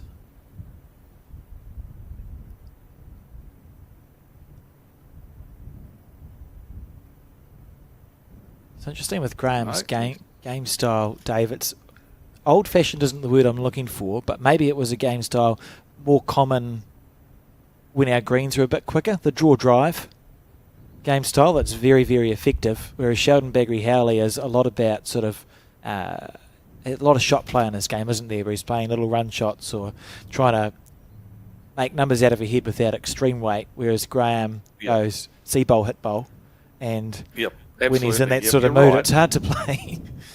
Yeah, controlled weight is Sheldon's preferred modus operandi, and it's you're right. The old-fashioned days when the greens were quick, the Nick Unkovic days, draw drive. That was all. None of those fancy 2-metre on shots. They were a bit more difficult to play than what they are in the modern era with the modern bowl. Those 2-metre, 3-metre on shots are a lot easier to control and to play than what they were back in those days.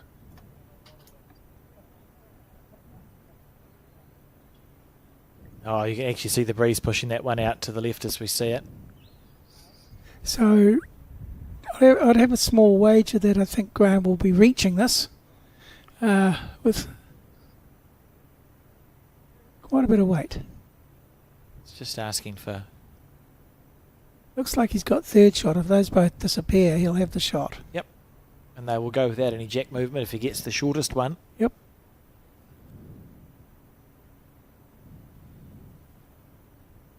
They'll go without any jack movement. Oh, what a mighty effort that was from Graham Scalern. Wow. That's half a bowl away. Great try.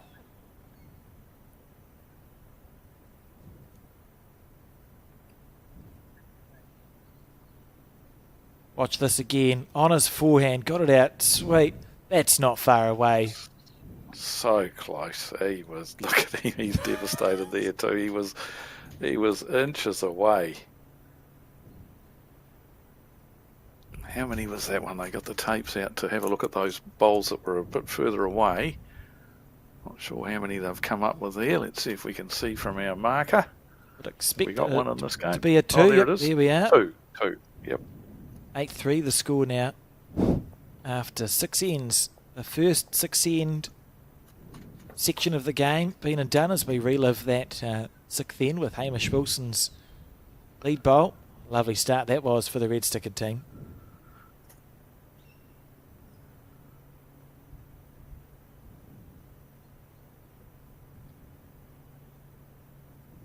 And then this bowl to make it 2 from Sheldon Baggery Howley.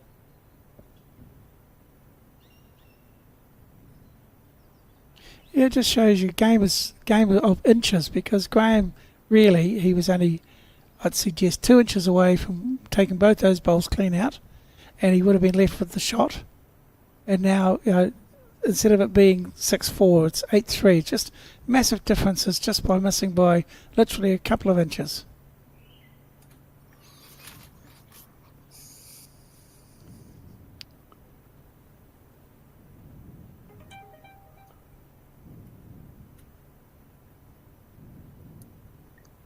So it's about this time of the day where the sun just starts to lose a little bit of its venom, and the actual grass can change, and therefore the speed of the green can change as well. Could that be significant? Yeah. Look, it's something just to be aware of. The speed of the green definitely can change as the day progresses, and it's one of those things. Once again, communication amongst your teammates. If one of you does notice it, then you've got to feed that information to the backs. You've got to give that to the rest of the team. Just say, look, I think this might have slowed down just a second or so. As the sun gets lower and it gets a little bit cooler. So something to just keep an eye on as the game progresses.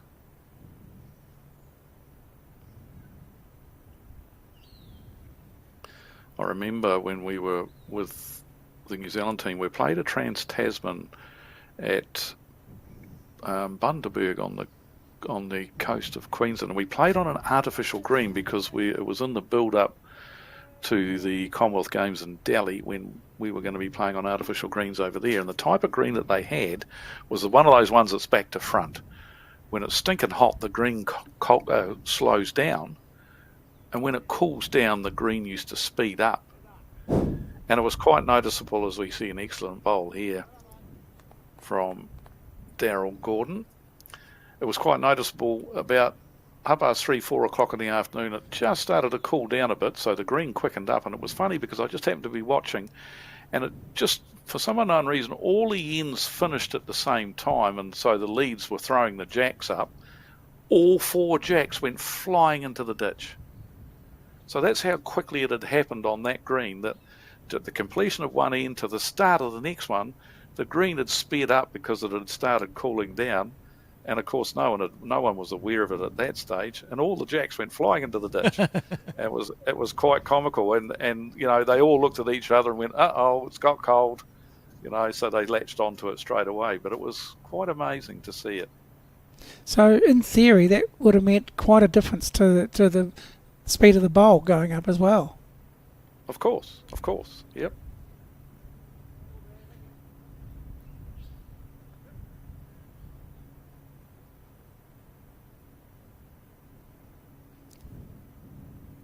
And it did take, even once they got the jacks up and ready to play again, yes, the first few bowls from all the players was well over the jack, and till they could get that feel going again and make the adjustment to the speed.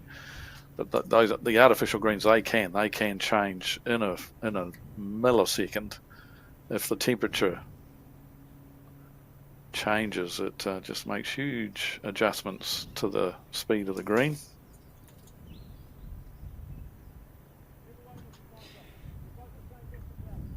So this end's a little bit scattered, but we've got one or two that are quite close. Craig will be looking to get one really close again. Any bowls, when it's a little bit sort of like this, any bowls that get close are gold, because your skip then has more things to work to or away from. So he'll be trying to get one really, really tight on the jack here. Doesn't look too bad to me. Just a little bit tight, but he's going to be there or thereabouts. Just drifted away. Plenty of room to draw a shot though. Plenty of room.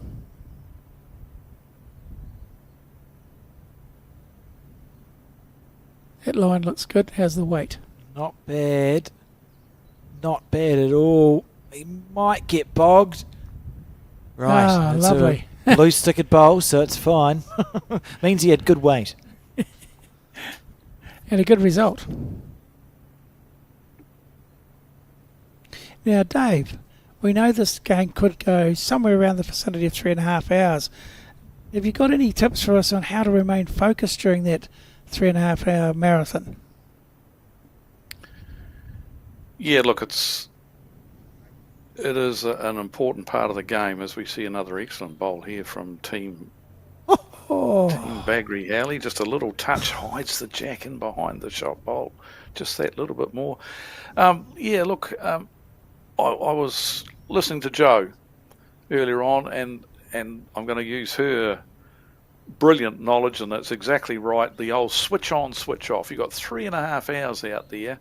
Don't concentrate on every bowl. In other words, what I'm saying is, sure, you've got to concentrate on your own bowls like crazy, but don't get wound up about the opposition's bowls, and don't be riding the opposition's bowls. Don't be so wound up and tense about what the opposition are doing. You've just got to play your own bowl. Switch on, play your own bowl, and then switch off, relax, have a chat to your teammates, have a chat to someone on the bank. You're still keeping an eye on the game, of course you are, because you're involved in it, you're interested in it, but don't use your concentration powers on bowls that you can't control. In other words, what the opposition are doing. So that's the best bit of advice in that regard. Yep, you're right. That's paraphrasing what Jo said, and it just reiterates to me, as a very new player, the sorts of things that you can actually now concentrate on, rather than being so intense for 3 hours, which I think is almost humanly impossible anyway. You've got an opportunity to just rest your brain, and when it comes to putting a bowl in your hand, your brain's going to react better than if you're tired. Yep, so having that, something that switches you back on into game mode, switches you back on into delivery mode before you start your pre-shot routine. And I think, as Jo said, it's when she picked up her bowl. You used to see Jo kick her bowl that she was about to play up behind the mat and have it just sitting there. And then the minute she bent down to pick it up, that was her switch on, right, time to concentrate, time to go through the pre-shot routine, embed myself in the process and deliver the bowl to the best of my ability again. So Sheldon Bagri-Howley now with the correction to make. His first bowl was underneath the line. He's a winner of this title before. He won the fours, but he was off the front at Mount Maunganui with Gary Lawson. Oh. So he led in the final here. Now he's skipping in one. How's the weight, Sheldon? Pretty jolly good, and that's another counter, and it's not really fattened the target up.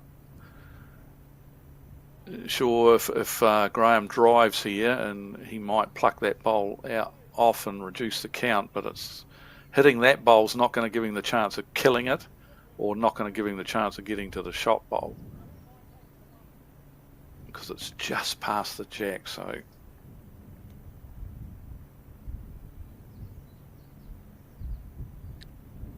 of course, I'm totally misread the head. Of course, it was the opposition that had the shot bowl there. Here's me thinking Sheldon's drawn another one for 3 when in fact they were 1 down. I thought something didn't feel quite right. Yeah, and that makes a lot of sense. We're just seeing if everyone's still awake. You know how you're talking about concentrating, Keith? Well, there's a prime example of someone who wasn't. Yeah, well, you can switch on now, Dave. Switch right on. Hey, question. Why would he, when there's a 1.5 to draw and pretty safe, nothing's touching, why would you decide when you're behind not to try at least a dead draw for 2? I agree. There was no real danger in playing the bowl. I think that was. There's how the shot bowl got there. Now I see. Yeah. There was no danger there. I think that was a poor decision from Graham, to be fair. He was guided by his team, though, to be fair. Also, to be fair to him, if they'd have said, hey, draw another one, he probably would have. But they were gesturing to him before he threw his bowl away.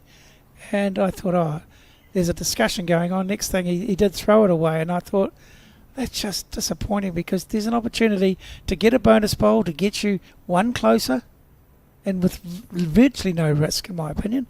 Now, we've seen a good bowl from Dennis Brewster.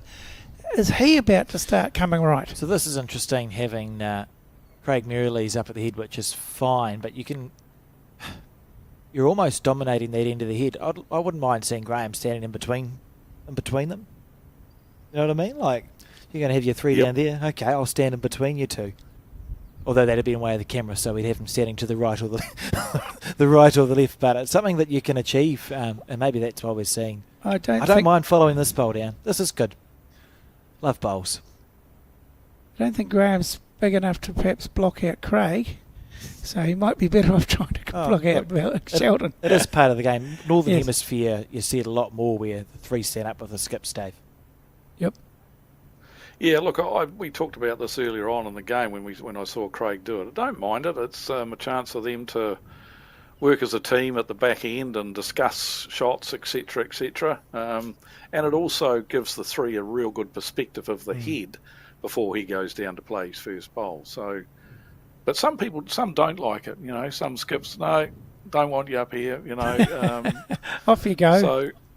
Once again, it's a communication thing that you decide as a team. You know, if you were all okay with this. Brent Malcolm, once again, very, very good bowl. Just the perfect line, just maybe a foot shy. Yeah, I believe that Brent may very well be the son of Bruce Malcolm, the iconic bowler from Dunedin, won a national title himself in the Pairs, passed away recently at a grand old age, but he was a huge contributor to the sport, was Bruce, and I believe this is his son Brent on the mat now. Something I've learned over the last 4 days, the amount of family members, you know, that every time you see a team, there's always a family linked to some other bowler somewhere. And the community is very widespread, but it's just great to see that families, you know, different relations, cousins, uncles, aunties, whatever, all play the game. And it's just great to see it and really great to hear about it.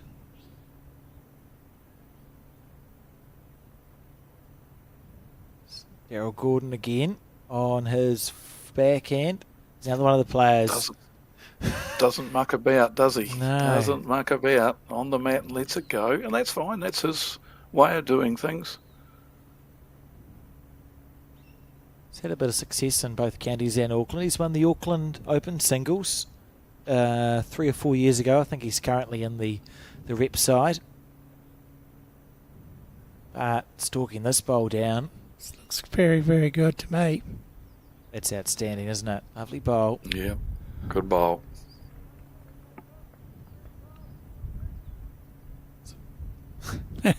Who's that, Dave? Dave, yeah. There's Dave back, eh?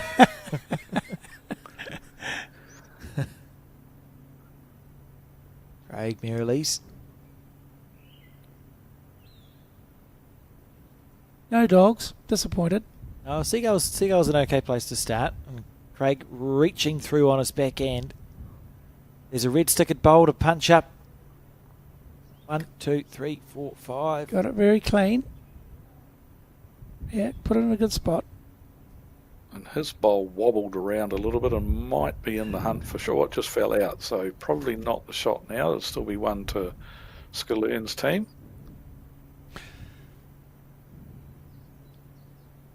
This is where I think people need to be a bit brave. I mean, you've got the shot, but it's a little bit vulnerable, and you really need to take, I think, slightly aggressive approach. You're better to go one down and have better position right now than to leave it isolated. And there you go.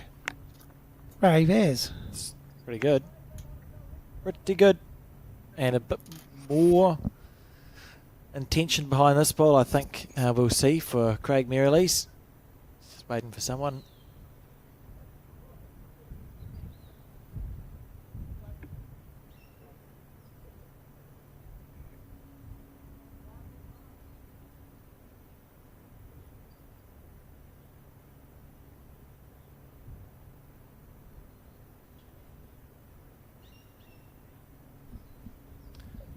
Are the Seagulls actually making Craig stop here? Do we need to get the markers to clear the Seagulls off the head? The helper might do that. Be a new one, wouldn't it? Yeah, get the sweepers out there, like a curling. Here we go. This looks pretty good. Has it been worth waiting for? Craig Merrilees, watch the collision Oh, bowl. No. Oh, that's actually, I'd say a lot worse, not just a little worse, potentially.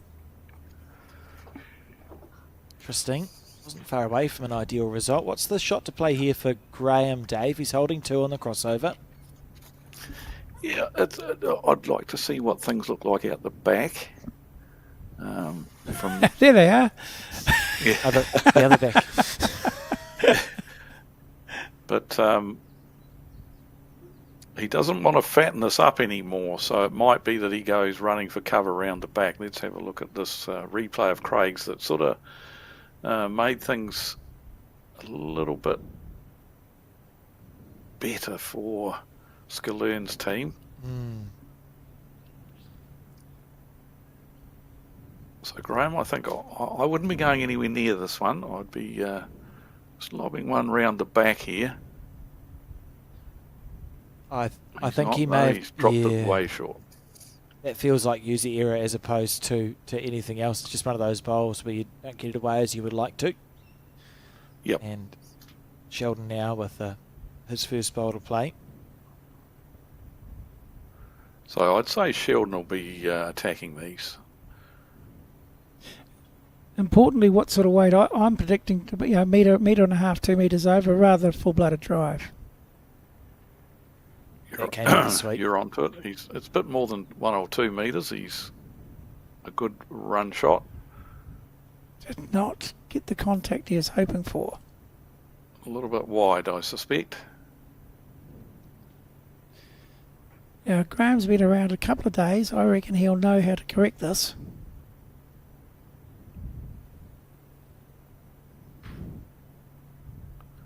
Not So far he's actually away. drawing another shot. Is this saying to... Oh, Just dropping short. oh, this feels like a pretty big moment in the game. Sheldon's 2 down. 4 up on the card. 8th end. I think he needs to be quicker myself. I'd like to see him going full-blooded at this. I think that's the conversation. We'll know based on where he starts his arm, because when Sheldon goes real fast, the arm starts off quite high. So switching to the forehand. Which tells me he's going super quick. Yeah, there we go. Smooth as silk. He's not far away. He went through the hole. Oh, my word. Was there a gap there to go through? Well, obviously. My goodness. Oh, we're going to have to watch that again a few times. There's that gap there. That's what he got. You know, it's ironic because the only way you get through a gap that small is by going so fast that the bowl is at its thinnest. But he had to go that quick. Let's watch it again. Look at this. Sure. It's like a road runner. There is one other way you could have got through that gap clean, and that's if you said you couldn't possibly get through that gap clean. That's the time it would go through there. So. Oh, that's just unbelievable stuff. So 2 it was to the Skillern team. Narrows the gap. 8-6 now. It is to Sheldon. Back to the long ends for the Skillern team, I suspect. It's a sort of, would we call it twilight? It's a nice time, isn't it, of the evening. Beautiful time of the night. Yep. So we relive. See a couple of the Skillern team have put jackets on. It might have just the temperature might have just dropped 1 or 2 degrees. I think the jack was misdelivered. So Hamish Wilson's had the opportunity to set the length. It's so important to have control of the jack, even from just a psychological. If you take away the obvious advantage of playing to a length that you've agreed on, the psychological part of when you go first and your lead delivers the jack and you play to where it is quite important, because if you lose it, someone else is placing it for you. So psychologically, you actually don't really feel like you're on a winning end.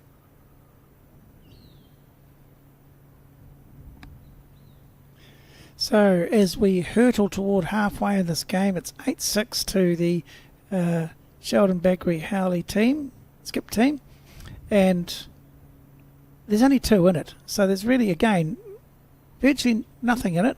Either of you two want to tell me who you think's going to win? You first, Dave. That's a nice delivery we've just seen there as well. And look at those 2 umpires standing there. Now, there's another fraternity that we have to talk about in the bowls world, and that is our umpires. They do a fantastic job, and there's 2 of them standing there ready to go, ready if called upon.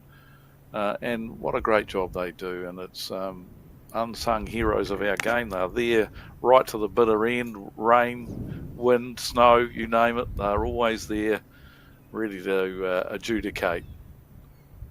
I know their stuff as well, and we've been using them as lollipopping markers. Lollipoppers, I like it. Don't know. We've been using them to tell us who scored what anyway, and it's been very helpful for the broadcast.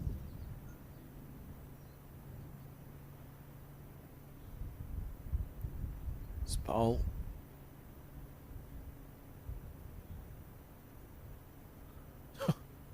Hello, Dave. Dave's 2 days. got a mate.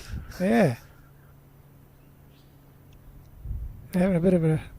Don't they realise there's a... Oh, he's moving pretty quickly there, Daryl Gordon. Now they've landed right in the middle of the ring. It's actually gone badly. Let's run at the seagull and I've put it in my line. Unless he's on the forehand, then he'll be okay. Or that's the line. You just take the seagull line. That's all you got to do. I'd actually be a bit worried if we see a drive shot, we might see a puff of feathers. We see that in golf a lot when they hit the seagulls with the balls. Very surprised seagull. Dead seagull. Yeah, nice bowl, Daryl. Yep. With all the shenanigans that are going on, chasing wildlife and everything, he did well. Era Optimas that he plays with. So they're a turning bowl.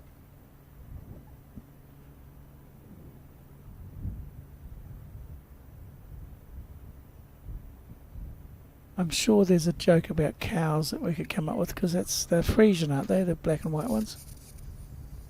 You just keep thinking about that, Keith, and come back to us. You've got 8 ends. Oh, pull the other one. As we go. Right, so Daryl Gordon again looking just to back it up. I'll milk it. Don't you worry.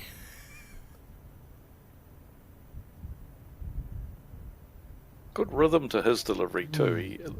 He, as we've already mentioned, he doesn't muck around. I think he does a fair bit of his pre-shot routine stuff off the mat, but then steps on the mat and he's quickly into his work. And we see a lot, well, not a lot, but there's a number of Australians, the very, very top players. You know, the Aaron Wilson he's the obvious one where he's onto the mat. He's almost letting the bowl go before he gets on the mat. But he does a lot of his pre-shot routine stuff off the mat as well. But then once he hits the mat, he's just quickly into his work, just straight into it. And that probably is a good idea, just to stop you having any indecision whatsoever. You've made your decisions, as you said, before you get on the mat, and then it's just sling it straight, the line you want. Wait, it's as simple as line and weight, isn't it? So you don't need to overthink it.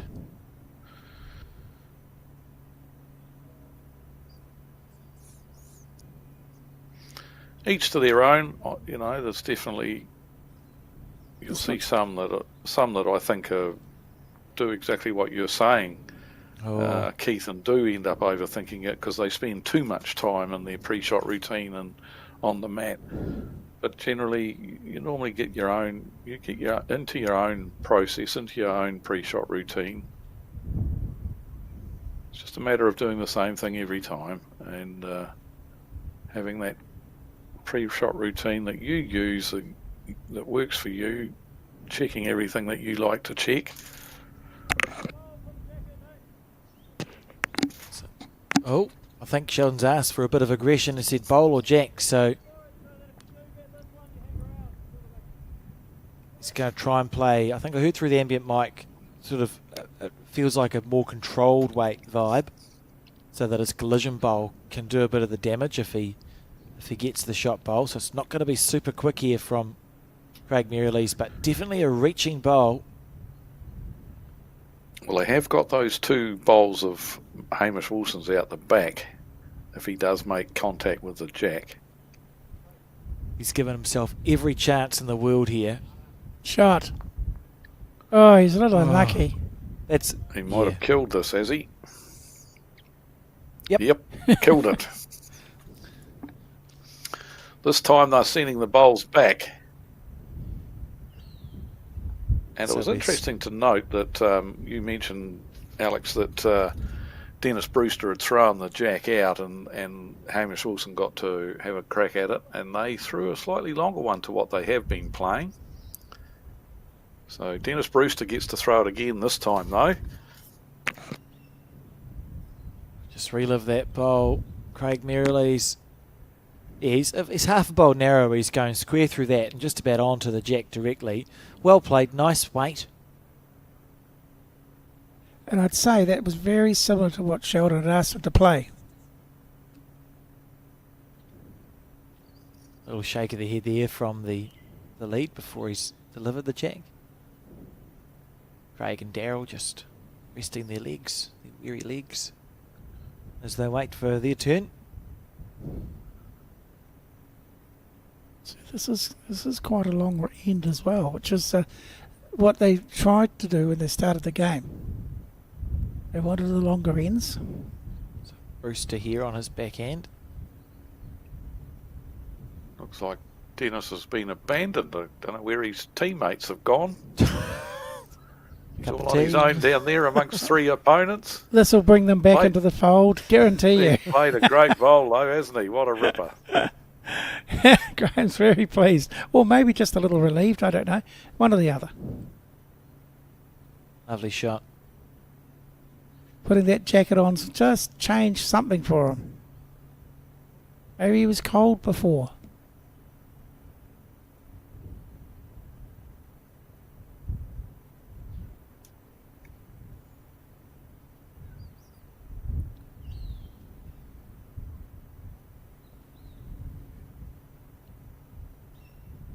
Second bowl. Oh, missed his line. And knew immediately, well, after 2 or 3 seconds, you could just see it on his face. And the reason he's disappointed is because his weight's really nice. So he would be able to feel out of his hand that his weight was good. And then you just watch the bowl not reach out to the apex that you've aimed it at. And it's very disappointing. Like this is pretty close. Just a Maybe bit quick, I passed. think. Yeah, it's just passed. Green was absolutely perfect.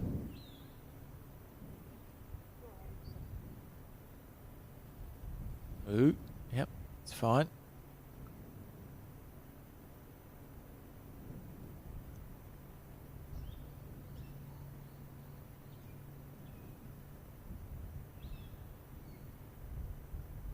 Steering down at this bowl.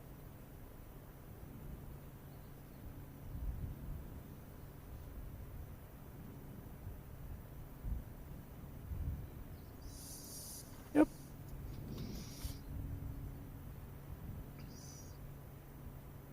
It was a couple of metres away, but at least it's passed.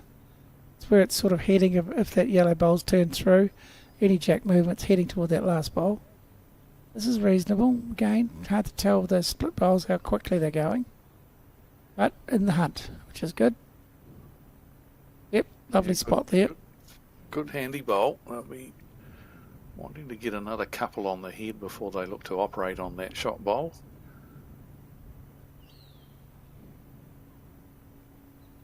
And of course the Skaloon team will be looking to add to the count.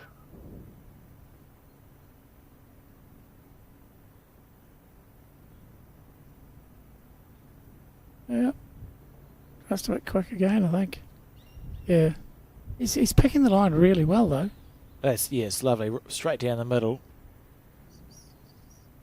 We'll be changing the speed of the green, as you said, Keith. Does the Maniatoto greens, which way do they go, Dave, in the evening?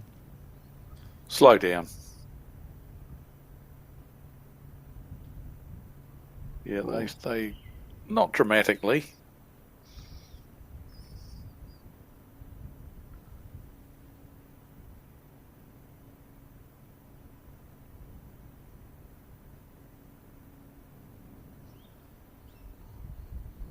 Now, If that's the right weight, it's very good. this is an unusual head in that all the bowls bar one are past the jack, which means there's nothing that can be used. It's hard to play an overplayed bowl because there's nothing that can be used on the wings to redirect your bowl back into it. Yeah, it's the shot bowl or nothing, isn't it? You don't see a lot of heads develop like this where everything's past the jack. Building up very nicely for the Skaloon team. 2 nice shots there. No target, as you mentioned, Alex, and definitely nothing to use, as you alluded to. This might be second shot coming in here. Is he going to stop? No, he's going to run through, I think. So that might, still 2 shots to Skaloon's team. Half expect to see a switch to the forehand. Yeah, you and me both, Alex. That's why we're sitting here, I guess. Well, if he plays it well, it's fine. You just don't want to... All that is important for Skaloon, or Graham, is not to make the head easy for Baggery Halley's team to recover from. So as long as... Well, yes, that's not helpful. Unfortunately. Yeah, it's a different instruction now. You can afford to reach through. You've got a couple to land on, rub off, that sort of thing. Yeah, unfortunate finishing spot for that bowl.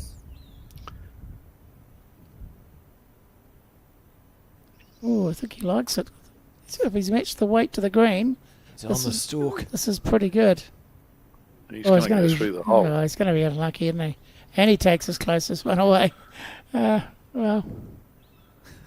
And Bart will be thinking, it's a good thing I left just enough room.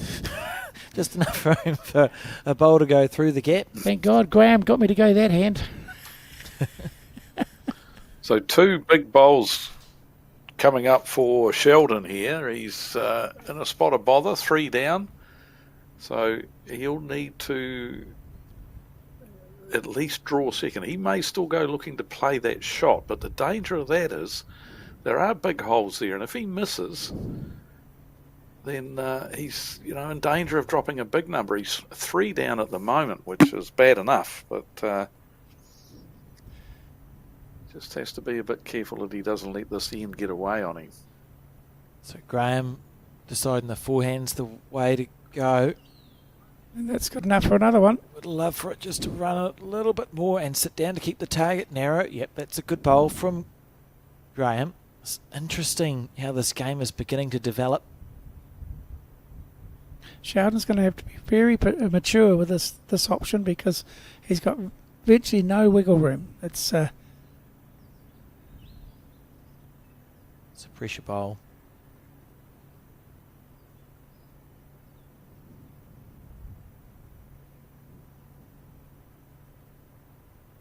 I quite like it, I think. He's given it space to Oh, it's not breathe. turning. Yeah, they're saying, come on. Yeah, that's a great bowl. He's got second shot out of it. Very good bowl.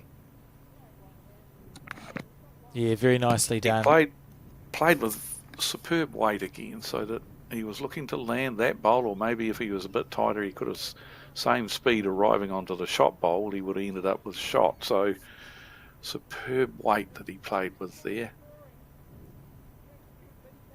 Graham and Bart are having a conversation. I think Graham said, well, can I just get rid of the bowl? And Bart said, no, it's low of the jack. Just draw for second, please.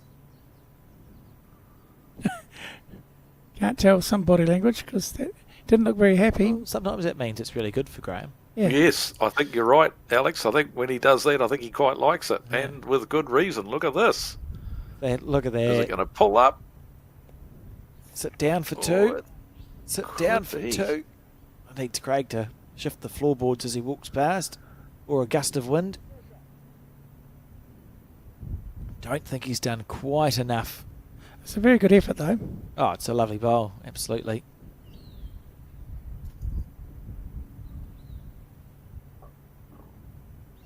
So the big thing here now is not too much weight this time. You don't want to remove your own bowl, or even rolling it out one would bring probably another couple of bowls in. So yes, he's just gone back to the dead draw here, just a tad wide.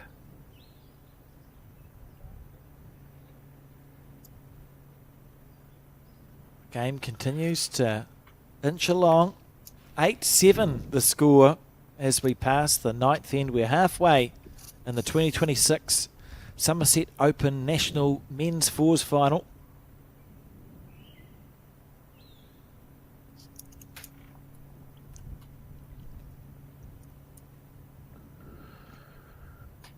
Just been keeping a note of as we've been going through the bonus bowls.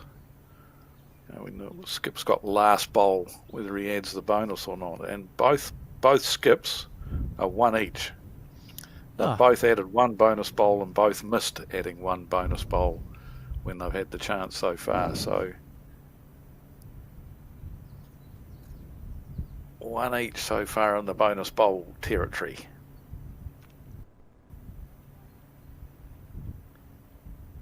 And a first bowl from Brewster. Good weight, but underneath the line.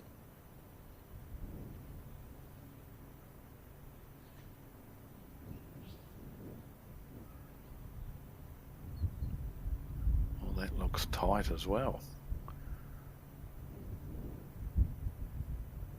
Hamish has just gone off the boil a little bit the last few ends. It's going to hover about and be reasonable, but definitely not the high standard that he set early on in the game.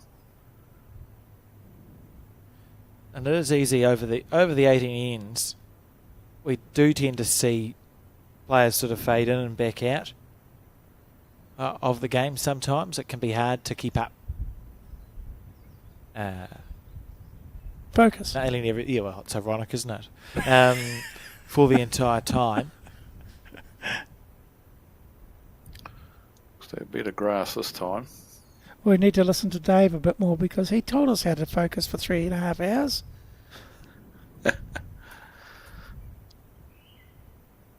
And we didn't disagree, so we just need to take it on board.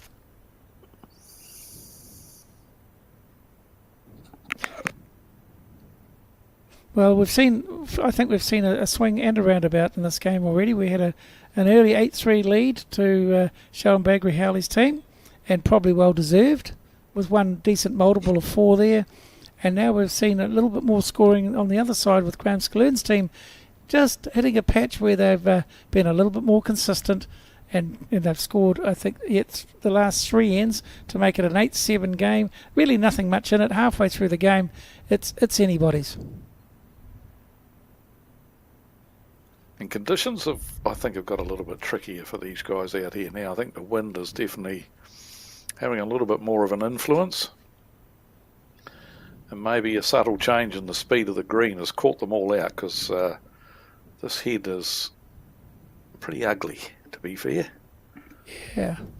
The other thing which I know they haven't all gone to a jacket, but some of them put jerseys and jackets on, so not only is it the wind is up still, but because the sun's going down, it's probably a little chilly as well. Hence the change in the green a little bit too. Exactly. So all of these factors, they're just 1 or 2 percenters, but they all add up, don't they?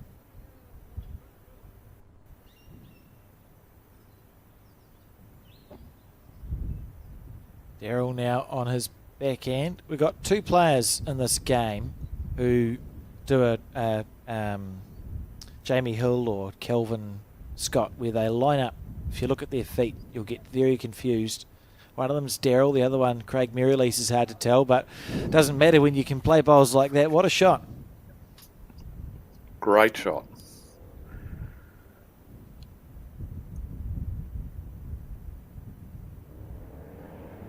Art Robertson now is probably one of the most successful singles players in the North Harbour, wider Auckland region over the last 10-15 years. Very, very consistent draw bowler. As we said at the start of the game, obviously he's son of Pat Robertson, who won the New Zealand Peers with Ivan Kostinich when they beat Ian Dickerson and a man who still plays bowls in Dunedin, Dave, who might be quite good at golf. Is there a Jeff? I think it was Ian and Jeff in the final. I'm sure someone will tell me. Yeah, mate. Can't bail you out. I'm sorry, mate. I tried. I was like, I'll try and give a little bit of context when we got to plays bowls in Dunedin and might have been good at golf, which isn't that much really. Craig Merrilies. See, I believe you, Dave, when you said you would have if you could have, but I just would have left him hanging anyway. So, I mean, each to their own, isn't it? You're just a kinder soul than me.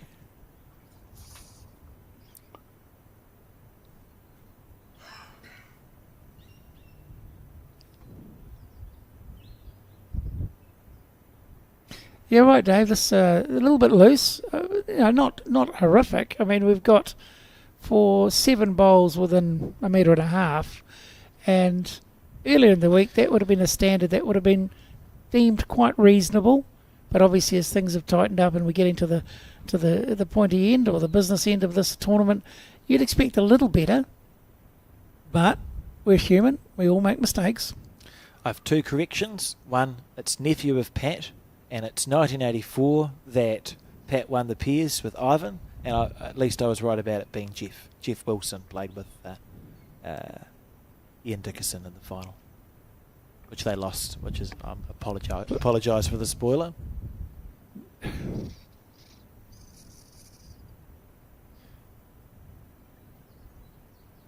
So we see a replay of that end. Was it Jeff Wilson, the New Zealand cricketer? No. Well, I actually have no idea, Keith. I've said all I know. Oh. And in danger of incriminating myself further, we'll stop conversation. As we see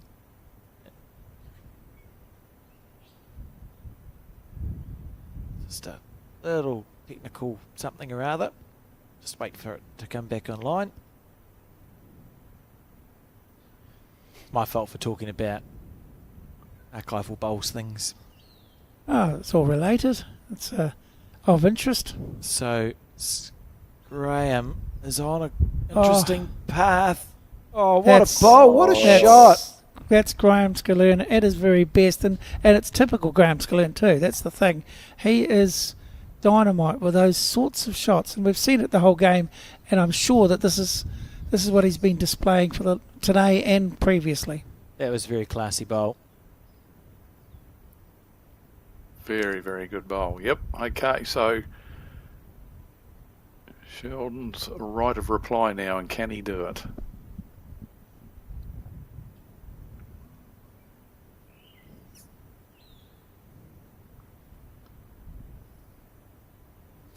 Pretty He's good. in the area as well. That's He's in pretty the area good. as well. Oh, deserved better. Has he? Surely he's made it. He's not made it in for the shot, as indicated by that. Wow. It's 2 well played bowls, one with an outstanding result, one without one.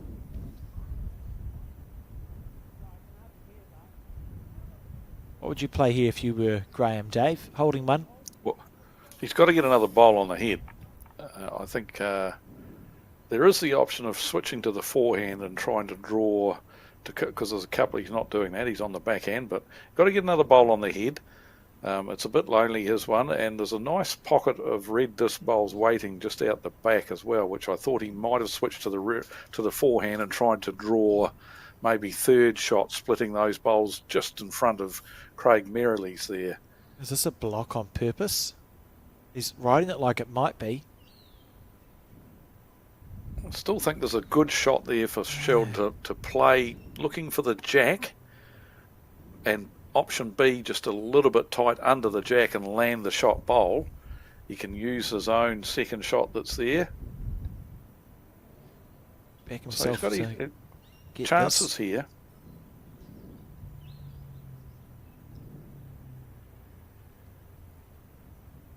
Definitely playing a hunting line here. It looks really close. It's going to turn a little bit more than last time, but he's going to sit his ball Square up. cannon. Yep. Yep. Oh, Punched the beautiful shot bowl off. from Sheldon Baggery Howley. What a shot. Might be worth 2 there. That is as good a bowl as you'll ever see. and it's going to be a 10-7 lead. Just a little chat there about jack length. 2. Yep. Great stuff. Fantastic Once final. again, the speed control he had there, that's the beauty. A lot of players, including me, a lot of players play those shots with too much weight. But he had the perfect weight for the shot that he was after there and got the desired result.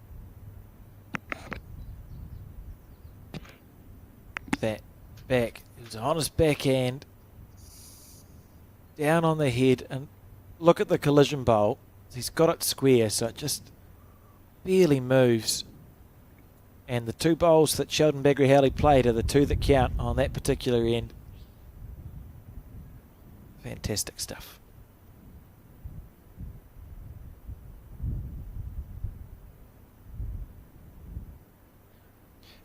That wind's still whipping around. It's still creating a little bit of havoc for the equipment, but also for the players.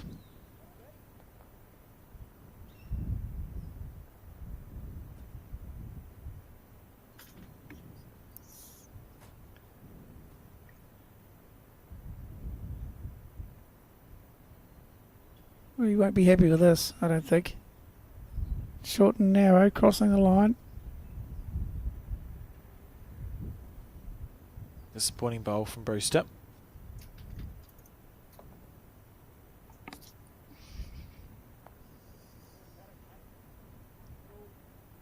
Oh, he's got the line right this time, but maybe a fraction firm. Nope, it's going to be good. Yeah, good shot. You say Hamish started off as bowls in Nelson, Dave? Yes, he did. Started at we came through the secondary schools program that we had here in Nelson all those years ago, and a number of our outstanding international players that we've got down here, or former international players, came through that system. But he, started at secondary schools and was a member of the United Club here in Nelson, and was well performed definitely here before, as I said, moving to Christchurch, becoming a pilot. Working as a pilot for Air New Zealand. And Daryl being asked to play his forehand.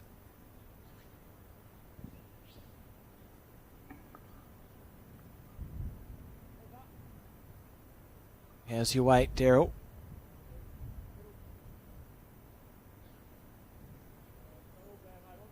It's not all bad, that's right.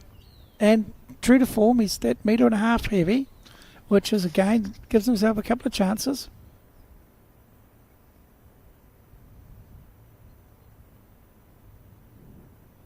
What Sheldon said there as a skip, he said, it's not bad there, Daryl. And he also said it wasn't all you, which is essentially saying to the player, don't actually take off that much weight, because there was probably a gust of wind as it was coming up. So it's just a way of communicating to Daryl that, yes, you need to make a correction, but not a massive one. Maybe half of what you thought. Correct. Just good skipping, I think.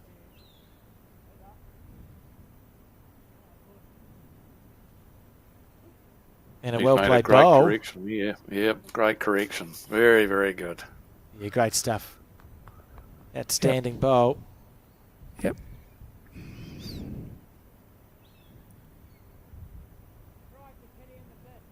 Drive the kitty in the ditch is the call from Graham Skloon. Watch this. He's got a good drive on him.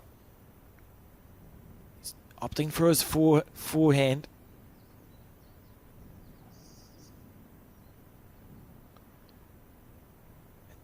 Two in the 4. He's close. He's close.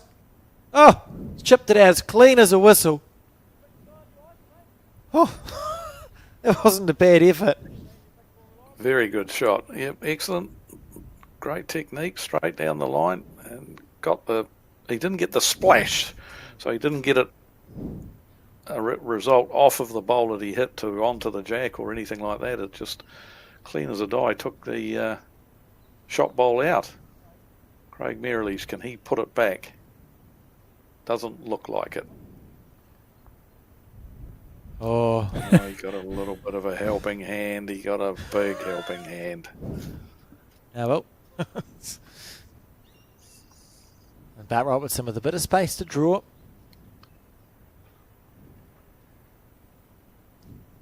It's quite helpful to have a 2 with a strong drive like that in a fours team, because you've got the odd time, that was one of them where Graham had the confidence to say, hey, we need to put in the ditch. Yeah, if they're having a day where they're accurate.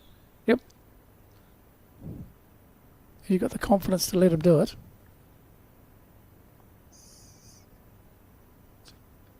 Elise needs to take a little bit more green than his first bolt. Yep, it's very good.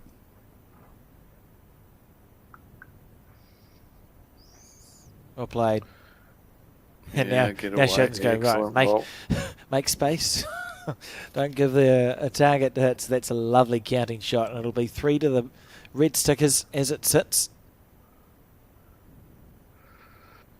Last bowl of the front end of the teams. Then it'll be the skip's turn, and he's on a reasonable line here. And his weight ain't too bad either. He's just going to land the shot bowl. Oh, he's unlucky. Really beautiful speed. Still be 1 or 2 down. Ian Paulson, Robin Walker, and 3 others watching on. North Harbour stalwarts. Yeah, look at that. Lovely technique, as you said, Dave. And then clean as a whistle through Darrell's bowl. That wasn't far away from a better result.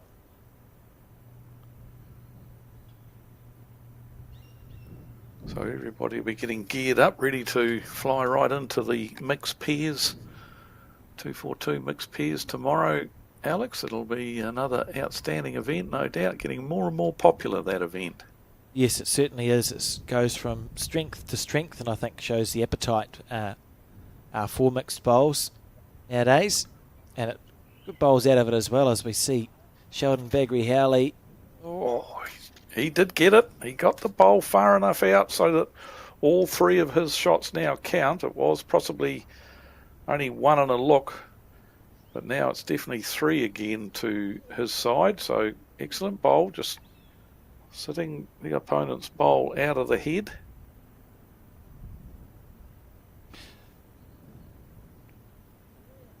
Looks pretty good. Looks somewhere near it. Lovely bowl. Excellent result for him. I think he's he's definitely reduced the count big time here. I think the bowl is nestling up against Craig Merrill's bowl. Yes, it is. But Still very well played. yeah, outstanding bowl. 2 very good seconds Graham Scalloon's got now. So Sheldon will be looking to get another bowl on the head, because we know what Graham will be doing. Dead drawing or...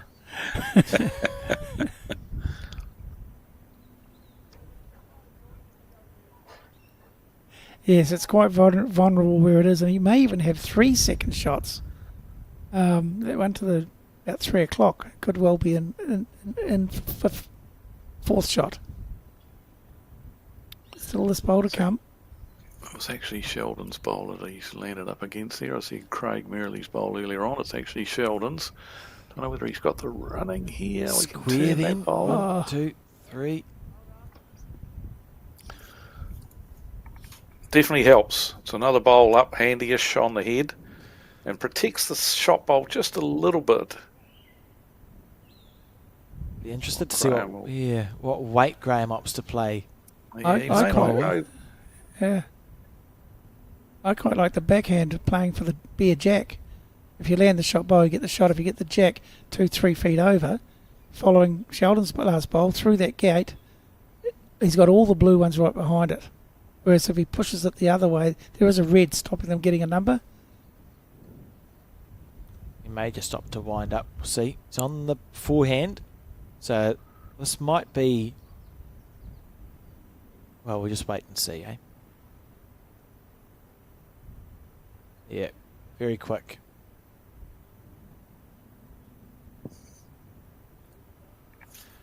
looking for a Another kill one. there. Yep. Another one to the Baggery Howley team. Makes a 4-shot lead now. 11 shots to 7. 3. 3 shots. 3! Oh, my word. And you know the What? lollipop man, Keith, before we talk about why it was 3. Yeah, that's Brian Patterson. I haven't seen him for a number of years. It's good to see Let's him have a look at back in this bowls. head. So I thought think the- it was Hamish Wilson's bowl. Must have been Hamish Wilson's okay. bowl that had Okay. irritatingly had the big sticker on the side that is with the We green. couldn't see. So we assumed okay. it wasn't theirs. Yeah, exactly. So he must have been 3 down, which makes the drive make a lot more sense Yes, definitely. than what we might have thought.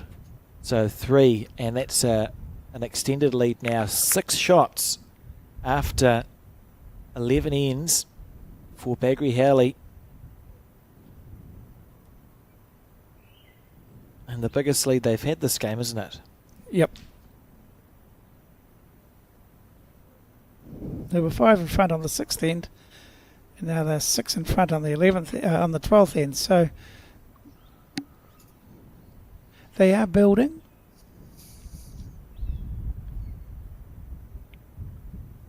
This looks pretty handy. Much better bowl. You mentioned, Dave, the mixed pairs, which we started in 2021 at Central Otago. We've had 272 entries in the mixed pairs this year. To put that into context, the men's pairs had 252 entries, and the last time the men's pairs had more than 207 entries was 2011, so 15 years ago. The women's pairs this year, we had 112 entries. So to get 272 entries in the mixed pairs is a fair effort. And the other point I wanted to quickly make is just in general, the numbers have stabilised and are going up with the Nationals since they've been split.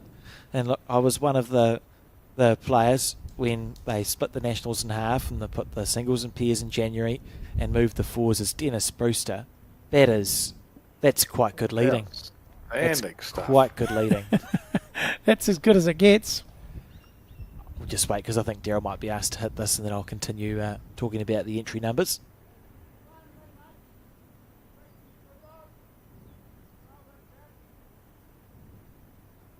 Might as well have flashing lights around it for Daryl, but he's playing that nice controlled weight. When's it going What to a bowl. turn? That's a great bowl. Made for him. Great What a shot. shot there from Daryl Gordon. Beautiful bowl. All that good work from Dennis has just been undone with one perfect bowl to respond. So numbers. So all I would say is that in 2018 in Dunedin, which is the last Nationals, which was all held together, in the men's fours we had 78 entries, and in the women's fours we had 36. This year we had 110 entries in the men's fours and 78 in the women. Excellent. That's all I would say. Tells me that it was a good decision. One final question on numbers. How many were in the initial mixed pairs in Central Otago? So how much has it gone up by since it was first introduced? By about 70 teams. So we had 200 mixed pairs because it was popular immediately. So 200, and then we've had Another lovely bowl here. 270 something this year and last year, and it'll be interesting to see actually as it goes on what happens with it. But the mixed pairs event, has been very popular, Dave, and I think added to that the fact it's the 2-4-2 format as well, so you get sort of bang for your buck. You play 4 bowls each and end. It's been a lovely addition to the calendar. You're dead right, it has, and I love the 2-4-2 format. Excellent. No doubt we'll talk more about that as the week progresses. Be surprised if we don't. But it's been an exciting head, this one. Great end for sure. And poor old Dennis Brewster finally got 2 together on the head, and then a fantastic shot played by Daryl Gordon undid all his good work. And then we've had some good draw bowls. It was good to see Daryl. He played that great shot, but then drew the shot with his second bowl. So Two excellent bowls from him as we see Craig Merrill's trying to add to the count. Might be going to pull up short here. Not happy with himself.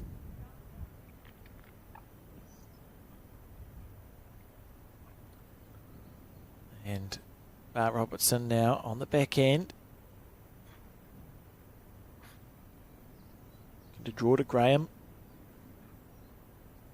He's in the area. Very close indeed. Lovely bowl. Oh, beautiful bowl. Beautiful bowl. Excellent bowl. Excellent bowl. A searching bowl on the forehand, maybe. I wonder what that plant does through Daryl's bowl. Daryl's bowl that sits touching the flat one of... He's definitely asked for the forehand, hunting the shot bowl on the forehand, and you could be right. If he's a bit wide and gets that plant, that could very well do the same job. As a player, you think, right, straight for it, and if I miss, I'm missing on the wide side.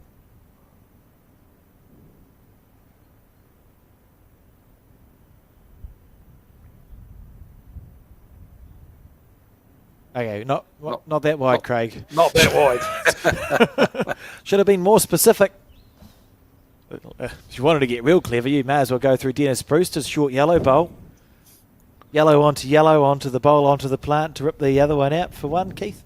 Yeah, quite a distance. But Talk about overcomplicating it, right? As we see. Keep it simple. Keep it simple, stupid. That's it. Kiss theory. Oh, Bart Robertson. Lovely bowls. Another excellent bowl. Lovely bowls.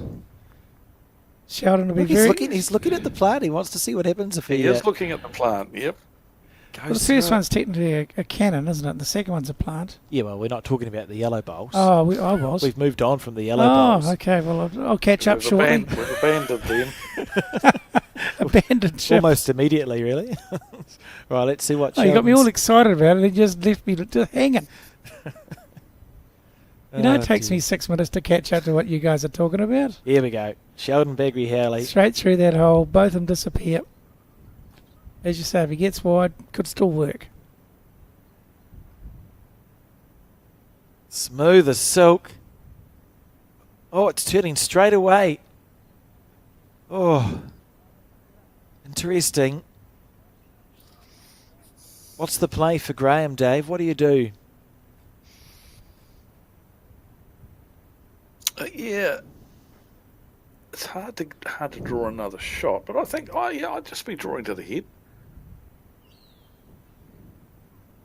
Just be reliving nothing out the back. I'd just be drawing another shot. What a great attempting bowl. to draw another shot. Yep. And he's got a bowl to recover too, doesn't he? As Graham's got last bowl on the end, so Yes. should Sheldon play a shot, he's Yep. got a bowl to recover. So just add a bit of pressure here. For what it's worth, my thinking would be try to stop him playing that shot by, if you're going to miss in the place where it's going to make it harder for him. That's the theory that I'd go with. So draw as close as you can. You're a fan of the block, aren't you, Keith? I'm a fan of just making it hard for the opposition. That's Careful. Oh. Well, nothing's changed. I don't think the only thing that might change is his direction because the shot's still on. And it's still... Yeah, well, nothing's changed. You're right. I think behind his back he's got his fingers crossed. It's a sick feeling as the opposition skip. Graham sitting here going, I'm holding two. Please, I'd love to be drawing for 3 in about 20 seconds. It's going to be quicker. He's going quicker. Must be close. He's got the jack. Killed it. And it's a murder right out of the rink. Good bowl from Sheldon Bagri Howley. And will the bowls be taken back? That is the question. Looks like it. Yep, they're all picking them all up and heading back down. Very good shot. Excellent drive. He would have been looking to get rid of the 2 bowls clean, but got second prize. Yeah, it's Killed well the played. end. Oh, he's actually moved both of the bowls. Like he achieved his goal. It's just his collision bowl got the jack as well.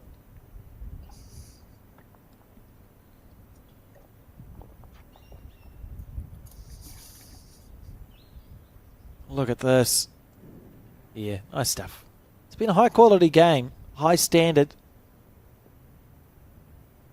Just to be expected.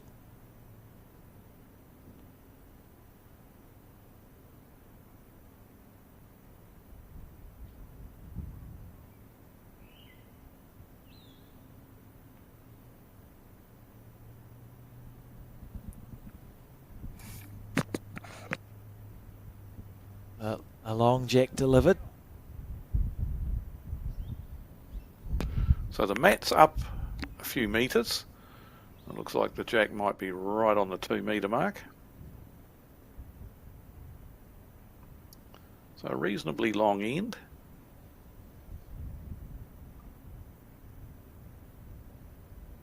Hamish Wilson got that one away very nicely. Needs a longer peak on his cap by the looks.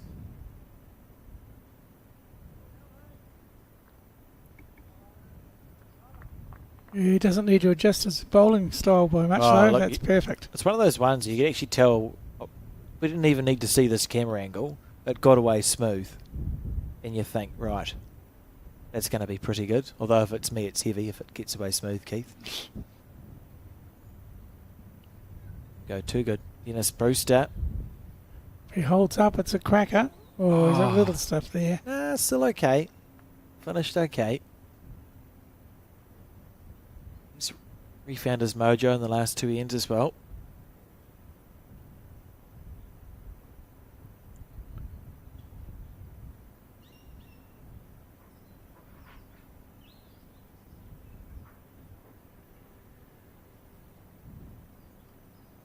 Yep, another lovely bowl. That's good, consistent leading. He's come back into things a bit now. Had a couple of ends where he went AWOL, but back on song now.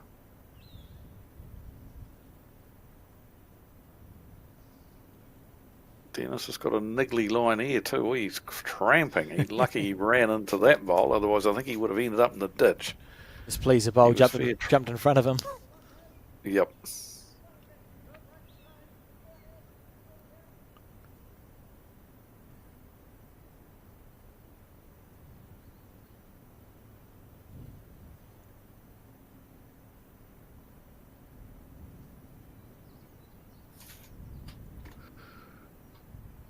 Darryl looks like he's going to do the same thing. He is too. Tit for tat.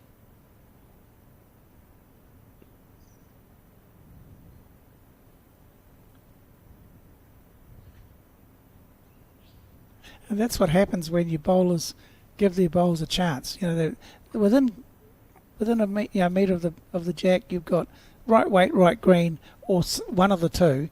You've always got a chance of getting some result. Whereas if you're really short, really wide, whatever, it doesn't tend to give you much hope. This is it's forming a reasonable head. There's 6 bowls within a metre and a half. I think that's a good standard.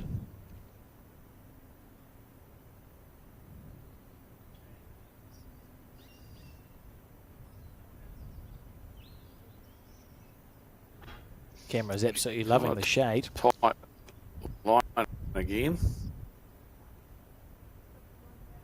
Good weight.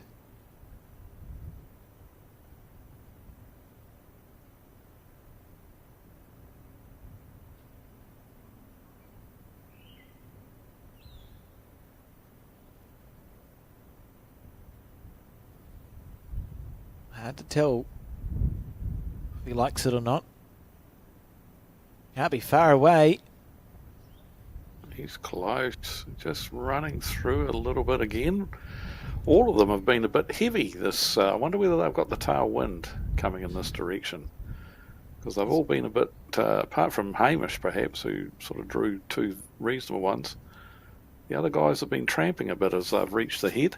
It is strange though, because I think we had all the bowls past the head on another end, but I'm sure it was going The other way. in the other direction. Yes. Okay. It is unusual. It's unusual. We've seen it. Well, now we've seen it twice in this game, but it is so strange. 16 bowls on a head. Usually in 4s you see half of them level or low sort of thing.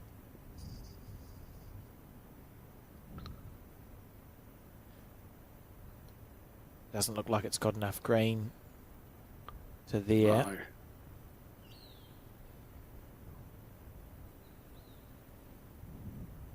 Well, it didn't miss by as much as I thought it was going to miss halfway up. So, yeah, and it's only a metre heavy, so that's probably the weight he was after. It looks like 2, possibly 3 to the Baggery Howley team at the moment.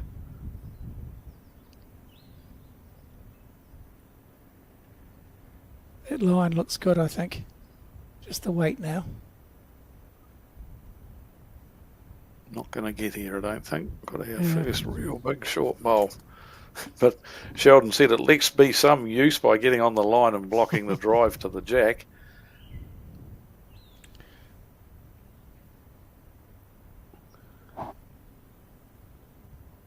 This is better grass. Just a bit quick. He's still a bit quick though, yep. Okay, so the skips bowls are going to play a big part in this end. Especially Graham Scalern. He's going to have to bail his team out of a spot of bother on this end. Yeah, you know me, Dave. I like a block from time to time. So that's we'll see whether that comes into play. I'll be crossing my fingers and my toes that it does. No. But if it doesn't, I'll be pleased for Graham because obviously it could be the guide that he needs. Yeah, I'm not a fan of the blocks at all, really. Yeah. They don't. I think too many bowls are wasted trying to play them because it is such a difficult shot to play. And I know at international level, New Zealand side, we just abandoned them. We never really tried to play them. Yeah, abandoned ship, eh? Yeah. I think there's often a more proactive bowl that you can play. Yeah, in my favour, that one that's there, it was unintentional. Yeah, so that's fine. Yeah, it was. Yeah. Blocks should yeah, be yeah, unintentional. I'm on board that bandwagon. One of the things that we found was that teams that did play the block shot, quite often what happens is if you're semi-successful, you change the opponent's shot, and of course he gets up there and plays it brilliantly. You know, so that's another downside to it. Whilst you might eliminate the shot that he was originally looking at, which is very, very rare that happens because, as I say, it's so hard to play it. But on the odd occasion when I've seen it played successfully, the opposition, I'll have to change my shot now, and he plays the alternate shot brilliantly. Banging you drop a 5 instead of a 2. Think, why did I do that? And the other downside is that if indeed they get around it, it's now a block for yourself. So what's happening here? Graham's walking away, having a chat to Grant. I think the sun's annoying him, but I don't know whether there's anything that can be done about that. You can't turn the sun off. No. He's playing the backhand, which is interesting. Oh, he's going full bore at it again. Found a gap. He's got another bowl. That bloke there doesn't need his head. He's underneath a shade. The danger for Sheldon here now is he's got no bowls behind the head, right back close to the ditch here. So I think there's 2. I think it was Bart Robertson's 2 bowls were heavy and sailed on back close to the jack. So could very well be Sheldon goes looking to get round the back. Well, he's not though. This is a huge moment in the context of the game. He's drawn another shot. Yeah. So that's 4 now, I believe. So he's saying to Graham, if you're good enough to bin it. If you're not, we're scoring a number. He's got a cap on now to help him with the sun, obviously. Second time lucky, Graham Scalern. Oh, he doesn't like it. Oh, he's pushed that one way out wide. Just starting to feel like this game is beginning to get away from the blue sticker combination. Brian Patterson come in handy now. Oh, what can we see? We can Three, see is it? 3. 3. 16 shots to 7 as we look to start the 13th end.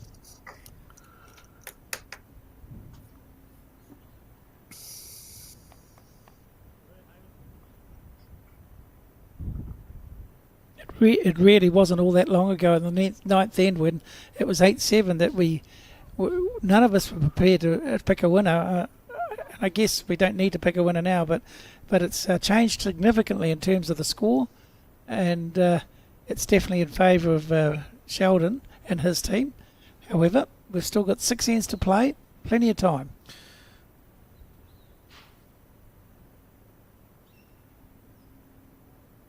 We know that Skellon's team is capable of building those good heads from the start.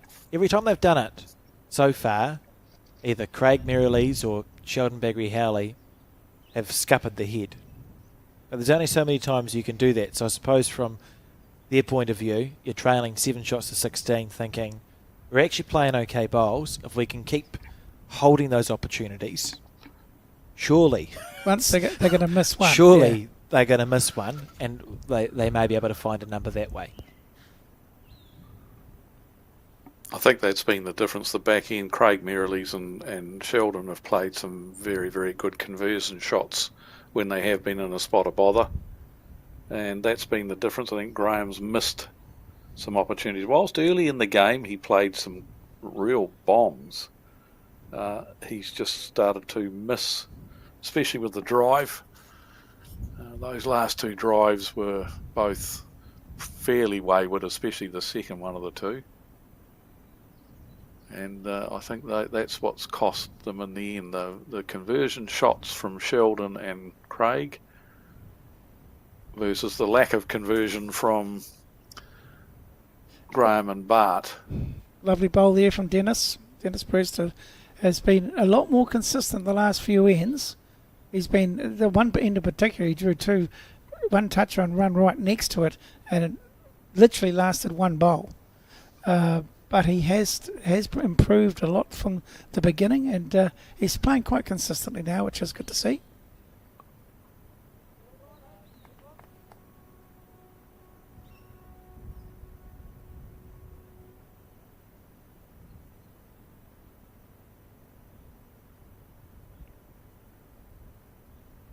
Kapurna Bowling Club being featured again there. They're everywhere at the moment, aren't they?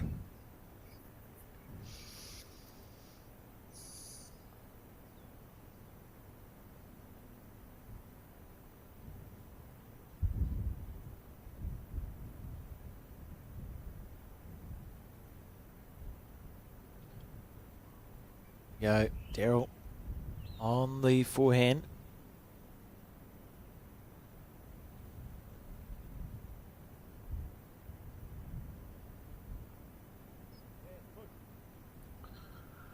He walked after that one, and I think he walked after that one because he knew that he was short.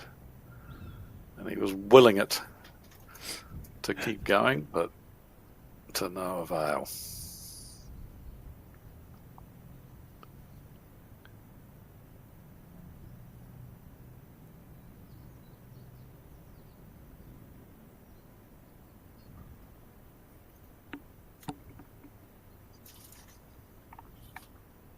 Yep, pretty good bowl here for turns. It's got a turn. Oh, unlucky.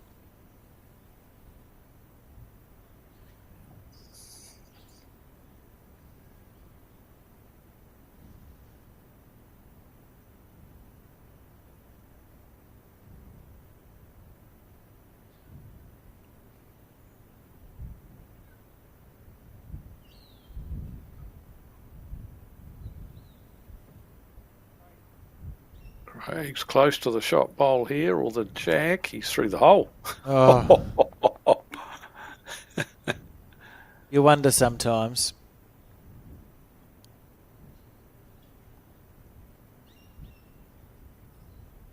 Now.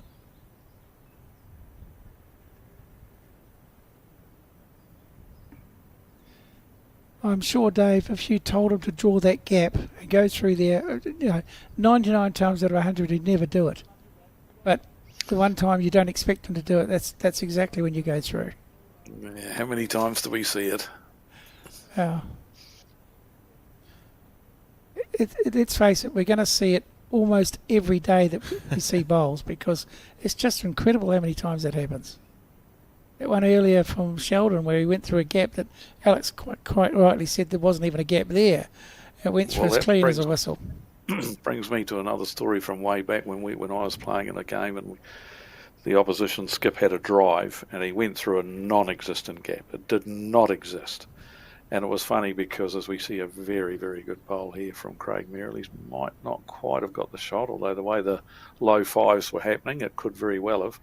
But he went through the gap and nothing changed. Our skip didn't change it with his last bowl. So before we kicked the bowls back, we tried to put his bowl through the gap and it wouldn't go. It just wouldn't fit through there. But what we worked out, we lifted it about a millimetre off the ground and it did go through the gap. So what we suspect happened was just had a little imperfection on the green of some sort, just lifted it half a millimetre off the ground, which enabled it to go through the gap, because we physically couldn't fit it through there when we tried after the end had been completed. It's unbelievable. I'd be pretty upset. That was my bowl. Yep. I mean, it's a skill to be able to have an airborne bowl to go through a gap without touching it when you're trying to hit it. It's pretty impressive. We lifted it ever so slightly and it would fit through. On the green, it wouldn't. Quite amazing. So we relive Dennis Brewster's bowl. Lovely bowl. Steady. It's been steady. All 8 players have been pretty good. I think, as you said, Dave, Craig Merrilees and Sheldon Bagri-Howley, their shot play and recovering their heads when they've been down has been excellent. But it's been a solid display of bowls from both of these teams. They've all had their turn, haven't they? They've all had a phase in the game where they've contributed.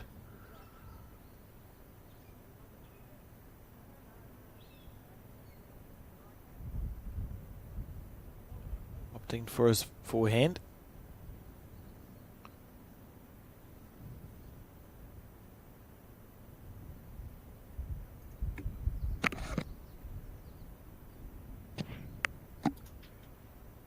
If he's got the weight right, he'd be in the area, but I'm not sure. No. Just a smidgen of everything. I have to know if Craig was holding the shot or not with his bowl.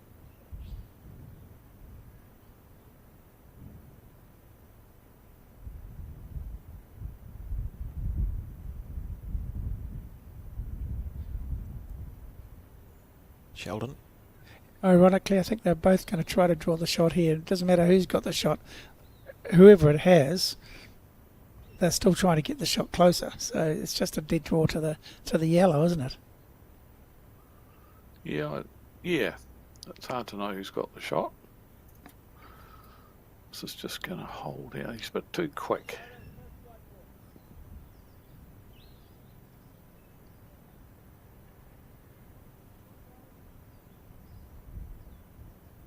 Second attempt here from Graham Skellen. I'll go the early call again. I think Graham's actually got the shot. He's just trying to make it 2. It's not far away from doing so. Look at this. Look at this. He's got the jack. Little bit of a move. Oh, that's an outstanding bowl. Fantastic from Graham. Take a bow. And if it wasn't 2 before, it is now. 2 shots to the blue sticker team. 9-16 the score after 13 ends. That was a top-notch bowl. Outstanding. Brilliant bowl. And often you give can him see... a bit of confidence. Yeah. It'll give him some confidence going into these last few ends too. Just the fact that he has played a bomb like that.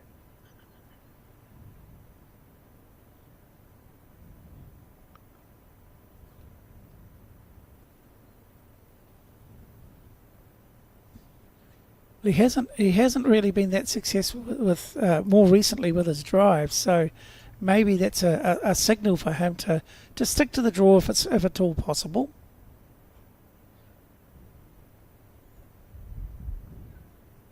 That sun's quite annoying for the players. Lovely bowl there from Dennis Brewster. I was just going to say, it's interesting. Bowl's such a strange game. If you're in a team and you're feeling a bit flat, you say, for example, you might be in a New Zealand Fours final and you're trailing 16 shots to 7, just as a hypothetical. It's very hypothetical, yes. And your skip plays an absolute blinder, trails the jack 8 to 10 inches around the corner for 2.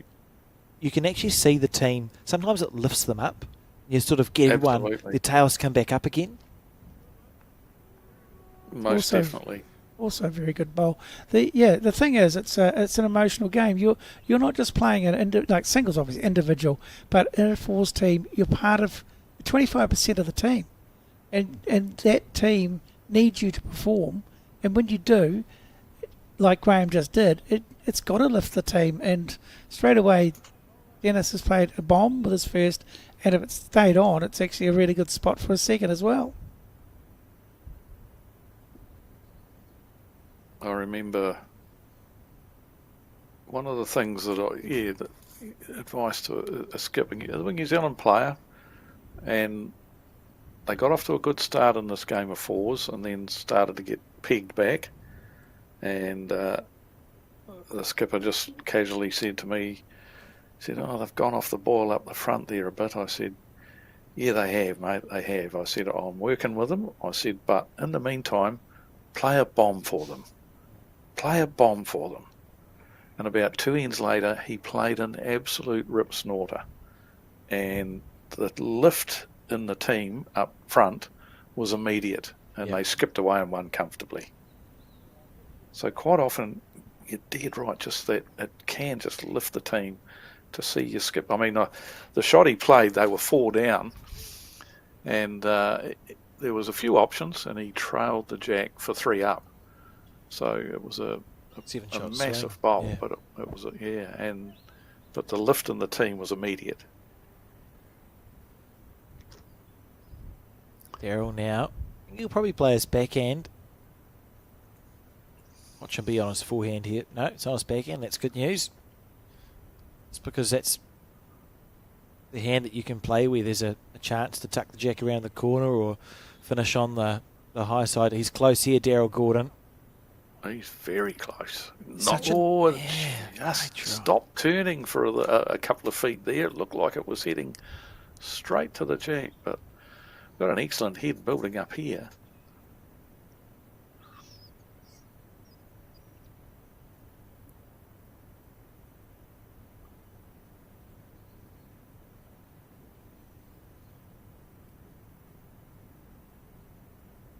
A low speed plant is okay. Up and over once would be fine. Sort of looks like, I'd say Brewster's bowl's holding the shot, Dave. Yep. Although from that angle, it looks a bit different. But no, I'd say the yellow bowl's got the shot.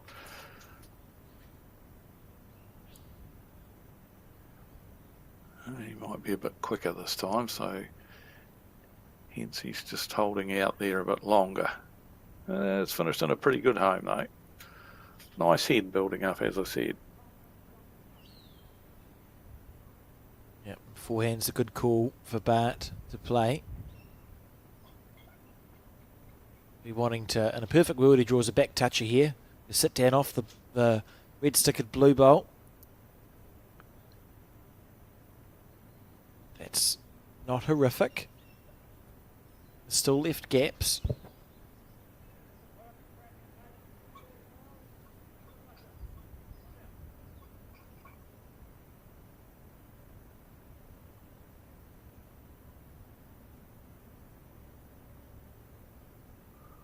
Sun's gone down now, or behind, not down, but behind a cloud, obviously, which is helping the players.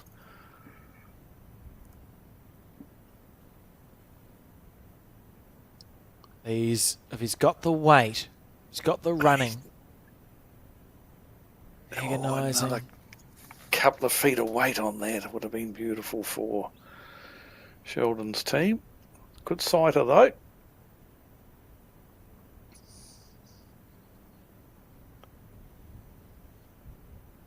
How's this one from Bart Robertson? He's in the area. Down onto the blue bowl and sit down for a back toucher. Well, that'll have to do. Still a very good shot from Bart. Well played. Some good bowls on this head, that's for sure.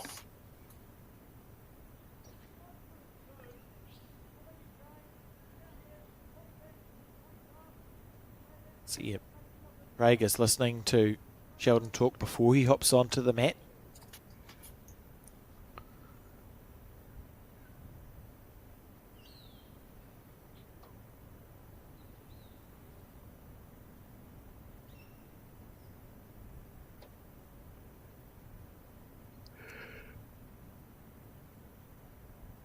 How's the weight? He's in the area. Gonna drop though, is it gonna drop? Not quite. Lovely try. Certainly one, maybe two shots to the blue stick at bowls.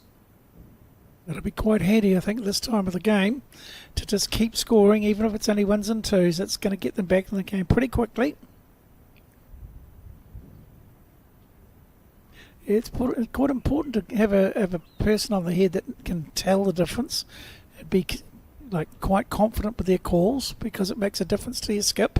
You're going to go to Placemakers tomorrow, Keith? Not tomorrow. Probably busy tomorrow. Bowls but NZ4. I would use that. Oh, that's exactly the code I'd use if I was going to go there and pick up all those specials. Seagull. Right. Focus, refocus perhaps, and now play the shot of your life. Just like the last 10, you drew that shot, Graham. That's all that's required.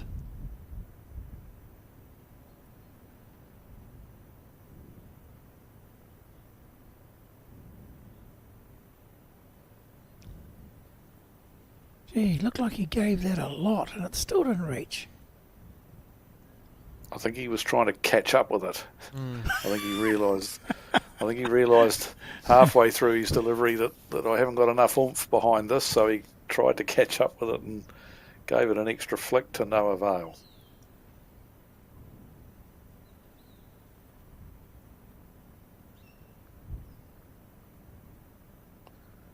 Sheldon's This is quite turning an aggressive too early, this one.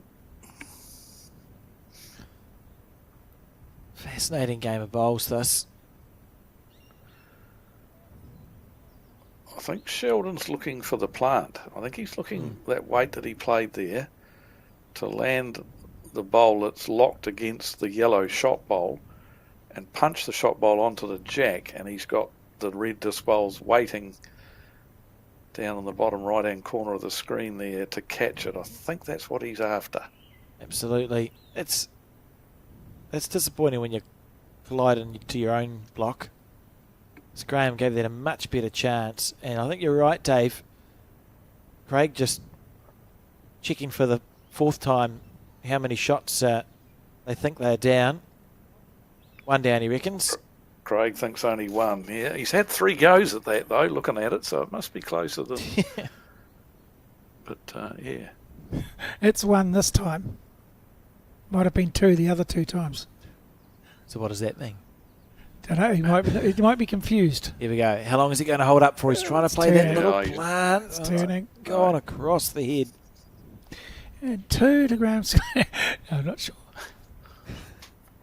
Well, Craig said it was 1. If the yellow bowl's leading on the blue bowl, we may actually see chocks here, because you shouldn't be removing the yellow bowl away if it's leaning on the blue bowl at 12 o'clock. At which point, there's no point in having any further conversation. You should just call the umpire. Some people have a dinner to have. Not sure what I'm having for dinner yet, though, to be fair. Right, so here we go. So the chocks are so that the yellow bowl can actually be removed without the blue bowl that's been chocked now moving. That's always the Just most like stressful bit there. When you move the yellow bowl and think to yourself, please God, don't have anything else move once it's gone. And then it becomes an easy system. So Craig merrily said, we're only 1 down. see how good his finger measuring is.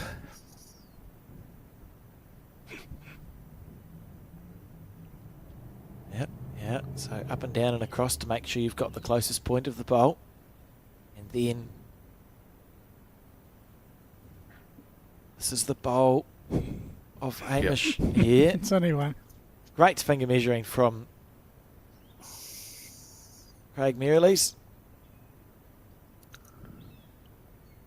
And just the one. So 10-16 the score after 14 ends.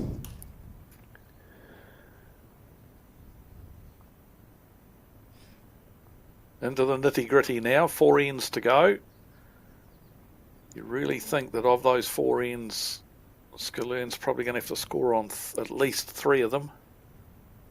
6 shots to pick up in 4 ends, unless he picks up a number on one of them early. Yep, I'm tempted to say that just the way the scoring's going, he'd need to score, I think, on all 4. Because remember, if he doesn't score on one, then Sheldon's team is scoring, which makes the multiples he already needs bigger multiples. I'm getting deja vu here because I'm Yes, sure I've had exactly this what happened in the exact same first game. conversation. And my statement at that time was he needs to score on 3. 4 ends because it includes the extra end that they go Oh, to yes, have. that's right. Should he score on 3 of Yeah. the next 4? Yeah, and I think that was proven to be incorrect. That wasn't proven to be incorrect. It just isn't what eventuated. It's an entirely different conversation. Yes. The point being, Graham needs to score more than the opposition and have a strong run home here. They've done enough, though, to stay within Cooey, this blue-stickered Scallon team.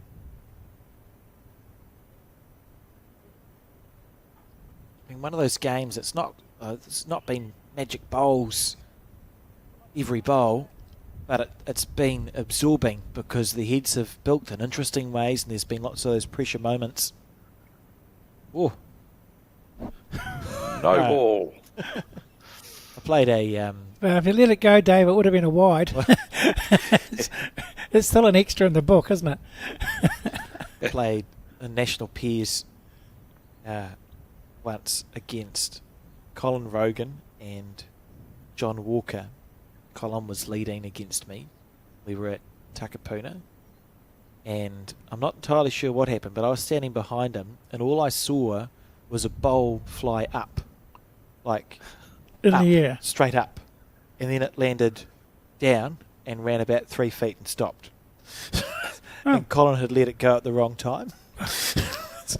And he just literally just threw his ball up. It looked like he just threw his ball up in the air. And it's an unusual thing to witness. I didn't really know how to react, so I laughed. That's when you enjoyed the game, surely. And I got there because Dennis stopped himself from having Yes. exactly the same thing happen to him there. Yep. I think Colin, probably tried to stop the bowl and didn't, and just threw Couldn't his catch bowl, it. threw his bowl straight up. Yeah, it would have been a bit of a divot to replace, wouldn't there? Yeah, just the one.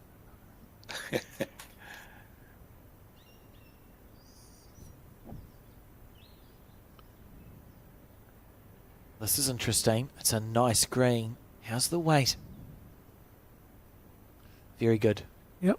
Yep. Handy Near bowl. enough for the shot.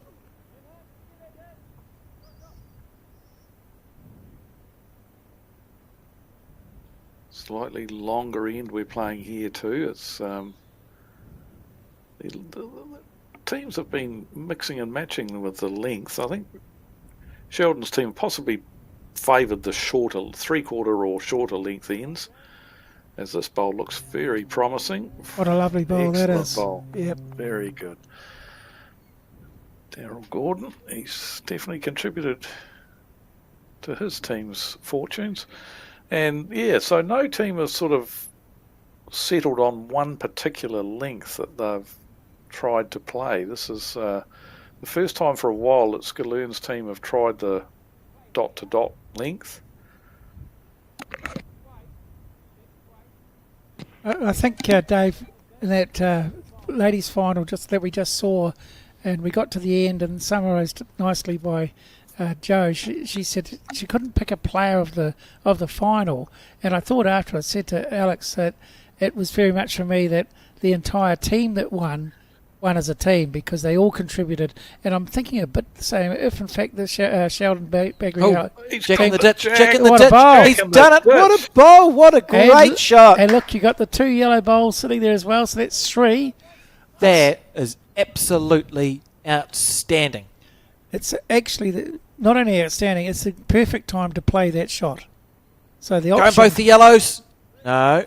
tried. So the reason Sheldon said that is the Jack's in the ditch. So we know that Scallon is going to score 1 shot on this end because you cannot draw closer than The that one bowl. next to the Even Jack, the yes. lip of the ditch is second shot. Yes. Therefore, you can try and do some damage control, get rid of the yellow bowls. If they drop a 1 and you go 16-11 up after 15 ends, it's happy days as far as you're concerned for the Sheldon Baggery Howley team. What a bowl that was. That's just What an awesome magic bowl stuff. it was. It was perfectly played right in the belly, so you're dead right. It can't be beaten. There's no other touches on the rink, so it can't be beaten. Baggery Howley's team will just be looking to reduce the count by getting rid of those 2 yellow bowls. See Craig winding up here.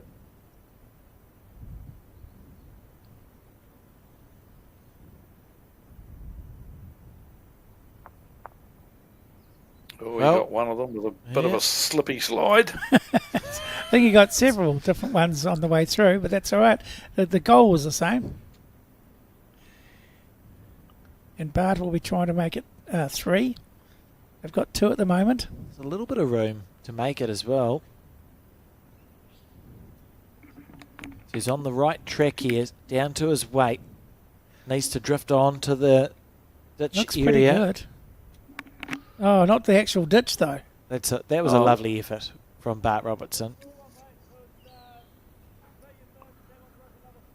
So you can see there that even if you drew to the lip of the and stayed on the green right on the lip, you still wouldn't be able to get the shot.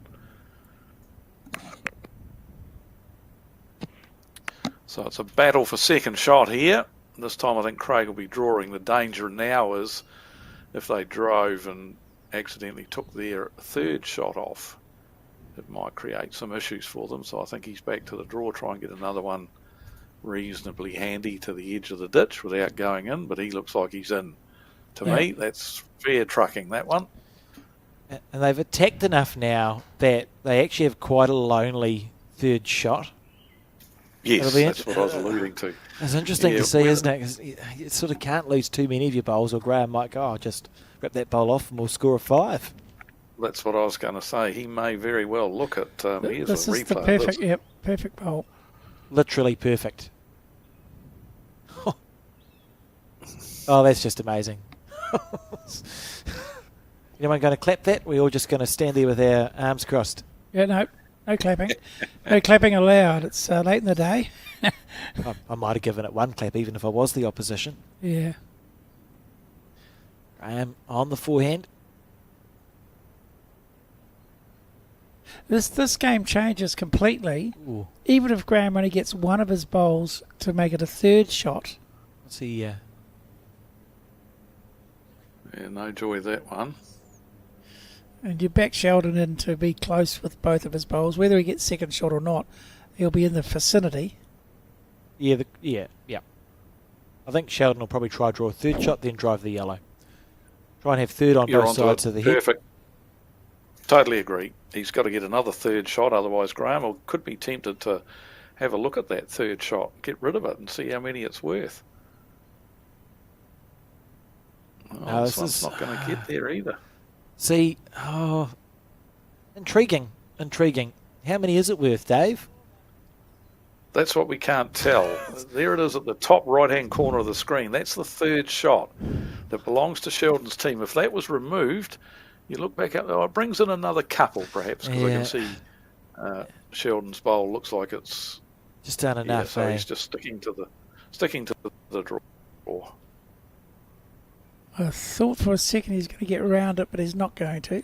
He gave that one a much better effort, though, Graham did. And Sheldon's 2 down as it sits.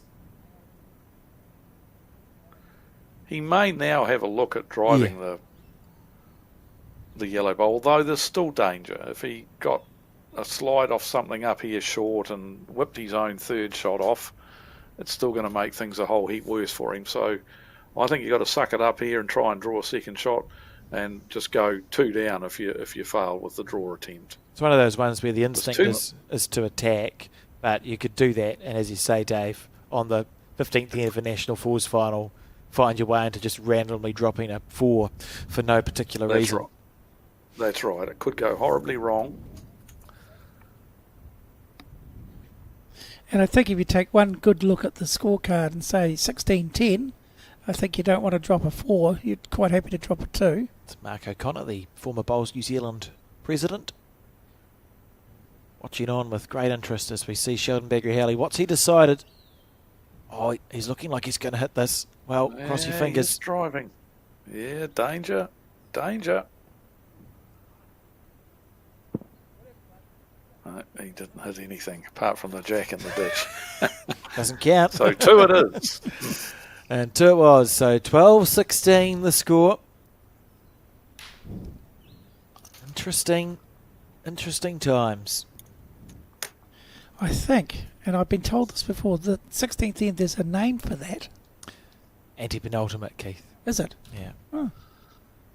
Mark O'Connor having a laugh. At anti-penultimate? You can't even say it. Not anymore.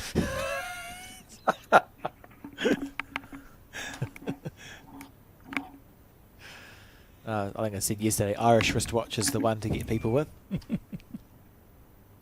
Harder to say than one might think. As we relive, this is the bowl of the final for me so far. All things considered, yeah, at 2, there's nothing that you can use. It's just all you've got is a jack target, and he's binned it with perfection. When they're 16-10 down, as you're getting to the end of the end. Oh. So this is Sheldon's bowl here, and he's just found the gap. And two shots deserved, I think, to the blue sticker team. Well, we're getting down to the last 3 ends, and now there's only 4 the difference. It is tightening up, and there's been some fantastic bowls played. But as you said, Alex, that drive to ditch it, to put the jack in the ditch is absolutely the best bowl of this final so far.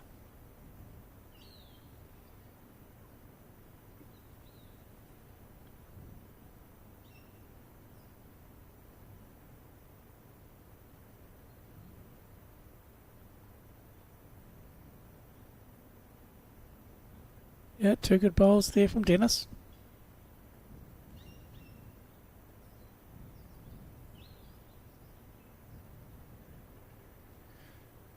The boys in the blue shirts with the red stickered bowls are just tightening up a wee bit, and that's credit to Graham Scolin's team. They've come on in the last few ends.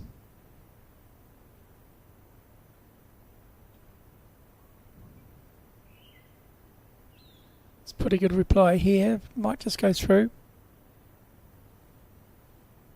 Yeah, handy leading. All 4 of those bowls are reasonable.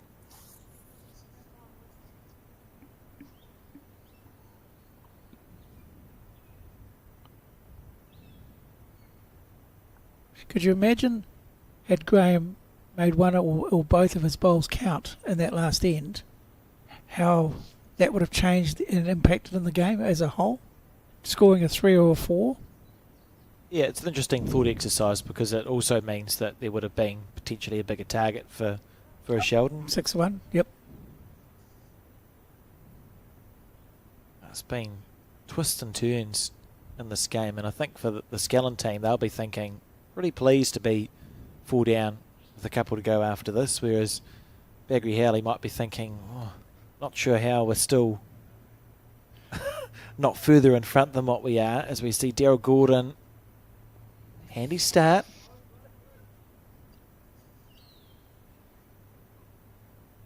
It's still anyone's game though, isn't it, Dave? Absolutely, yep.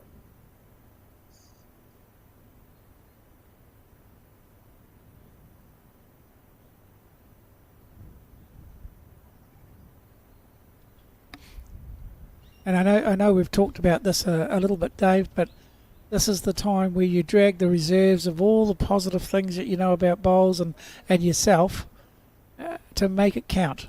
so your routine, all the things you normally do, it becomes even more important to stay positive and believe that you can do what you are being asked to do, or if you skip, to actually play a bomb just at the right moment, because that's when it gets down to this start, this end of the game. One special bowl, like we've just seen, made a massive difference. Another one, and you're not only back in the game, you're perhaps leading the game. Yep, I think it's about process. It's about, which we've got right throughout the game, but maybe a little bit more emphasis on the process that we use, our pre-shot Lovely routine. bowl. Maybe taking another second more than what we normally do, just to ensure we're comfortable in our pre-shot routine and the process overall. Well, we've talked about Daryl. He doesn't take too much time with his process. Well, once he gets on the mat, it's coming at us, isn't it?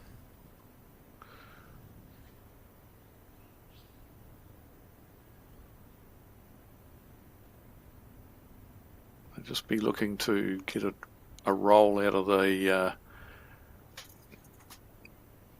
Daryl Gordon bowl. He's just going to duck underneath the head. There'll be another handy one though, another one there or thereabouts.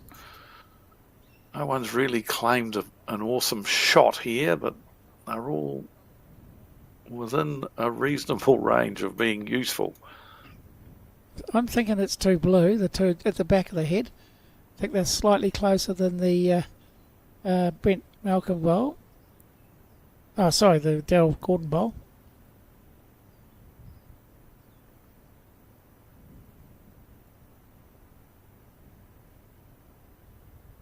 This is looking pretty darn good. This is looking tremendous. Good bowl here. Yeah, excellent bowl. Very good. Now we've got a real good shot. Lovely shot. And, yep, on the back end, says Sheldon. Been very clear with his direction there.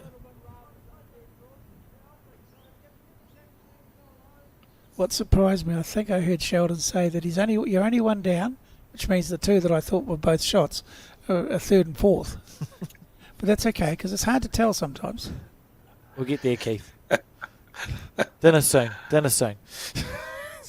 Only about 40 minutes away from the end of this game, right? Still diabetic. Here we go. On the back end. That turns. It's a very good weight.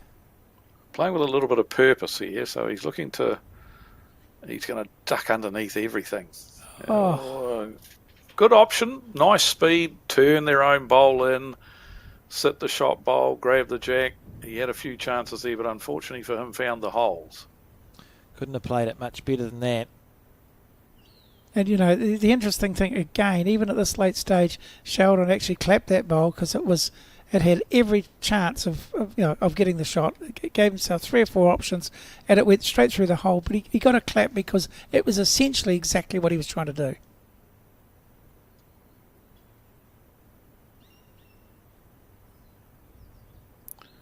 So now we'll see Graham Scaloon play his first bowl.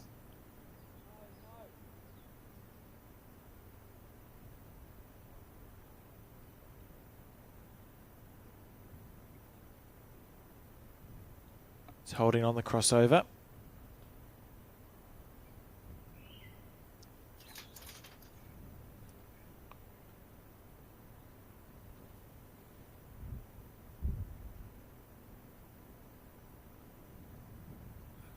He's in the area again here, or he's not here. No, he's not here. Think about this bowl though. It just tightens up that gap, like just in the eye a wee bit. It's not a purpose. He didn't purposely. Don't you tell us he's played an intentional block, Keith? No, it was an accidental block, I suspect. Goodness. I reckon it's a guide. Yeah, Encourages more speed. You got 2 wickets. Oh, the way he pointed at that bowl, I wonder how quickly he's actually going to go here, Sheldon Bagry-Howley. Yeah, that guide's a block. Yeah, I think it will change his shot a little. I think he'll go a bit quicker. He's not going to drive, but I think he'll go a little bit quicker to get underneath that bowl of Graham. So Graham's bowl has changed the shot, definitely. Got to be insufferable if he hits that block. I could say a thing, but I'm not going to say a thing. Is on his back and he's chasing it. He thinks he's close here. Oh, look at this. Punchy zone one up was one of the options that he had. Oh, well. Oh, great try. Oh. So he's got two good seconds. What he might do now is change his hand and go looking for that bowl on the forehand crossing the centre line. Just a matter of if he gets the jack, has he got something out the back? That's the only thing he might have to be careful about. And in the meantime, Graham will be trying to draw another shot, get another bowl on the head. Looks to be a way out in the new territory there that I don't think is going to come back. It looks like there's one red disc bowl at the bottom of the screen. That'd be Hamish Wilson's bowl. So there is an option on. He is going to play the forehand, looking for the shot bowl. If he gets the jack, for his sake, he'll be hoping he goes with it. Yeah. Or it pops back to Hamish Wilson's bowl at the back. Another big moment in this game. Keith said they're one scoring end away from pretty much winning this final. Could this be the end for Sheldon Bagrihalli? He's close here. He's close. He likes it. Where's it going? Oh, His bowl's caught back up with it. Something's gone into the ditch. I think that's a number. Oh, they're celebrating. So I think that's a number there. See if we can get that from another camera angle. I think Sheldon followed through and was able to get rid of a bowl enough. It might even be a 3 or 4 or 5.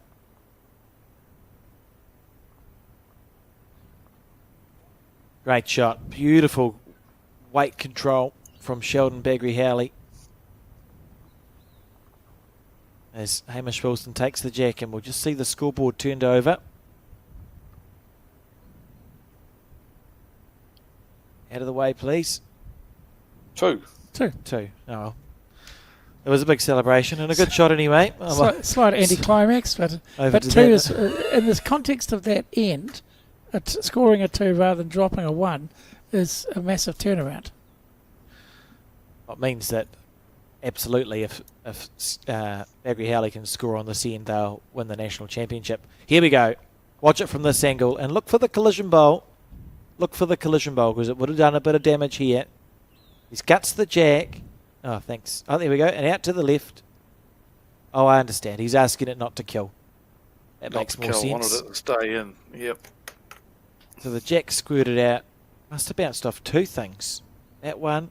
Boom. Boom. And then through there, yes. Well played, bowl. Stay in, and the fist pump. All the raw emotions of a well-played bowl. Yeah, fair enough too. What it does mean, though, is Graham actually needs to score a minimum of 2 threes. And for me, if you took him the data, he's played 16 ends and he hasn't scored 1 3 yet. So, uphill battle, I suspect. Yep.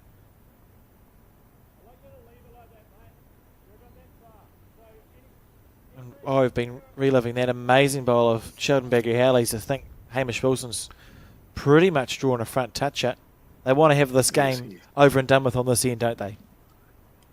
Oh, yep. Ideally, yes. They won't be wanting to go to another end, so score on this end and it'll be pretty much shake hands time.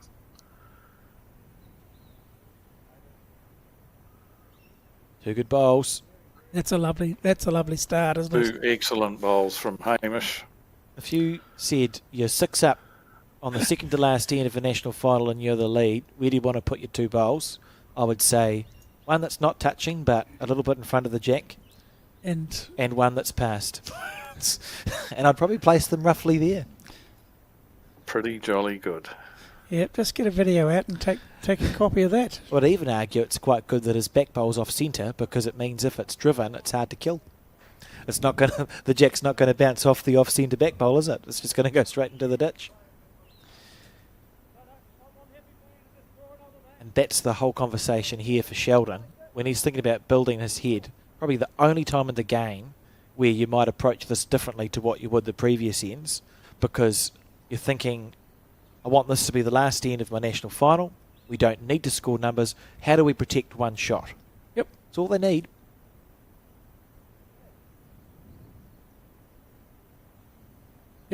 That's what he wanted. He's got to get round that yellow, or under it, or hit it. Yeah. It doesn't matter. It's in the count. Would have been better if it was behind, but hey.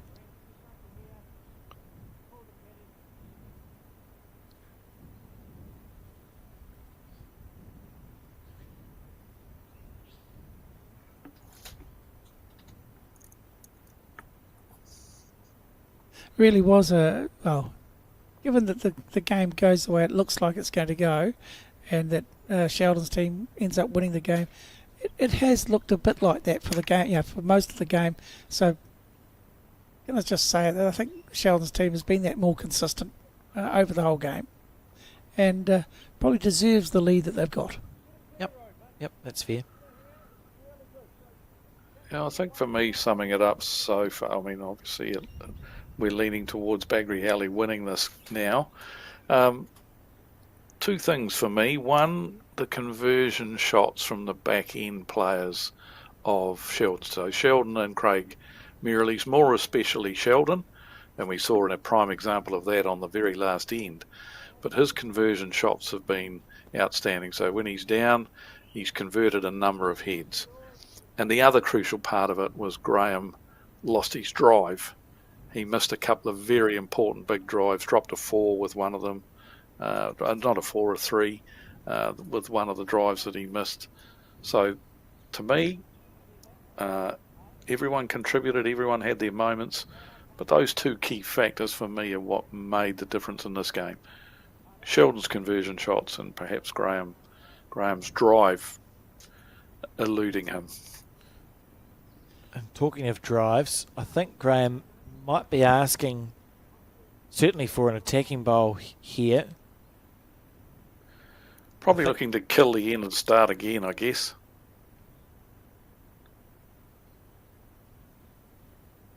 Just taking his time. No, not yet. Interesting. I did wonder if we might see, just a kill, as you said, Dave. So we wait for this bowl. He's just reaching through. We'll never know. Oh, underneath. Well, he found a gap anyway. So that means Graham must still harbour hope here of finding a way to score a 3 or a 4 on this end.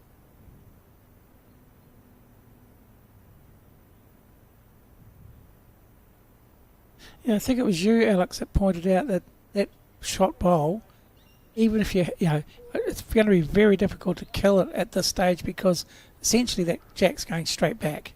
And if it goes into the ditch, well, it's not a kill. It's just in the ditch. So they'll be looking to get position right round the back for when it is attacked.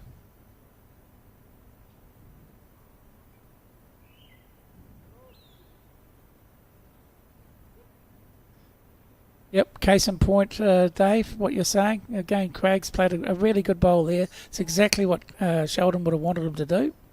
And I think Graham is now needing his team to change something at the front of that head.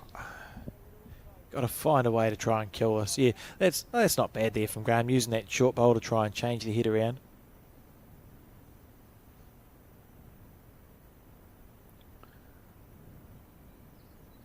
It's got that feeling. I just can't see where the jack's positioned at the moment.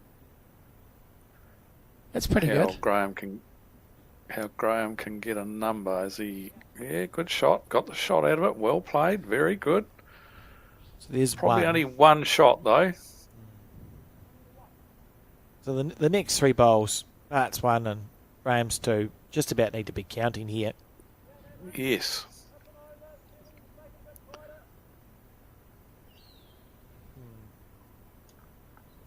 That was a good shot, though. It's given them a chance. Beautiful bowl. Yep. Exposed the jack, punched the shot bowl off the head, so given them a chance.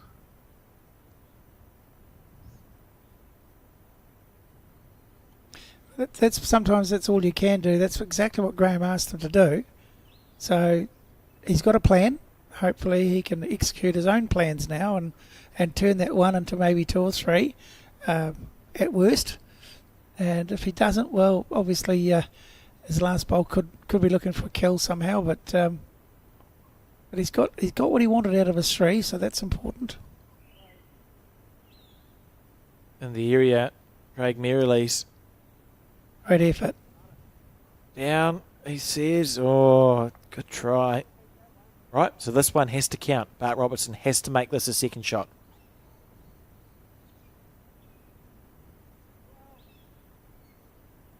Around yellow, apparently. Oh, no, we're switching to the back end. He's got his own bowl to promote there on the back end.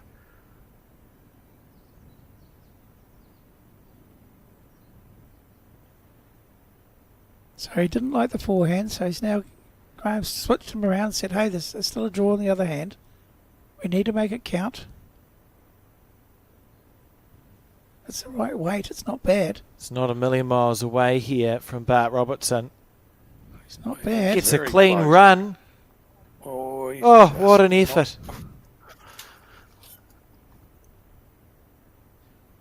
Oh.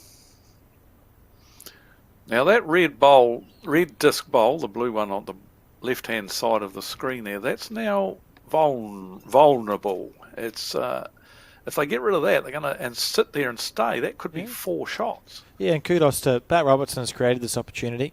I was busy thinking you probably just have to try and find a way to kill the end and start again because you ain't finding a 3 there. But he played a beautiful first bowl, has drawn a 3rd shot in with the 2nd. And you're right, Dave, there's a chance here for Graham Skellin to make this a 3 for his team. Whoop. And we'll start again.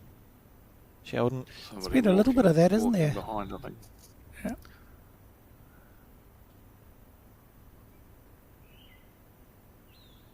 The jack's moved, that will just about be that. That's He's not here. That's not a good bowl.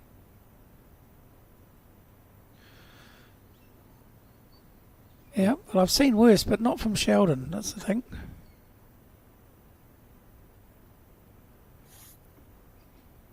So, question, gentlemen: if that red sticker bowl needs to be, because it's vulnerable, taken away, what sort of weight do you think he'll be playing with? Because he doesn't want it to turn. He doesn't want to hit the jack at all. That's a great camera angle there. Metre and a half, 2 metres, or more. No, you don't want more because you want your bowl to try and stay there and count. So, yeah, metre. Get it square as you half. possibly can. Yeah. This would change the entire way the game's being looked at if he's to play this perfectly, and Sheldon wouldn't have much to go to.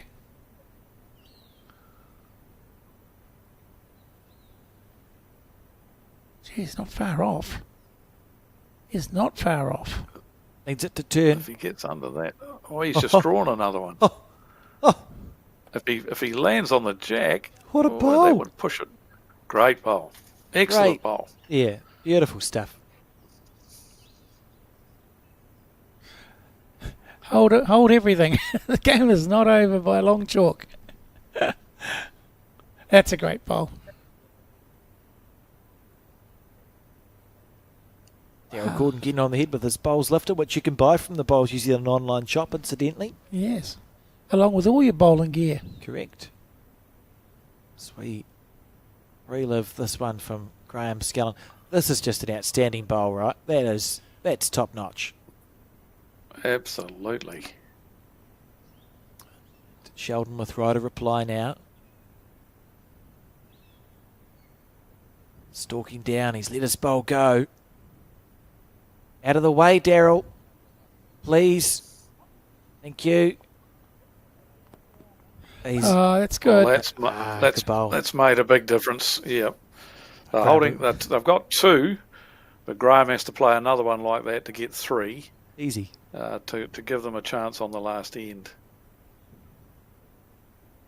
It's eliminated that they've got 2 thirds now, Bagri Howley, as a result of that bowl. So it eliminates the option of landing what we thought was the second shot and punching it off the head.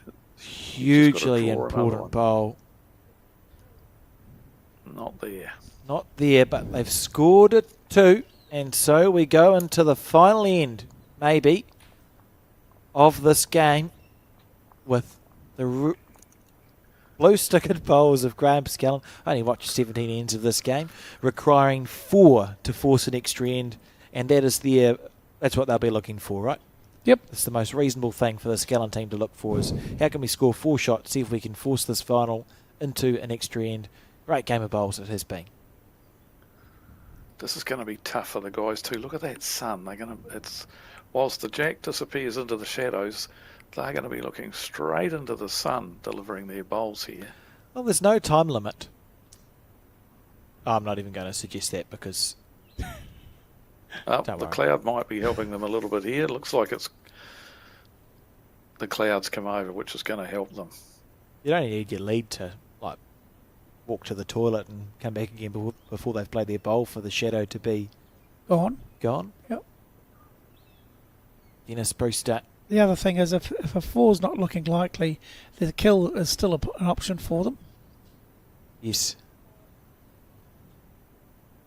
We've played 17 ends and the highest number that the Skillin team has scored is a 2. So the odds are a little against them just on that score alone, excuse the pun.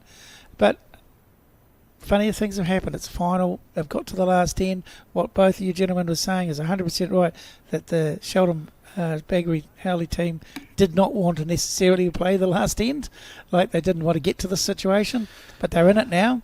There's a danger too with the team that's in front. So say 4 up last end. There's a danger too of just letting your mind stray a little bit and thinking we've almost won. Got one hand on the shield. It's a dangerous thing to think because there's still bowls to be played.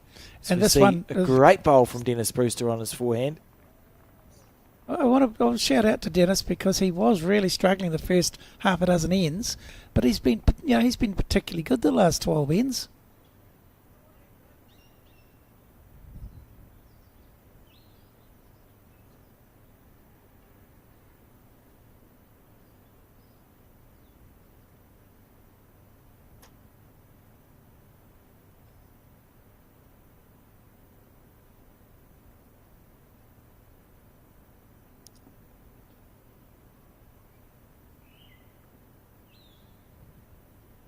Bowl.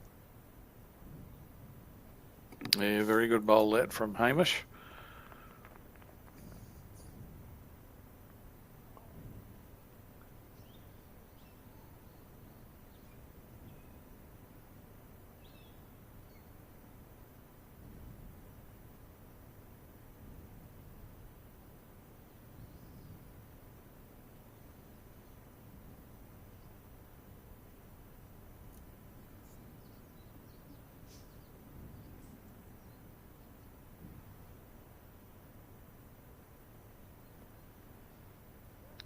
So now they'll be needing to keep an eye out the back here now, Sheldon. The last thing you want to see is a heap of blue disc bowls down the back there where they can run the jack into the ditch or something similar to that. So, yeah, he's already sort of spotted the danger there. And Daryl's your man for that, isn't he?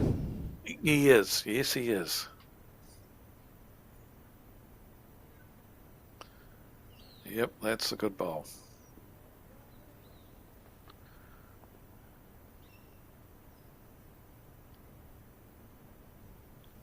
I guess now the trick is to make sure that Graham thinks he can still score a 4.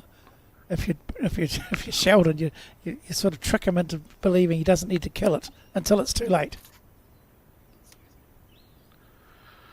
Well, the next danger area for Baggery Howley is in between these 3 bowls here. This third one that's just arriving, that's where he now needs a bowl.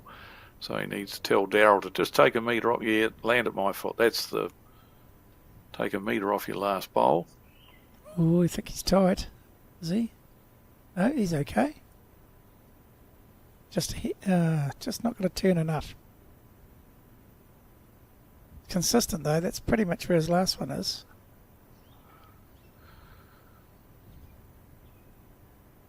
Would there be any merit to changing your hand and playing the forehand if you're Sheldon's team? Just amongst those blues. Yep, that's a possibility. The other option Yeah. If you, the other option for Bagri Howley is to drive a couple of those bowls off if you're brave enough. Yeah. Get rid of the pocket of bowls out there by driving them off. Good shot selection. Close to landing the second shot here. Oh, he's just through the hole, is he? Yes. Still a very handy spot. Yeah, I think they are going to play either hand. They've got to get a bowl in amongst those 4 blue disc bowls behind the jack as we see the setting sun there. Beautiful shot. Absolutely lovely. As we finish this final in twilight hours.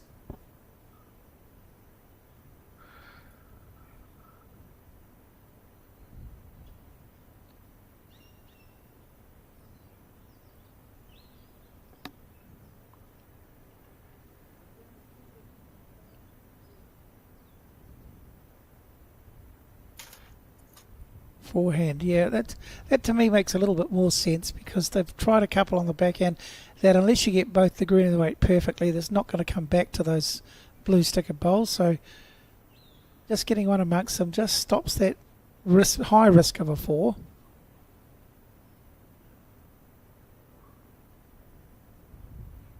But quick, I think. He might be going to go right round. Oh, no, he's pulling up now. Here he comes. Yeah, that's not too bad. That's pretty good. Not too bad. Backhand drag, get the jack clean, straight through to those 3 blue sticker bowls. Or you can play the forehand and slice it that way. Inside out on the forehand's That's possibly it. easier. Yep.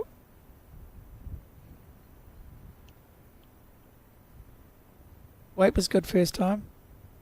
He's not far away either.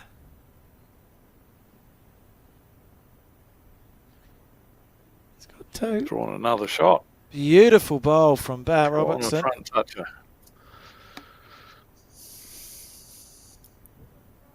Just not sure how they cobble together 4 from that though. Even if they've got 2 now, it's going to be difficult for Graham to get 2 more counters inside that.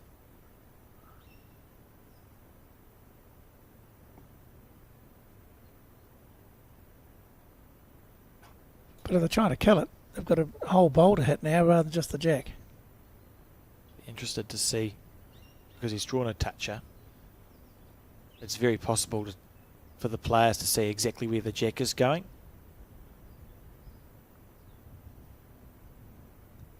Craig Merrilees holds up underneath that to pop the... Oh, that was so close to a perfect bowl. Oh.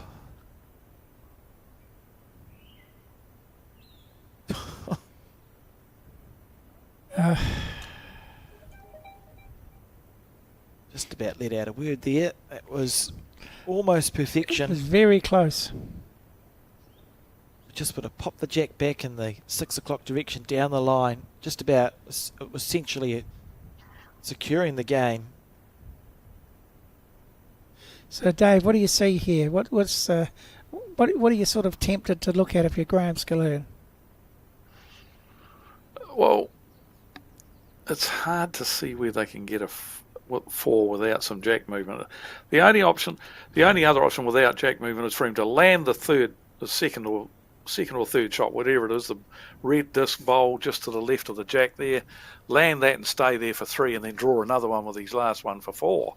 Yep. As long as Sheldon throws both of his in the ditch. Yeah. Because I'm sure he'd have something to say about that. But that's the option, to land the red disc bowl there and stay for 3 and then draw another one with your last bowl, and you've got the 4 that you need to force an extra end. So you play your third one exactly like you're saying, to sit the red disc bowl over. If you miss, you try to kill it with your last. That would be the go. It's going to be hard to kill the way that. Exactly. You'd have to hope for a bounce off of one of the back bowls, but doesn't look lined up to me either. So doubly hard. Oh, here we go. Potentially last end of the game.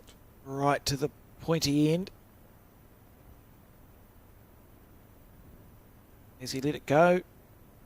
Yep, not sure. Well, he must have, though, getting interested down this end. Oh, yep, no, we can't see. Best bowl you'll never see. Rosacea 9/10 of it, the word. Oh, that's okay. he's This is pulled okay from Graham, as long as it... What have we got? He's got first, third, fourth. Or something of that ilk, yes. So Has he got therefore- fourth, though? Oh, well, that's Has he probably- got fourth? That's Did very- that bowl make it to count as fourth shot? It needs to be. Yeah, well, Graham's bowl, I think, is clearly closer than the white No, one. But why else would, to Dave's point, why would clearly. Craig be asking... Why would For Craig a be bowl at asking the back, then. if he doesn't have fourth already? Because you'd want third or fourth shot if you didn't have it. Is he going to promote it in for fourth? No, it's narrow. Is it? Yeah. Oh, that was stressful. Okay. Well, this is interesting. There's two things. If Graham has first, third and fourth shot, it's just through the red stickered bowl for 4. If he doesn't, you have to get a bit more imaginative and maybe you're trying to cannon the bowl onto the second shot. What do you think, Dave? What would you play? Well, I think the crucial thing is, has he got fourth shot? If he has, then he just got to land the red disc bowl. But they must be confident that he has, and perhaps Keith's right that his first bowl that he played is in fact fourth shot. So if he lands the red disc bowl and stays there, he's going to be holding 4. And that will be, under the circumstances, quite incredible to set it up like this and then to execute will be amazing. So what is potentially the last bowl on the forehand? Oh, we're not going to see it again. Oh, dear. He's cannoned a bowl onto a bowl, but it's not going to be enough. And congratulations to Sheldon Bagry-Howley, Craig Merrilees, Daryl Gordon and Hamish Wilson, your national champions for 2026 in the men's fours. What a day of bowls. Outstanding result. Congratulations to the guys. Look at Daryl Gordon. He's the most excited of all of them, I think. Might have been some tears in his eyes there as well, but he's over the moon with the result, and so he should be. Winning a national title, the composite side, outstanding performance from the Sheldon Bagry-Howley skip team. They were probably slightly ahead in form and bowls on the head right throughout the game, and have deservedly run out the winners. Yeah, great stuff. And we are back with more broadcast tomorrow. The mixed pairs. Tune in on Sky Sport and the Bowls New Zealand YouTube channel from 11:15. Thanks for sticking with us for today. We'll see you then.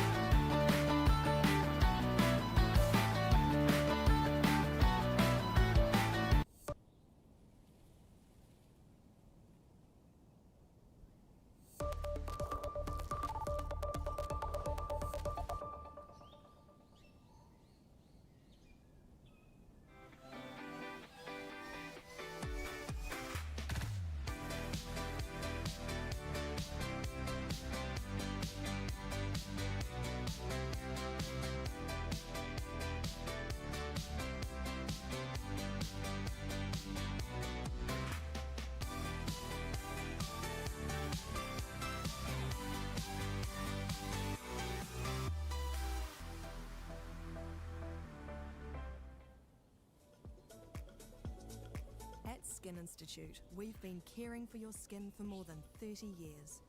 And that's why we're proud to introduce Skin Tracker, our 2-step system for detecting microchanges in your skin.